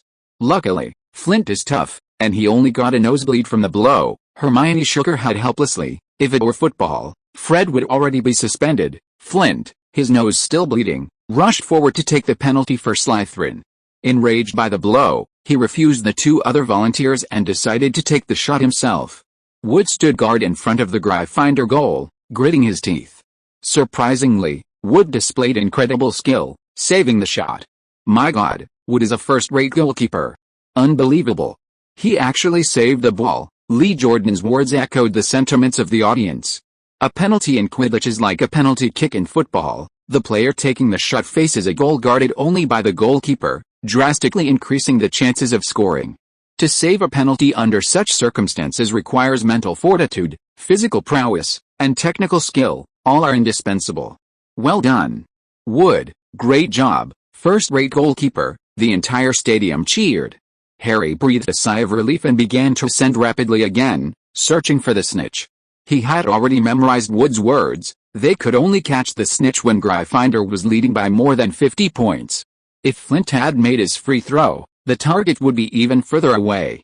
That's why he listened intently to Lee Jordan's commentary. His only task now was to prevent Malfoy from catching the snitch. The game continued. Slytherin's chaser Graham Montaigne flew in front of Kitty, who was sprinting with the quaffle. However, instead of grabbing the quaffle, he grabbed her head. Kitty somersaulted in the air, managing to stay on her broomstick, but she lost the quaffle. Graham's action seemed to confirm Lee Jordan's earlier assessment. When facing Kitty, he wasn't as distracted as he was with Angelina. Instead, he appeared ruthless. Madame Hooch's whistle blew again. She flew towards Graham and began to loudly reprimand him. A minute later, Katie scored another goal from the penalty kick. The score is now 30-0. Learn your lesson, you dirty, despicable, shameless, vile Jordan. If you can't continue your neutral commentary, I'm just stating the facts, Professor. Alright, I won't say anything more, and that was the end of it. A few deliberate fouls at the start of the match gradually turned the game upside down. The actions of both sides became increasingly aggressive, as if the conflict that had ended a few days earlier had been reignited on the pitch. Harry thought it might be because he hadn't played enough Quidditch matches, so he wasn't experienced enough. But from his perspective, this match was indeed gradually becoming the dirtiest he had ever played. Perhaps it was dissatisfaction with Gemma's failure to uphold justice for them earlier. Perhaps it was anger at seeing Gryffindor take such an early lead. Perhaps there was no reason needed. In any case, the Slytherin players became increasingly aggressive, increasingly dirty, and even began to resort to any means necessary in the Quidditch final. Slytherin's batter Lucia Bore hit Aria with his bat, then claimed he thought she was a wanderer. Did your batter just hit our captain too? It's understandable that I mistook him. The Slytherins couldn't stand it if he didn't say this. But once he did, how could their fiery tempers possibly hold out? Despicable. Shameless, Lee Jordan immediately shouted. George Weasley, a man of action, immediately retaliated by elbowing Lucia in the face. Look, I was just swinging like that to hide a wanderer. It's a very ordinary move, and your face clearly hit me. George Weasley looked innocent, loudly accusing Lucia of attacking his elbow with his face. Chapter 424 The Savior's clever use of psychological tactics. Flint's carelessness leads to his downfall.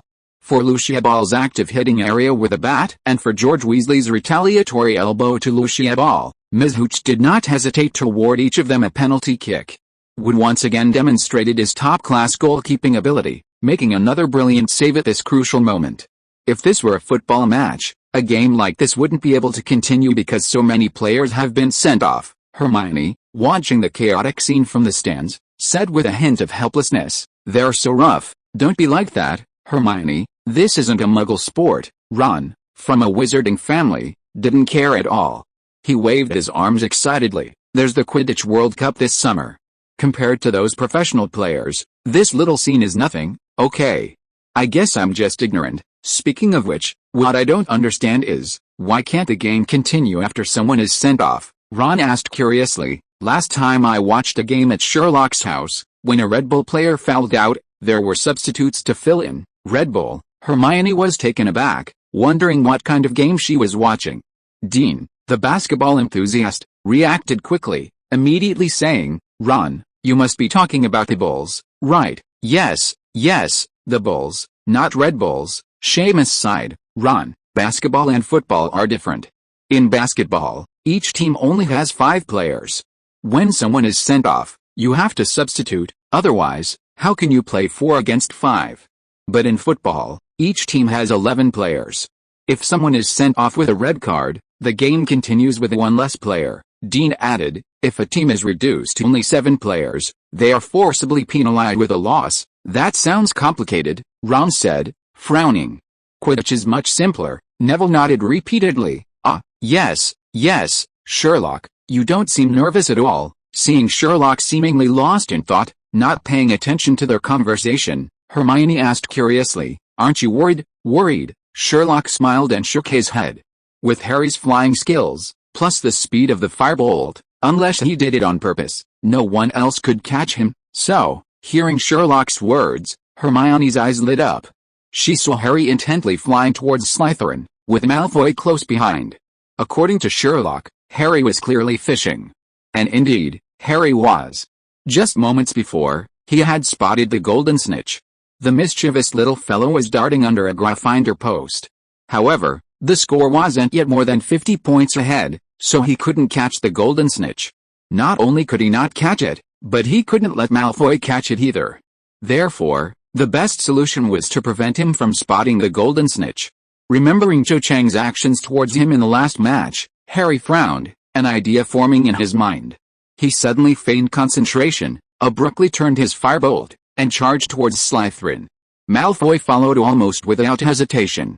Just as Harry had thought, Malfoy's idea was exactly the same as Cho Chang's. Watching such a large person was much easier than watching the tiny golden snitch. Moreover, Malfoy had already learned his lesson in the match against Ravenclaw. Comet 260's performance was inferior to his Nimbus 2001, and even with Cho Chang getting an early start, he couldn't catch the golden snitch. Now, if Harry and his firebolt gained the upper hand, he certainly wouldn't be able to catch up. So, without hesitation, he flew after them. Not only Malfoy, but the rest of Slytherin fell for it too. Actually, it wasn't exactly being tricked. You're charging towards the other side of the court alone, so naturally, they had to react. First, Peregrine Derek hurled a runaway ball at Harry. Harry was prepared, maintaining his forward momentum with a slight tilt of his head, and the runaway ball flew past his left ear. Then, with a whoosh, a second runaway ball came flying at him from another batter, Luciabor. This time, Harry couldn't dodge and it grazed his elbow. In that brief moment of delay, Peregrine and Lucia had already flanked him from both sides, flying towards him. Two tall batters blocked Harry's path, closing in on him. Out of the corner of his eye, Harry saw them grinning maliciously as they raised their bats. How dare you, you wouldn't dare. Seeing that the two were planning to openly attack Harry with bats as before, the fans in the stands shouted and stood up. In a shadowy corner unnoticed by anyone, a large black dog barked wildly. Sherlock quickly pressed Hermione back down. Calm down, Hermione cried out, but before she could finish, a loud crash was heard as Peregrine and Lucia collided. Luckily, their legs were still tightly gripping their broomsticks, and Nimbus 2001's performance was indeed powerful enough to prevent them from falling. However, seeing the two of them swaying and separating, frozen in mid-air, everyone knew how strong the impact had been. Harry, well done, a roar of cheers erupted from the stadium. Just moments ago, Harry had showcased his flying skills to the limit. A split second before being sandwiched between two Slytherin batters, he abruptly turned firebolt and launched himself into the air. Peregrine and Lucia clearly hadn't expected Harry's move. Unable to dodge in time, they collided head-on, producing that terrifying thud. Ha! Ha ha! Ha ha ha! Lee Jordan couldn't help but burst into laughter. Too bad, buddy. You should have gotten up earlier to beat Firebolt. Now Gryffindor has the ball again, Angelina with a quaffle. Flint is right next to her, poking his eye. Angelina. Just kidding, Professor, I'm just kidding. Oh no, Flint bumped into Angelina and snatched the ball from her. Watch out, Wood, guard, but this time, Flint scored. With his goal, Slytherin finally earned their first 10 points of the day. A cheer erupted from the Slytherin side. Flint, I'll fuck you. Lee Jordan was about to unleash a torrent of abuse when he caught sight of Professor McGonagall beside him. He quickly swallowed the crucial word and changed his words to, I think this is a serious foul. Actually, Flint's tackle was a legitimate one, not a foul. However, his action exceeded the normal limits, leaving him in a situation where a penalty was neither entirely warranted nor entirely ignored. But Madam Hooch didn't call it, which is why Lee Jordan was about to curse. With Flint's goal, Slytherin had gained an advantage. However, this didn't change the overall dynamics of the game. After Katie broke through the defense under immense pressure, the Weasley twins, bats raised high, swung around her to protect her and prevent retaliation from the Slytherin players. Katie was saved, but Peregrine and Lucia, who had just been tricked by Harry and were now recovering, seized the opportunity to launch two running balls at Wood. Even a goalkeeper as excellent as Wood hadn't anticipated this turn of events. The two running balls struck him in the stomach, one after the other. Fortunately, he was physically strong. He rolled in the air, gripping the broom tightly, though he appeared to be having difficulty breathing. A furious Mrs. Hooch rushed over, yelling at Peregrine and Lucia, "The quaffle isn't in the scoring zone. You can't attack the goalie." Gryffindor penalty. Angelina then scored, widening the gap again. Several more fouls occurred, resulting in penalty shootouts. During this time, Wood was in superb form, managing to save 3 consecutive Slytherin penalties. The Gryffindor fans were nearly hoarse from shouting. With both sides scoring, Gryffindor was now leading by 60 points. If Harry caught the golden snitch now, they would win the match and lift the trophy. At that moment, Harry could almost feel hundreds of eyes fixed on him. He circled the field high in the air, Malfoy desperately chasing after him. Just then, he finally saw the golden snitch again. Great! Malfoy wouldn't be able to stop him in time. Without a word, he clamped his legs together, and the firebolt accelerated dramatically. Harry felt his heart pounding in his chest, he could hear the wind whistling in his ears. But then, for some reason, the firebolt suddenly slowed down, accompanied by shouts from the crowd. What was going on? Harry turned around and was instantly enraged. Flint had appeared out of nowhere, now gripping the tail of the firebolt and desperately pulling it back. Flint, eh? Harry wasn't Lee Jordan, he didn't have the talent for swearing, and some things were hard to say. But he was genuinely angry and wanted to punch Flint, though he couldn't reach him. Flint was also panting heavily from the effort. The firebolt could accelerate to 150 miles per second in 10 seconds, that was no joke. Even with his tall, strong frame, it still took a lot of effort to achieve that. Free throw. Gryffindor free throw. I've never seen anything like it, Madam Hooch shrieked, rushing forward. Flint, seemingly indifferent, slowly glided back into his Nimbus 2001. Free throws it is. A malicious glint flashed in his eyes, his goal was achieved, the golden snitch had vanished again. Flint, you motherfucker, Lee Jordan couldn't hold back any longer. He roared into the microphone, jumping out of Professor McGonagall's reach to continue his tirade. You shameless scoundrel, despicable, vile bastard, you motherfucker. His language was incredibly vulgar, but he couldn't hold back any longer, so he was willing to risk a scolding from Professor McGonagall to vent his anger. However, this time Professor McGonagall didn't scold Jordan. Even she, waving her fists in Flint's direction, shouted angrily. She certainly didn't use as many vulgarities as Lee Jordan, but her punches were so forceful that her hat even fell off. A chorus of boos erupted from the crowd. Just as Ms. Hodge had said, they had never seen such despicable, vile, and filthy tactics. Even the Slytherin members of their own school turned away, unable to bear the sight. It was too ugly. Professor Severus Snape's face was ashen. He looked as if someone had shoved a piece of dung into his mouth. Hermione, Ron, Ginny, and the others angrily cursed, despicable, shameless, utterly shameless. In contrast to the others, Sherlock clasped his hands together, rested his chin on his hand, and turned his gaze away from Sirius Black, who had transformed into a large black dog. He calmly said, Slytherin has run out of tricks. As long as Gryffindor stays calm, victory is within reach. Hearing Sherlock's analysis, the group of friends regained their composure. While Arya was throwing the penalty for Gryffindor, Flint yelled at Malfoy, Draco, you keep a close eye on him. If he gets there first again, you know what to do, right? Malfoy frowned. For some reason, he suddenly felt that his close teammate's current posture was somewhat ugly. On the contrary, Harry, whom he used to despise, seemed much more agreeable. Understood, Malfoy nodded. Harry noticed this and, thinking of Sherlock and Gemma's evaluation of Malfoy, and recalling that Malfoy hadn't joined the other Slytherins in mocking him this morning, a thought struck him. Taking advantage of Flint's distraction, Harry rode his firebolt to Malfoy's vicinity. Potter, what are you doing? Malfoy noticed Harry's actions and frowned. Malfoy, you don't want your family to be disgraced by such despicable means, do you? Malfoy, why does Potter have such a strange tone? The descendant of the Holy 28 pure-blood families, Draco Malfoy with outstanding flying talent, Malfoy, the top student of Slytherin, to stoop to such an unfair way of winning, tisk-tisk. Harry didn't realize that his tone and posture were exactly the same as Sherlock's.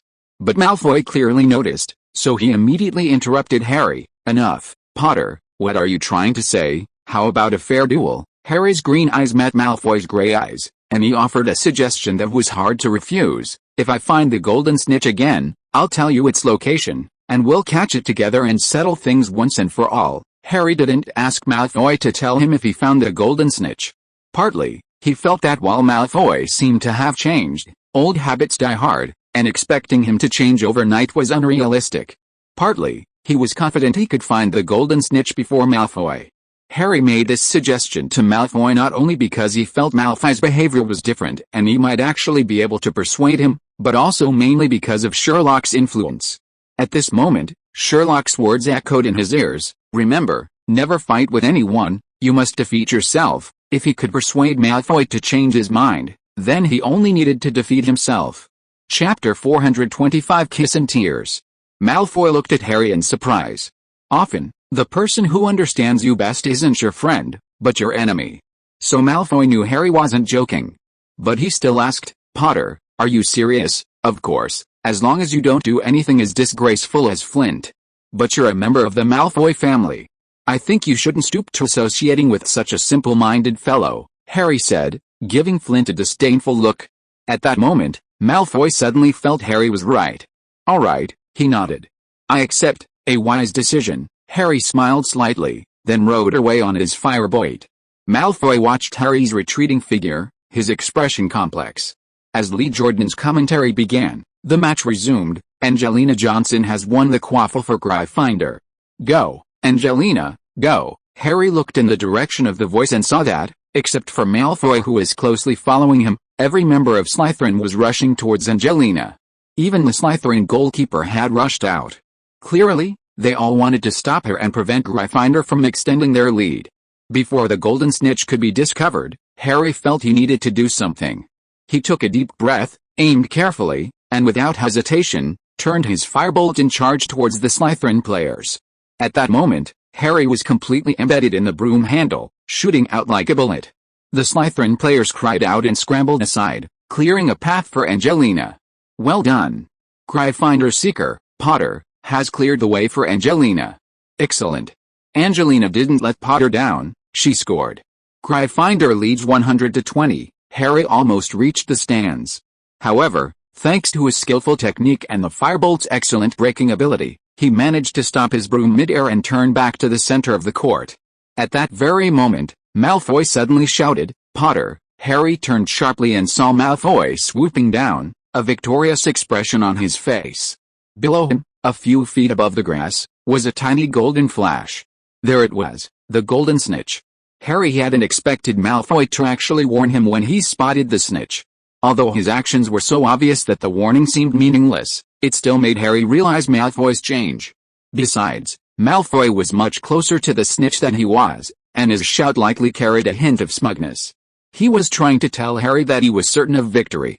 Harry, of course, wouldn't give up. Giving up now would mean the match was over prematurely. Thinking this, he activated his firebolt and began his rapid descent.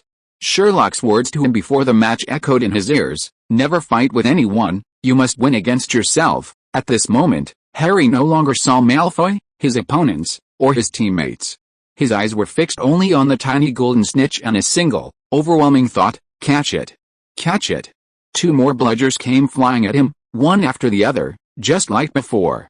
But this time, Harry's performance was completely different. Everything around him seemed to slow down. He ducked on the broom handle, easily dodging the first one. With a flick of the broom, he effortlessly avoided the second. Completely at ease, Harry dodged the bludger attacks. Harry caught up to Malfoy's feet. Harry and Malfoy were neck and neck. Malfoy was astonished. What was going on? Why was he so fast at cornering? Even so, a victorious smile remained on his face. The golden snitch was now within reach. Malfoy extended his right hand forward, using his left to block Harry. "Potter, you're finished," Malfoy laughed confidently. He could finally defeat Harry fair and square. He couldn't help but glance at Harry. Just one glance was enough to shock him. Harry's face was tense, his eyes fixed straight ahead, as if only the golden snitch was in his gaze. Those who truly want to win don't wear smiles. What shocked Malfoy even more was that Harry simultaneously released his broomstick and used it to brace against his arms. To Malfoy's astonishment, Harry was incredibly strong. Using only his right arm, he had firmly pinned him down. Why was he so strong? "No," Malfoy cried out in despair. The next moment. "Got it," Harry abruptly straightened up, raising his right hand high above his head in his signature victory celebration. He clutched the small golden ball tightly in his hand, flapping its wings desperately. Harry remained in this position, soaring high above the crowd, the strange buzzing still ringing in his ears. The entire arena erupted in cheers. Wood was the quickest, his eyes blurred with tears. He rushed over, wrapped his arms around Harry's neck, and sobbed uncontrollably on his shoulder. Harry felt two heavy impacts. Fred and George pounced on him. Then came the voices of Angelina, Arya, and Katie. "We won the trophy. We won the trophy." His cheeks were kissed repeatedly by the three girls during the process.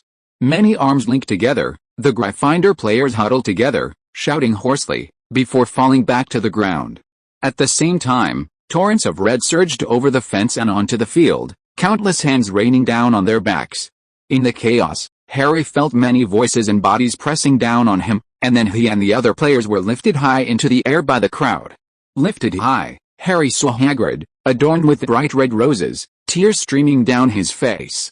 He saw Percy, who was now embracing Penelope, jumping up and down like madmen, completely forgetting their usual decorum. And Professor McGonagall, crying even harder than Hagrid, was wiping her tears with a large Gryffindor flag. In some unnoticed corner, a large black dog straightened up and stood on its hind legs.